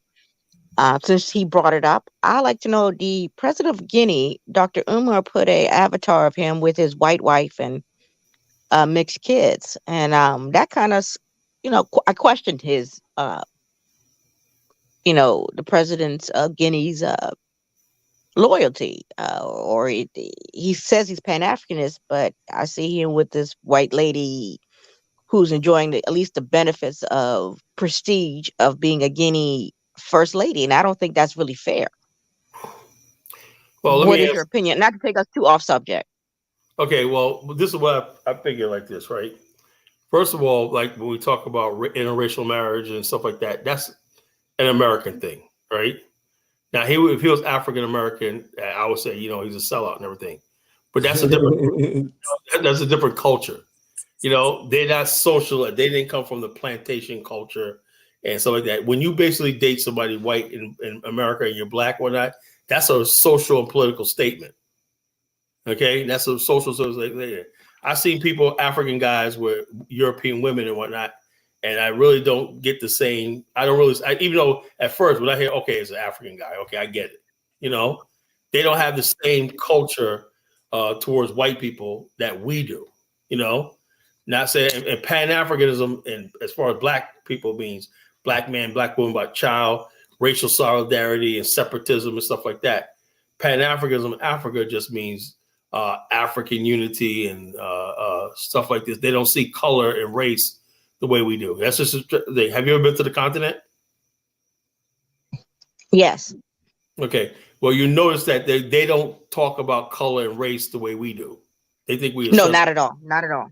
Right. So the bottom line, I don't want to use that to discredit this brother in Guinea. I think he's doing the right thing. He's doing the right thing. I didn't know he had a white wife, but the bottom line is that now if he was African American, I would have something to say about it. If he was Jamaican, I have something to say about it, right? Because you lived in the West.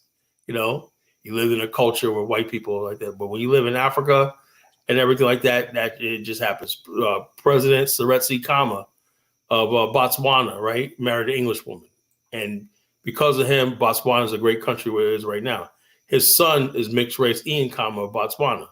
So I understand. I know how to pivot. You got to see how white people are, right? You got to know how to pivot. They don't like interracial marriage, right? But I guess what? If they see somebody that they could use, right, and they could basically bring them into their camp to do their bidding and stuff like that, they don't care if you marry one of their women. They say, okay, if you take one for the team. I'm like this. If this guy is doing the right thing as far as Guinea, he ordered all Americans to get the hell out of Guinea. They got 7 days to get out of Guinea and everything. He's dead serious about kicking the U.S. out and stuff like that, closing out America and Guinea, whatnot. How could I say anything wrong with that just because he has a white wife? I'm not approving it, but I look what he's doing. He's really serious about building this thing. And he's basically serious about if anybody goes to war in Niger, he's sending his army there. So I got to look at that aspect of it. So I'm not going to try to use what he's doing, who his wife is, to discredit him. That's what I'm not going to do. So I hope I answered the question. And then also, I think even the president of Gabon, I think they have a white wife or something, or one of the presidents in Gabon or one of those francophone countries too. Francophone country. Let me tell you, like I said earlier, were you listening 10 minutes ago when I was saying that? France encouraged is interracial marriage, just like the Portuguese encouraged it. The racial dynamic in outside of the English speaking world is different than France and in Portugal. French encourage that. When they see a guy, all they consider their black subjects is black Frenchmen. So you marry a white French woman or whatnot, they know you're more loyal to France than you are to Africa. That's been going on because there's no racial stigma as far as interracial marriage in these countries. In America, I remember when I was a kid, right? Not a kid, but I was 18. A friend of mine, his brother in New York, was murdered for dating a white girl. They stabbed him 33 times. Look it up. What's his name? Sean Edwards. Google Sean Edwards, Middletown, New York, right? 1986, right? The girl said, "Meet me at the back of the high school," right? He met her one night, and a group of guys came and stabbed him up 35 times. And another case that happened in Sheepshead Bay, Brooklyn, in 1984, a black guy was dating a white girl in Sheepshead Bay, Brooklyn. They shaved his head and cut his head off and put it in a bag. That's what I grew up with. I grew up with white guys who would kill you for looking at a white girl. That's the time I came on. I never dated white girls or anything like that because it's dangerous. Even to this day, it's dangerous for a black man to even be seen in public with a white woman. You know? And also, the Hispanic community right now will kill a black. I had a situation. I was working with a young man. He was in a Hispanic girl, and the brothers and cousins intimidated him. Yeah, we ain't worried about them. But the Hispanics don't mean nothing. They're nothing. But I'm talking about white people. As far as like white people, they're real serious about the color line, stuff like that. They don't say nothing, right? But the bottom line is this: there's a stigma. I know it's not to offend anybody, right? The people that I know that date interracially are brothers that come from the islands, that come from other countries and everything. Like look at Sidney Poitier and Harry Belafonte, both white wives. Bill Cosby was with a black woman. Why? Because he's African American. There's a culture, there's a racial dynamic, that wasn't really in a lot of other countries, And so therefore, when I see somebody from another country with a white woman and everything, I don't have the same thing. That's why Umar Johnson should be talking about that. The average African American man is not trying to get with white women. It's very rare and whatnot, and it's very dangerous.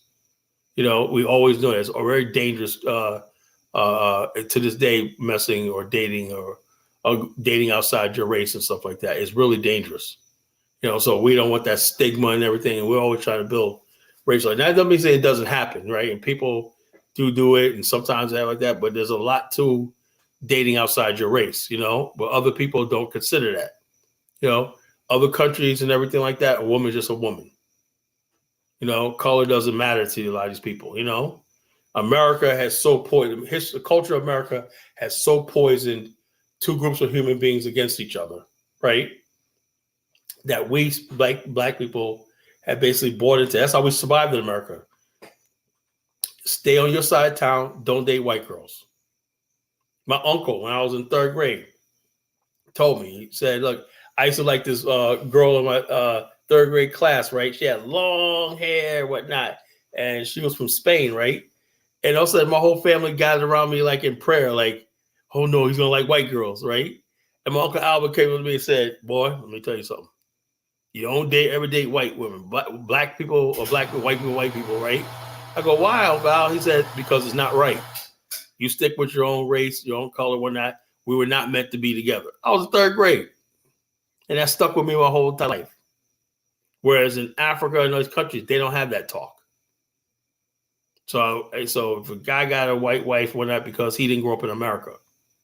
You grew up in America, whatnot, and if you grew up in America and you heard about Emmett Till and stuff like that, and you choose to date a white woman, I'm looking at you differently. But if you didn't have our culture and everything, I'm not going to put that on you. You didn't have our culture. You didn't have our history.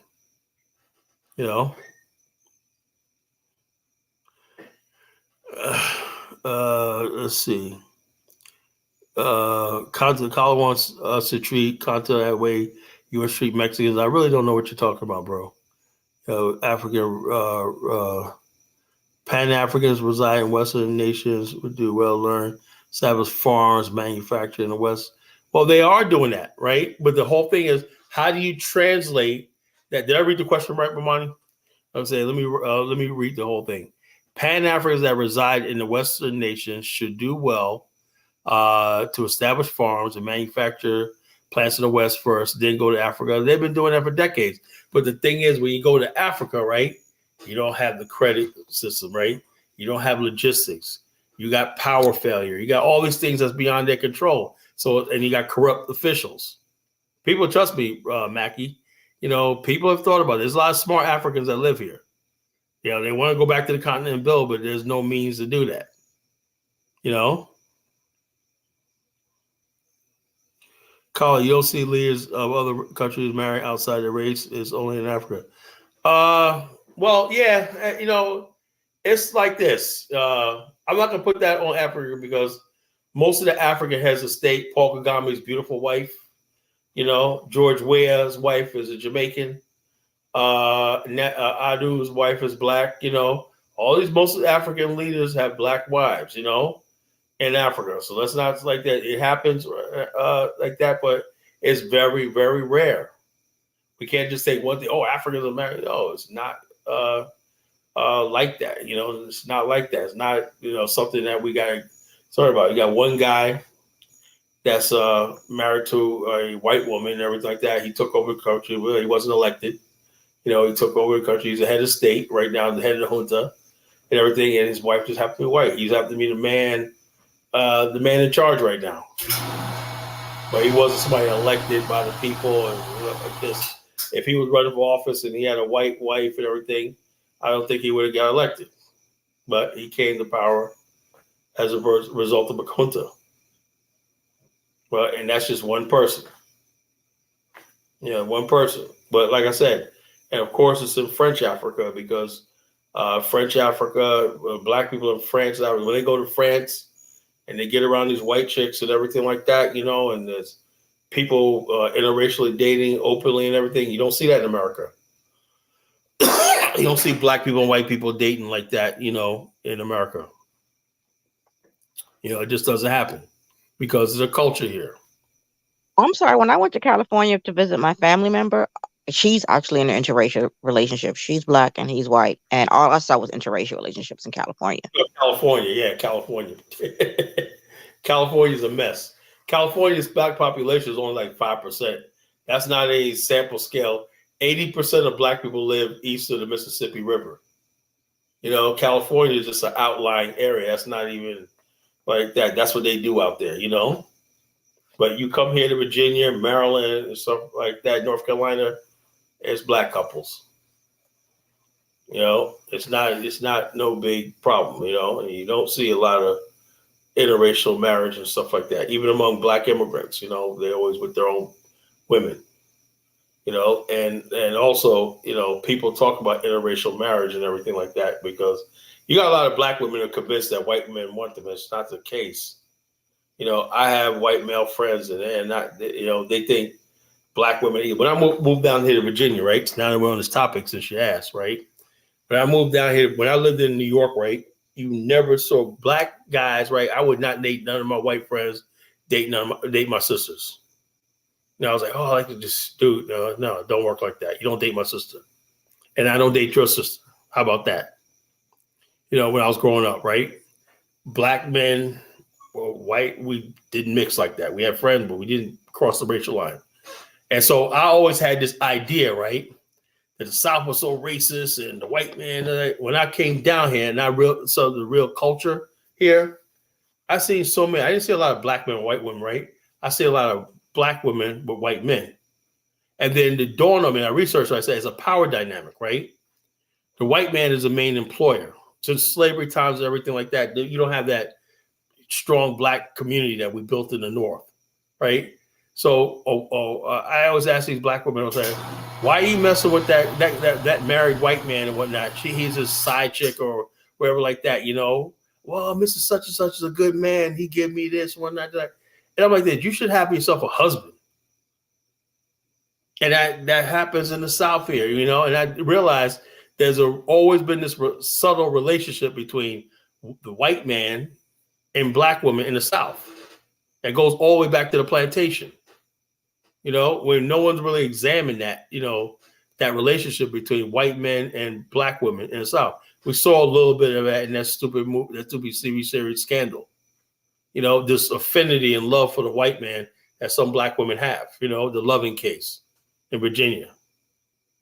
You know, so it does happen, but for the most part, and also most white guys down here, just the opposite.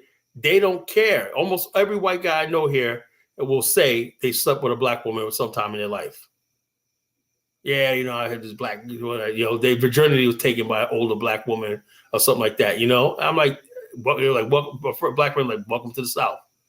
How does that happen? And when I thought the white man was so say, yeah, he don't want you near his women, right? You know, there's still consequences. Like in Mississippi, just there are 6 police officers that are in jail right now in Mississippi. The Malik Zulu Shabazz holding case, right? But they were hanging on white girls and they were tortured by these police. There's still white guys out there, right, that will freaking kill you for messing with white women, still to this day. But there's no black man that's going to do anything to a white guy or have the power to do anything to a white guy who messes with black women. So it's a power dynamic. Black men don't have the power to stop white men from messing with black women. White men do have that power. And But the way they talk about black women these days on the internet, do they really have a desire to even do or say anything about it? Because the way they just disregard black, and don't get me wrong, as a people, we have our issues. But there's some men who get on this internet and just go straight ham on us and not understanding the historical issues that we have as a people. Well, let me ask you a question, right? So now, most black men that I know, right, like that, we're very fair when dealing with sisters. Now, me personally, I don't like this ghetto ratchet culture that I see out here now and everything. I'm never going to approve of this stuff. Of course, but who's promoting it? Well, who's promoting it? Black women are not speaking up about it. How do you have Sukiyana? It's nasty, disgusting. I mean, disgusting. No, people are like, there's this lady called Crimson something on the internet. She did speak up against it. There's a few sisters. She's the only one, right? And she don't get the support. You know, Crimson Cure is the only one, and she don't get the support. There should be black women saying, we're going to boycott. Where's the black women talking about we're going to boycott? How dare BET show this nasty stuff as our representation? Black men look at that and we see that and like, what is this like this? It's like, oh, girl, get your money and whatnot. You know, black women got to stop acting like victims. That anything goes, that you're so helpless that if you want to shake your ass, whatever you got to do to get your money, that little Kim stuff, whatever you got to do to get that. No. You don't have to do anything, right? You could be a virtuous woman, get a husband and get married, you know, and do what you're supposed to do. But the bottom line is most black men don't like that. That's why a lot of black men getting their passports and they're going overseas because they don't want that. They reject that. And instead of black women saying, look, well, why the hell are black men just turning their, look, we don't want to do it. Because nobody's checking. The city girls, the 304s, the boss bitches, all this stuff can be stopped overnight if black women wanted it. See, black men, for the most part, and I hate to say this, right? And I always thought it was the opposite, take life seriously. That's why we do shows like this. We take the world seriously. You know, and unfortunately, you got a lot of black women, down black women, they still on this thing that they think that, oh yeah, everything's fun and games. You know, and they understand the world's looking at you and laughing at you. Lizzo. Yeah, Lizzo, you know, all this kind of foolishness. You know, all this foolishness and everything like that. Nobody said it. You cannot criticize black women or they'll say, oh, you hate black women. No, I hate this behavior put up there.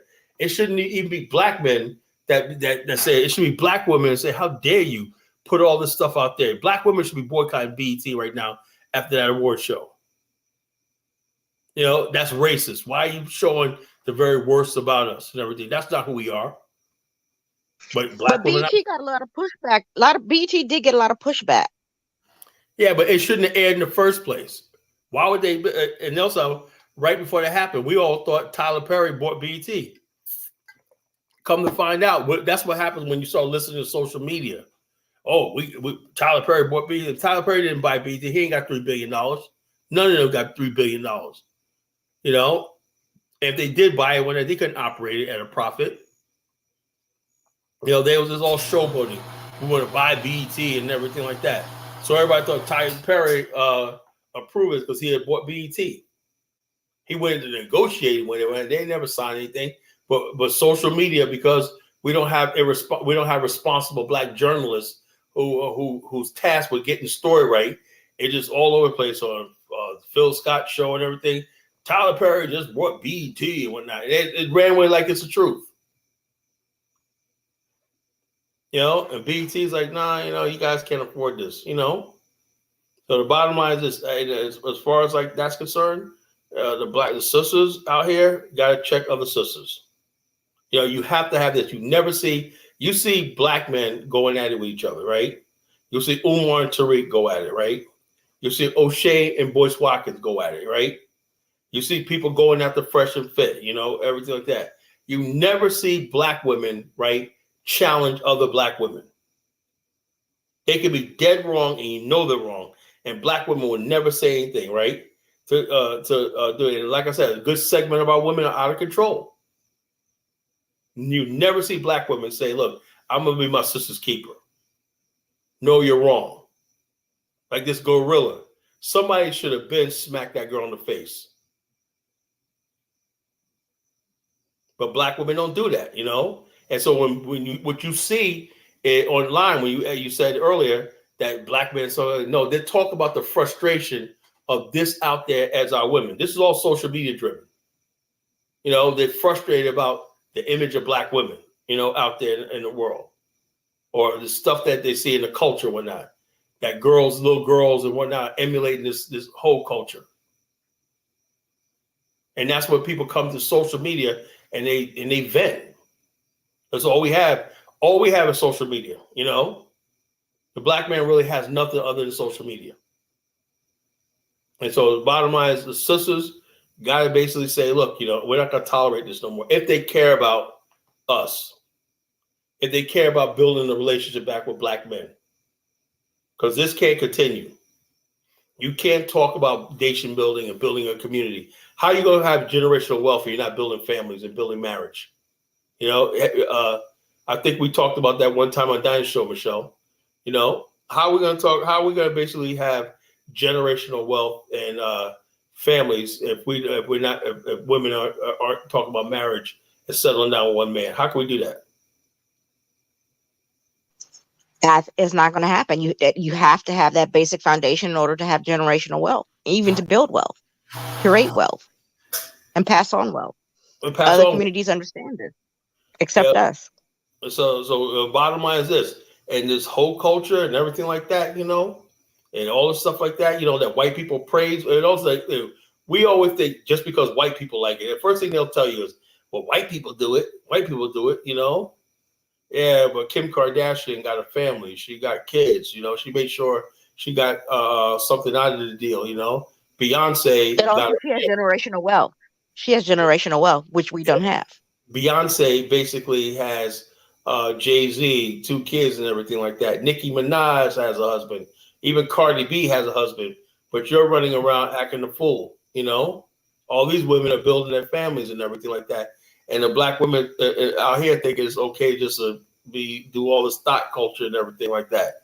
But the women you're listening to, they're getting married, they're having families and everything like that. I remember one time they were criticizing Beyonce for getting married to Jay-Z because they were like, "Oh, I thought she was an independent woman." Remember that? Oh yeah. But they've been together for almost 15 years. And so, but the bottom line, I remember the fact that there was a lot of women that were upset that she was getting married because she was the ultimate symbol of woman. She's like, I don't want to be no strong, independent woman. I want a man. And they said, oh, but Beyonce ain't the strong Black woman we thought she was. They want her to be like Oprah. She's like, And she got with Jay-Z. So that's what it is. But Rudy says, call it a growing trend where African American men have become toxic towards each other, speak against the low culture. Yeah, Black women failed Black women. Well, we failed each other. Don't put this all on Black men. I hate when people say that Black men have failed Black women. It's both. Well, that's that Umar Johnson. Black men have failed Black women. Right? The bottom line is this: you got so many brothers out there. They got blue collar jobs, good brothers that do their thing when not. Black women don't want nothing to do with them. Is that Phil? Right now in Houston, they're saying that I forgot all about this term. Syphilis and VD has made a comeback. You know, among Black women in places like Atlanta and Houston, and everything. Syphilis, you know, and venereal disease and whatnot. Now they're trying to say we can't talk about that because there's somebody put a TikTok out there. It's girl, I guess she has a venereal disease, a VD or disease. She said, "Well, we got to get rid of the stigma of having a sexual. Oh, that's a word. Sexual transmitted disease. A stigma. You're worried about a stigma. So now we're supposed to sit back and be like, okay, my queen, you know, I understand you got a sexually transmitted disease, but it's not your fault. We're not. It's our fault as Black men. You know." You said you get with that guy that could have loved you and been with you or not. You chose to run around and jump on every dick in a thing, and now you got a sexually transmitted disease. You know, we can't say that. We can't stigmatize you. You know, because you got to do your thought culture, your whole culture, and everything. But as Baruti says, it's the Black man's fault. We failed you. You got the highest number of abortions sexually transmitted. And I'm not one of these Mansfield guys. You know, I don't like all that stuff like that. I don't mean to sound like that. You know, I don't watch these shows. But these are the truth since people ask. Sexually transmitted disease, abortion, eviction rates in America, Black women, single Black women. You know, and so the bottom line is that the Black man's fault? You know, but you take the sister who decides to get married by the time she's 25, right? To that young brother who's going to school at night and stuff like that. They're struggling and everything like that, but they're going to make it. And 10 years from now, they put 10 years in their marriage. Next thing you know, they're buying a house. They're looking good and everything. They stuck it out. She gave up her fun, right, to get with a man. And also, I live in the DC. I was working with a client, and they have 3 generations on like Section 8. Yeah. So the granddaughter, because we have an issue, because the grandmother's sick. Long story short, and she's trying to pass that on the Section 8 to the granddaughter, but because of gentrification and property values, they're not trying to give her the voucher. So we're trying to say, you know, there's some various disabilities the granddaughter has. That's why we're trying to. But now they're not even allowing you to pass down Section 8 anymore. But if they had actually owned the property, there will be no issue. Mm-hmm. Yeah, because I think. Because the issue we have, I think social services was a big trick bag for us as Black people, especially Black women. Us going to the courthouse, addressing our issues with the child's father in the courthouse. It is hysterical. It is hysterical. It is embarrassing. Because I think the issue is what we should have done. There should be a group of men. Hey, if I have problems with my child's father, or I should go to this group of men and say, hey, this is XYZ, this is my children's father. And we as a community address all our issues, but we don't. We like to run to this court system, but the court system is like it is hilarious. Well, I come from a strong family. That's what we did in our families. When we had issues, we had the church, we had all this other. We solved our own problems. We didn't go to the county and stuff like that. And there's a section of my family that did that. You know, I guess they're doing good now, but not. You know, I got 2 cousins that graduated from college or whatnot. They're both school teachers. And they're both in administration in Buffalo, New York, and stuff like that. But they went through a lot of stuff with the thing like that. But their father was a Vietnam veteran and left them with a lot of money, right? So they took that money and went to college. You know, that was smart. You know, even though they grew up on welfare, they took that money that they got when they turned 18 and whatnot and paid for their college education. Now they're both school teachers and they work both on the Board of Education in Buffalo, New York. You know, so it's, people, sometimes you deal with it, but one of them's married, and my other country, they're twins. Another one, Alicia, she's basically still single and everything like that. So they're young, and but they're doing their thing. They're not pushing out babies all over the place and everything like that. Why? Because that's not tolerated in my family. We believe in education and hard work and stuff like that. But what I'm saying is, right now, people are being raised by rap videos and thought culture and internet, and they think it's normal. And when people listen to a show like this, right, they're going to get mad. Who's this collar talking, all stuff like that? They're going to get in their feelings. And so people will come back to me and say, You shouldn't say it, Carl. You hurt people. Look, the bottom line is this. Sometimes you got to hurt people's feelings, right? To put them on the right path. We're so busy trying to cuddle people. You know what I'm saying? Cuddle people and tell people you're wrong. You know what I'm saying? Well, why are you trying to get your grandmother's voucher, right? Why can't you break this cycle? You know? Why can't you break this cycle and do better? You know, so but nobody tells them that. Everybody's scared to tell them that. Why? Because these people show up to vote. These people are colored by social media characters like Umar Johnson and all these people. The Cori Bush lady, you know, and people like Stacey Abrams and everything like that tell black women, single black women need $800 a month to make ends meet. No, you need a husband, you know, or you need that boyfriend and whatnot that you got 2 kids with. What do you think about Stacey Abrams when she said that? I had an issue with that in terms of they're trying to circle around the real issue, us as a people. Again, because I work in social services, there's nothing like having a strong, supportive family system. Nothing beats it. But because of systematic setbacks, you know, we perceive social services as being the end all and be all. And now that times have changed financially, inflation is twice as much, gentrification. I think we've been blindsided as a people, especially black women, and not thinking, understanding the value of a family system and staying with the family system and working through with the family system. All across America, not just black people, right? All across America, the family is under attack. You got people trying to trivialize a family, saying that if you call, like I work in healthcare, right? And some of my plans I work with, right? When you say who's filling out the application, who's a emergency contact, right? It doesn't say daughter anymore. It says natural child, something like that, you know? Or the mother is not called a mother, it's called a birth giver. You know? In other words, basically call somebody mother or father and all that. They call this cis women and all this kind of freaking nonsense that we're getting caught up in and everything. Why? Because the bottom line is this. And then when they talk about a family, right? They're saying, oh, the nuclear family was fascism and all stuff like that. I grew up in a nuclear family. I did fine, you know. And the bottom line, they're telling women it's okay to basically have children younger, and the state's going to take care of you. State's going to run for you. And so you got a whole section of people that's what. And gentrification doesn't happen because people take it over. They happen because a lot of black people are moving the hell out.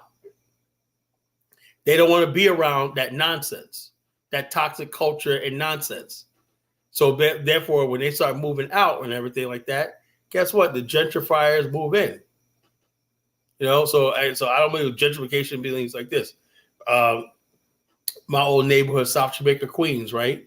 Going out towards Long Island, still all black. Like people pay for it. The houses are paid off for decades now. And they still got I still got family members that own buildings and stuff like that. Houses still there, right? Because the family structure is still there.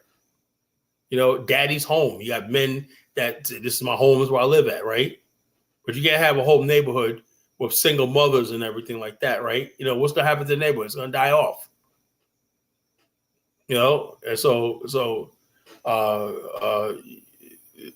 that's what happens, you know, and so it's unfortunate, but it's a culture that we live in right now. American culture is because if you basically cut off the system where people feel entitled, whatever like that, that will force people to survive into survival mode, right? You couldn't go to the state, right? You're going to think twice before having a kid with somebody that basically ain't going to give you a thing, you know? So I know we got off a little topic here. Everybody wants to get me on African geopolitics. Let me run down a list of stuff I wrote down, you know, and tell me what you got. If I may ask, I think this all ties into African geopolitics, the family system. The family structure is the basis. But I'm sorry. Mm-hmm. Yeah, you're right. You know, because the bottom line, if you have a family and everything, you're going to be thinking on this level, right? That guy that played the video about the climate and whatnot, that's one of the problems, right? Other problems is number one, trade routes, right? We played a video last couple of shows. We showed that the major trade routes and supply lines that go from the Strait of Hormuz to the Red Sea and stuff like that, Africa is completely cut off. It doesn't, you don't have to sail around the continent. So trade routes, right? Global trade, right? Africa is not part of the global supply chain, of anything. No manufactured goods, whatever like that that's made in the African continent is part of the global supply chain. We could change that by basically supporting African manufactured brands in the United States, but that's going to take some work and everything, manufacturing, there's almost no real heavy industry on the African continent. IT and data. To build data centers, when I tell us, Bomani, we got to have the computers, you have to have a servers and stuff like that, the whole data and everything. You can't do everything just in the cloud, right? Tell me, am I right? You there, Bomani? Yeah, IT and data. When you call anywhere in the world, right, and you call for tech support, something like that, whether it's your T-Mobile like that, you're getting somebody in the Philippines or Dubai, and or you're going to pay AT&T bill. You talk about something like this, and you're like, okay, I need to pay my bill by phone. And next thing you know, you're talking to somebody in the Philippines and everything like that. I have yet to see the time where I'm calling and I got a nice, beautiful Nigerian sister on the end of the line. So, okay, Mr. McCullough, we'll help you out with that. We'll get you straight away, blah, blah, blah, blah, blah. Never, So no IT, no data on the continent and everything like that. Data on the continent. The most indebted region in the world is the African continent, Sometimes you have growth, but you don't have equal amount of development, right? So basically, their growth is pegged to the euro and franc thing. They say, oh, Africa has growth and everything. I said that years ago. Africa is producing more cocoa and that. So they give you this false data out there talking about Africa economy grew by this because they produce more cocoa and everything like this. But they're not getting any money from it and everything. They're not developing any manufacturing. So growth in Africa just basically means how much they can produce for Europeans, not actually building value added and stuff like that. Next is the brain drain, okay? You can't have a situation where your best and brightest are always getting awards in England. Oh, this Nigerian person did this in robotics and all stuff like that. Look at this guy. That doesn't do anything for the African continent. That's just somebody, like I said earlier about the Europeans don't give a damn about, okay, if you got brains, they could use you or not, they'll let you in their country. They don't want to still benefit from you. They don't care about that. Africa has the largest number of refugee crises in the world. And people dependent on things like student visas and stuff like that around the world. You saw that with the Ukraine. You had women there that were in their 50s with grandchildren talking about, I'm a freaking student in Ukraine. And Africa basically has the like at least 60% of the poorest people in the world. 60%, the bottom 60% of the poorest people in the world is on the African mother continent. So these are the challenges that we have, right? And we don't change these things, the African continent is going to be irrelevant, And what's keeping Africa relevant is the growing number of African Americans who are basically find interest in Africa. The Africans in the diaspora, the African continents in the diaspora, and these discussions we have, online. Had it not been for that, the continent would just wither back and die, because there's nothing that the world actually needs from the continent other than just, the French trying to keep its empire and everything like that. The rest of the world really doesn't care about Africa. It's not vital and strategic, right? They have interest, but it's not vital and strategic. There's no trade routes. There's nothing. It's not like when you need something like natural gas. If you don't have copper, you shut down your factory for a year till you figure it out. But you need gas and you need oil and energy to survive. You can't live without that. So there's nothing that the Europeans can't live without, right? That Africa has. So that's those are 10 things I want to put down. But then, if we're not relevant, why is that? I've noticed on some channels, the migrant from European news channels, they're so focused on the migrant crisis. and especially with the situation that's going on with in the Sahel. They're very worried about the migrant crisis exploding. Well, what do you got to clarify the question a little bit. What I'm saying is the African continent on a whole, right, is not like it's becoming irrelevant as far as like the interests of the rest of the world. In other words, the rest of the world is not like saying, okay, you know, we got to do this because we're now. France is a different case. You know, the only France has interest in Africa that's vital to their survival. You know, the rest of the world doesn't have it like that. You know, they get what they want out of Africa. You know, you saw that when we played the video about the cocoa, right? You know, if the French, the Europeans stop importing cocoa, they just say, okay, we're just not going to eat chocolate. You know, so what? And then we're not going to die if we don't have chocolate. You know, so that's what I mean by vital. You know, so that's what I mean by vital. You know, something vital that the U.S. needs. They have interest in everything. Of course, they have interest. They have monetary interest in everything. But when it comes to something vital, it's something like oil and natural gas and stuff like that. Those are vital things that they need to survive, you know, and coal and stuff like that. Those are vital things that they need to survive. They can't function without. If they lose oil and they lose natural gas, something like that, they'll be shut down. You know, and the economies will collapse. But they're not going to collapse if Africa decides to embargo their cocoa and not sell them any more cocoa. You know?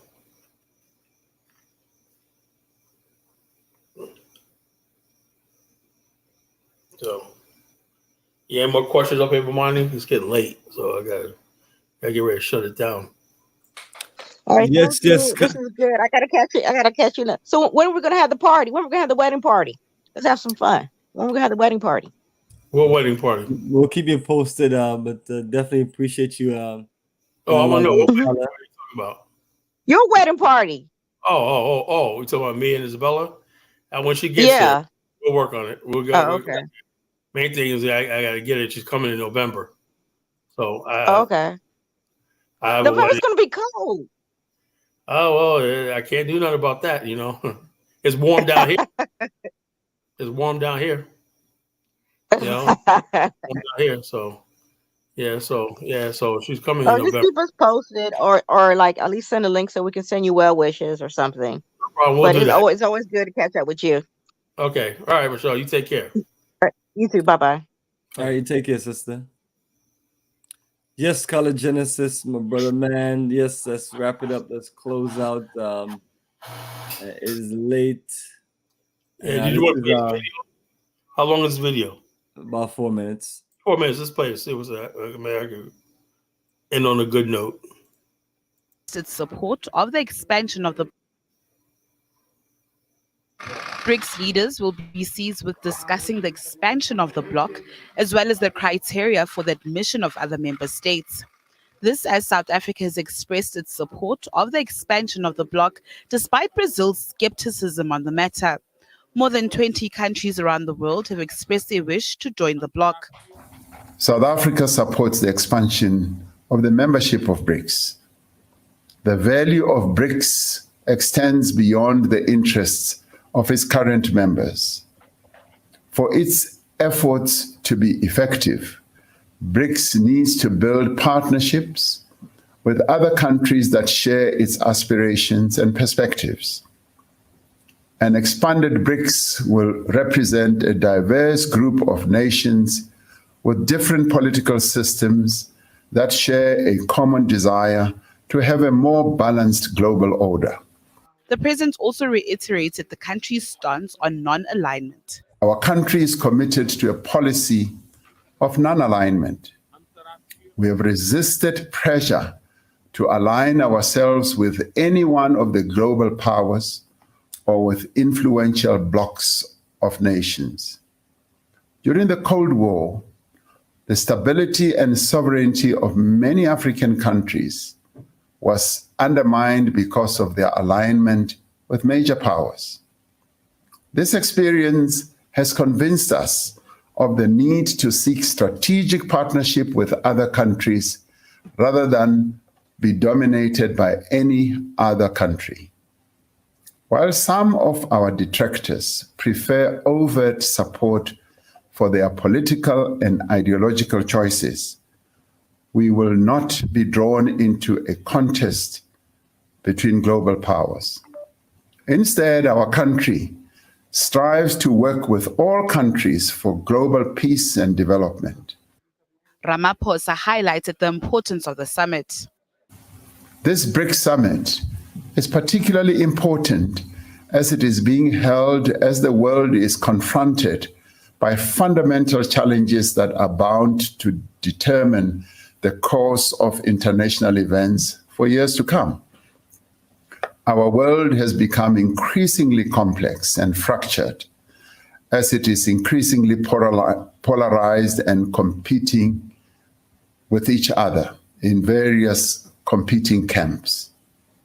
Multilateralism is being replaced by the actions of different power blocs, all of which we trade with, we invest with, and whose technology we also use. Ramaphosa says the key pillars of the country's foreign policy have guided their participation in BRICS and has enabled the nation to have valuable relations with countries around the world at a political, diplomatic, trade and investment level, amongst other things. The BRICS summit will start from the 22nd to the 24th of August. Natasha Piri, SABC News, Johannesburg.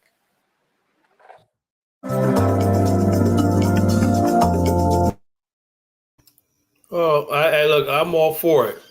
You know, what I don't like is people running around talking about, yeah, we're gonna get rid of the dollar and all this kind of stupid stuff like this. You know, do they understand that America? The day the dollar die.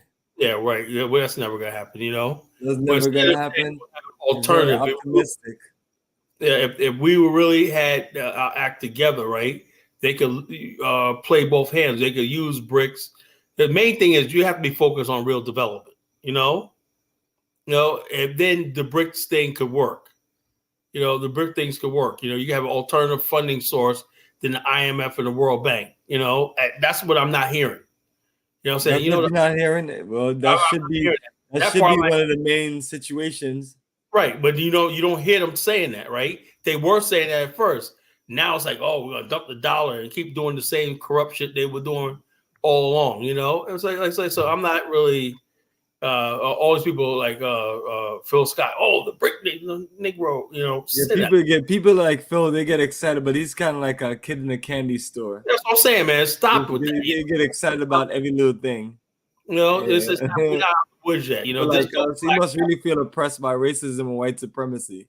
Dude, man, the bottom line is this: as long as you're poor, we have no black African. And what part of that don't have to keep saying this? And as long as we don't have global black African infrastructure, it don't matter if the United States or West or BRICS is in power. We're not going to move 1 inch. South Africa is a white country with a white economy that's tethered in like this. South Africa is not the face of Africa. What part of that don't they freaking stand? South Africa has reserved currencies all over the world. Going back from the apartheid era. It's not the same thing as the rest of Africa. Those Negroes get excited about BRICS and whatnot, and I haven't heard how is it that we're going to have these infrastructure challenges and whatnot. Are BRICS going to come in and do that? Yeah, I have to find some footage of Ramaphosa literally just explaining that, answering your questions, that he's gonna be a funding source to save the rest of his people in the African continent and get them up and going. That would be a great conversation. Maybe that will happen soon. Yeah, but that conversation not being happening. It's saying you're joining BRICS to just thumb our nose at the West. Okay, good, but we live in the West. So what? You got to tell me something before I jump on the board with you. I still deal with the U.S. dollar. We're still in America. And we're going to buy an airline ticket and whatnot. We're going to still pay in the U.S. dollar.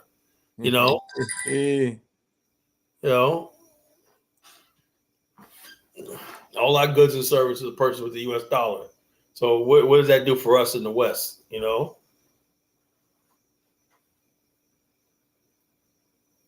that do for us in the West here?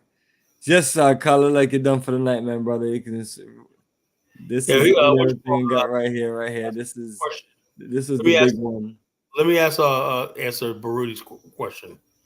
If the CDC had the guts, do you think as a body to leverage successful pressure?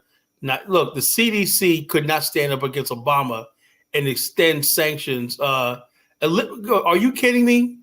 The CDC worked in lockstep with whatever the Biden administration says. It's a joke. The Congressional Black Caucus, that's what it is. The Congressional Black Caucus, And like I said, I have a joke for you, right? They said, Charles Barrett says, well, we got 13,000 black elected officials. The worst thing that ever happened to the black people in America is the so-called black elected official. They do absolutely nothing. Everywhere you have a black city government and city like that, black people are doing the worst. Black people are leaving the city in droves. How many people idiots are going to drive out of New York and Detroit? Everybody's leaving. The Congressional Black Caucus, these people do absolutely nothing. This guy Meeks is talking about, we got to restore. They sound like an ignoramus. We got to restore the president back to power and everything. A complete ignoramus. Probably never read a book in his life. And he chairs the so-called African thing. These are all titles. They're going to do something about Zimbabwe? No. All the Congressional Black Caucus is about them getting that $175,000 a year salary, right? Making sure they get reelected, right? And sending their kids to that good school, and going to lunch and taking pictures and appearing on CNN and looking like somebody important. It's a freaking joke.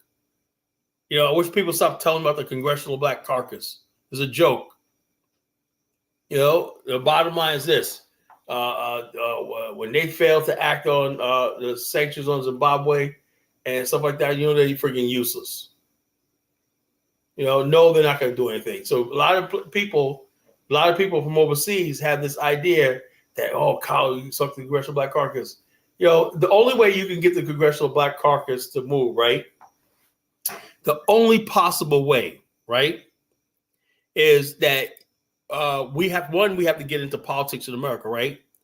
And then run black candidate, a slate of black candidates. We need a black political party, right?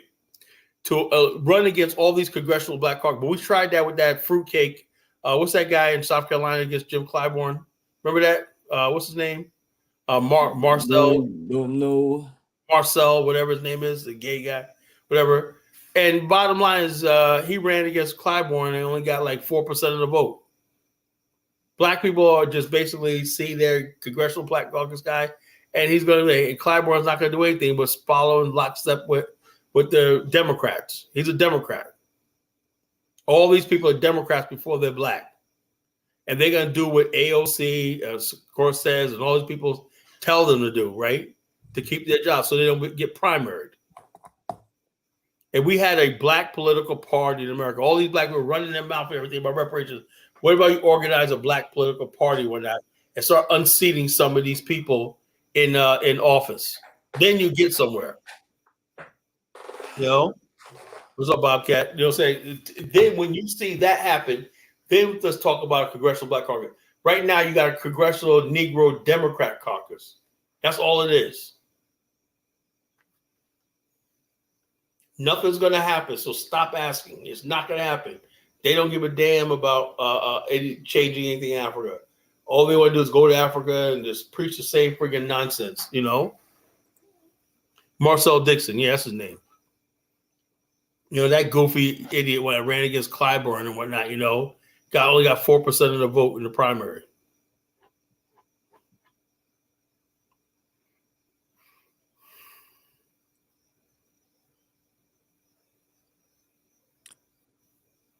Just color, like you ready to close it out for the night, man. You want to see the final cut right here?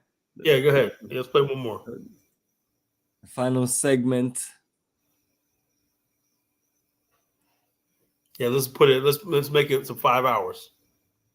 Yeah, he's a fruitcake. Which Marcel, one? Marcel Dixon. Oh, fruitcake.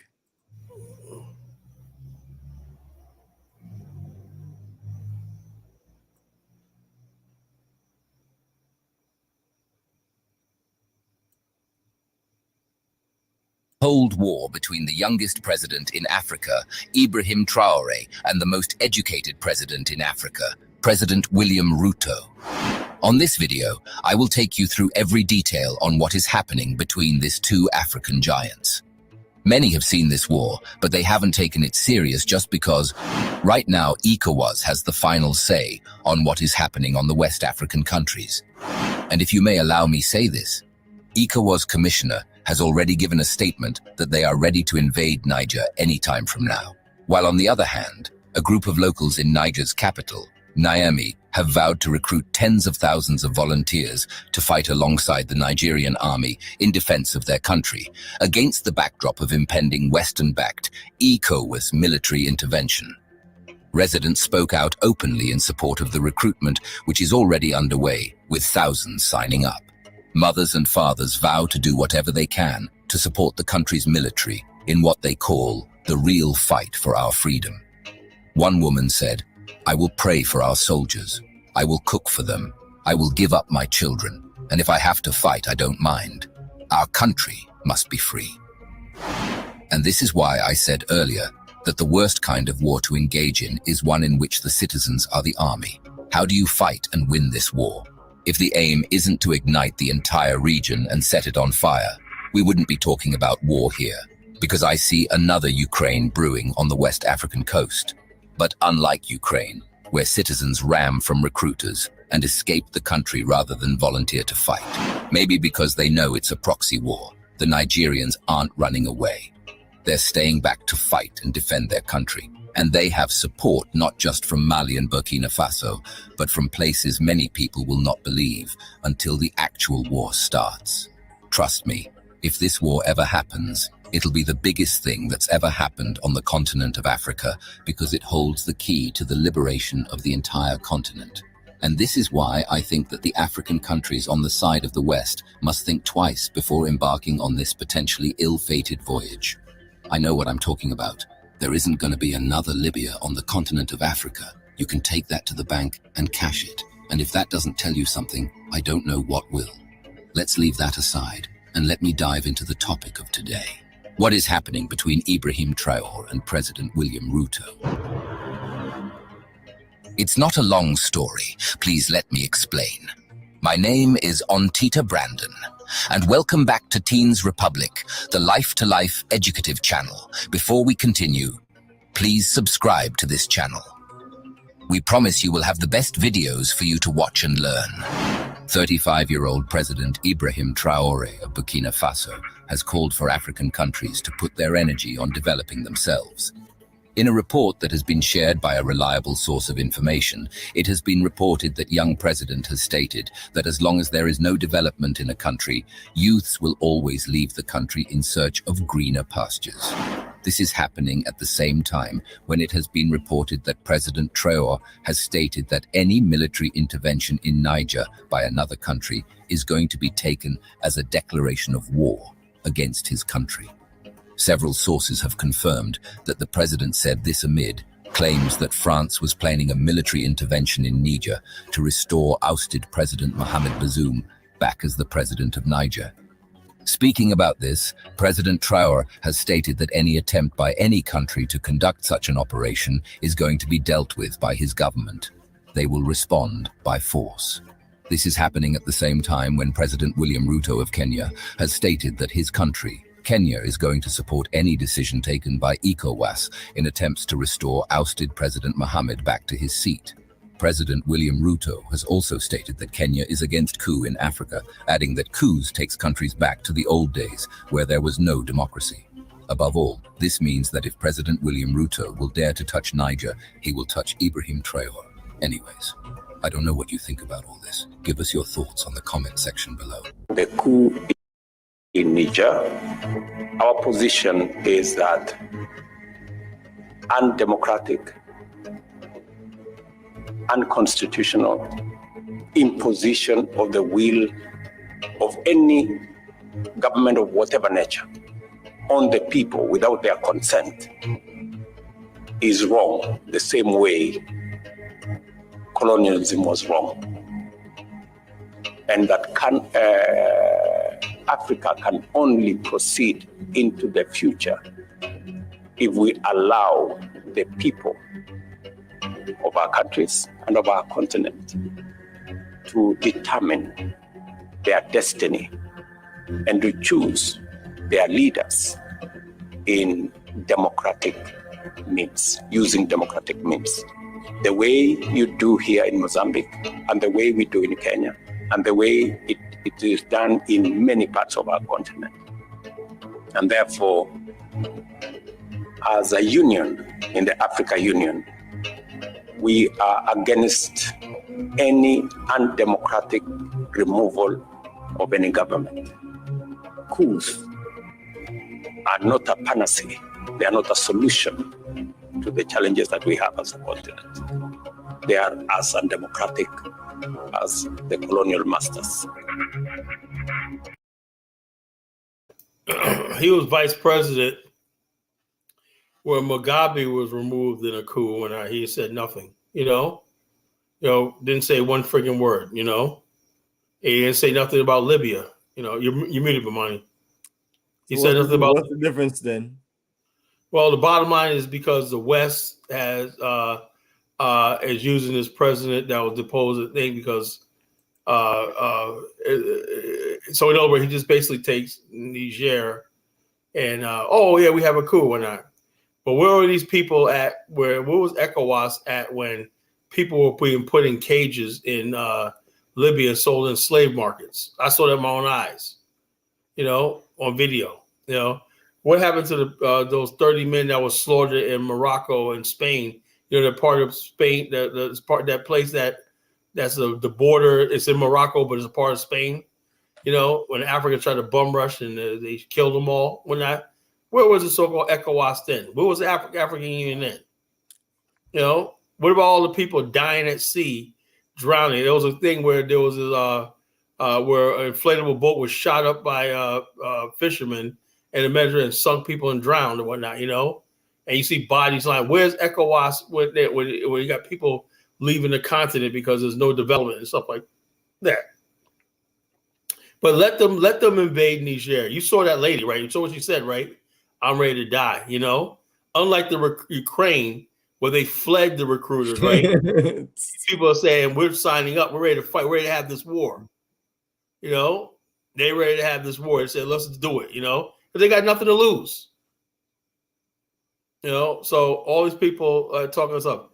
Baruti said, Kala, some think that Nigeria is poised to make because it's fearful that successful coup in French Maryland may breed a Nigerian coup. Well, Nigeria is on stable ground. I don't know if Nigeria had the most coups in Africa. People don't know that history.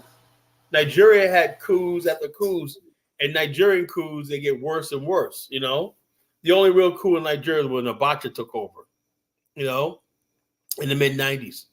Nigeria has had coups, but its first 5 years of independence had 4 coups. Nigeria is a coup capital of the world. It just recently got stability over the last 20 years. They don't. I mean, if that's what you call stability. Yeah, stability. Yeah. For by African terms, it is stable. But I mean, I'm not trying to clown on my brothers and sisters. But but the bottom line is Nigeria is thinking about that pipeline running through Niger to the Mediterranean, coming from the Delta region, and it thinks it's going to make all this money in natural gas and oil.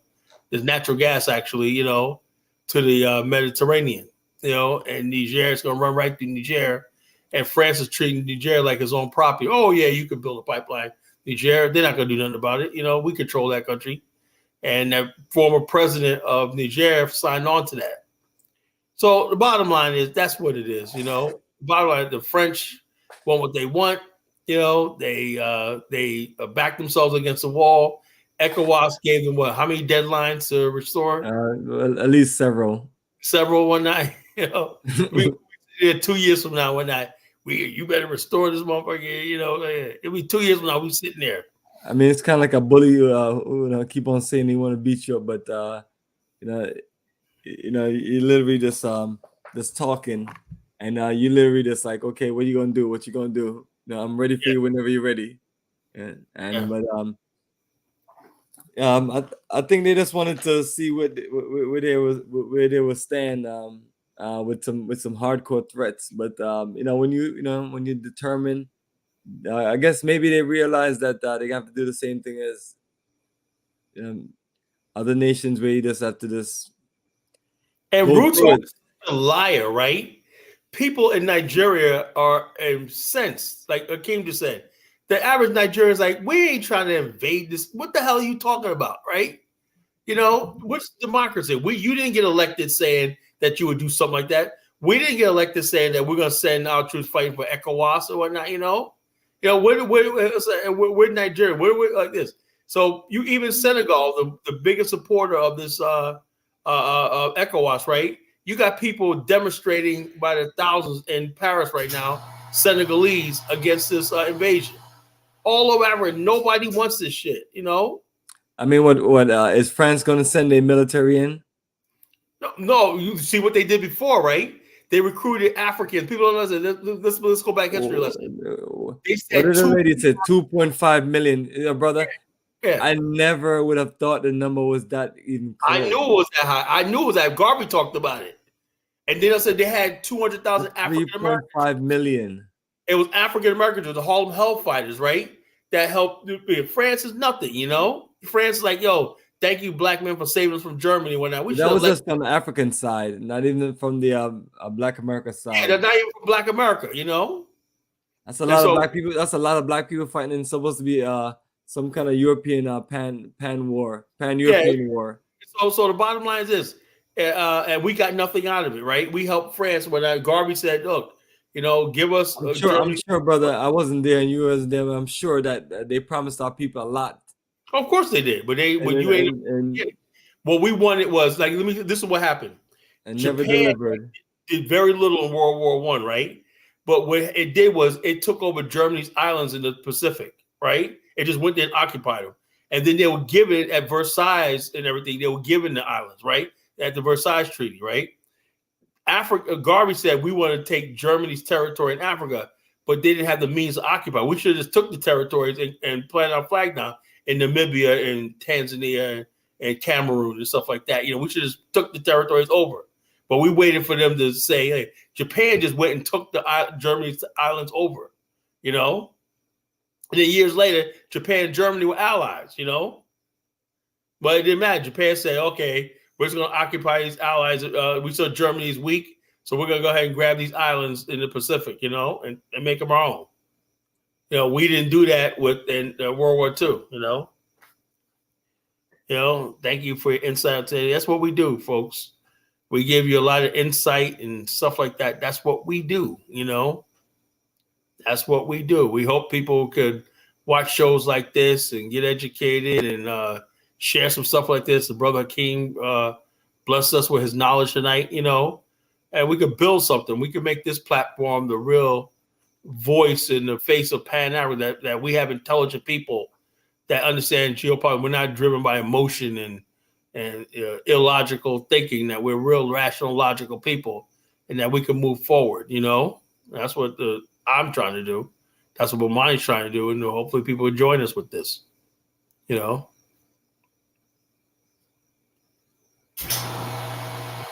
Yes, Carla, that is the business, brother. And this here getting things ready to shut down. So, family, that's our note. Thanks for joining us. Thanks for participating, and thanks for all the energy. And we're going to keep it strong. That's our number. So if you have some good people who is interested in some of the things that we're doing and what we're about, that's our information. Link them with us, connect them with us, so we can keep on expanding our network and keep holding the line. And these are some beautiful highlight pictures from our website, africafortheafricans.org. The journey of a lifetime. That's us all over the African continent. Yes, my brother, we are 7 months away from Liberia, so now we're going to be reaching out to people and let them know, hey, we got the first wave of people already. Now, the last comers and the people who want to come in the last minute, the last few months, this is your turn now.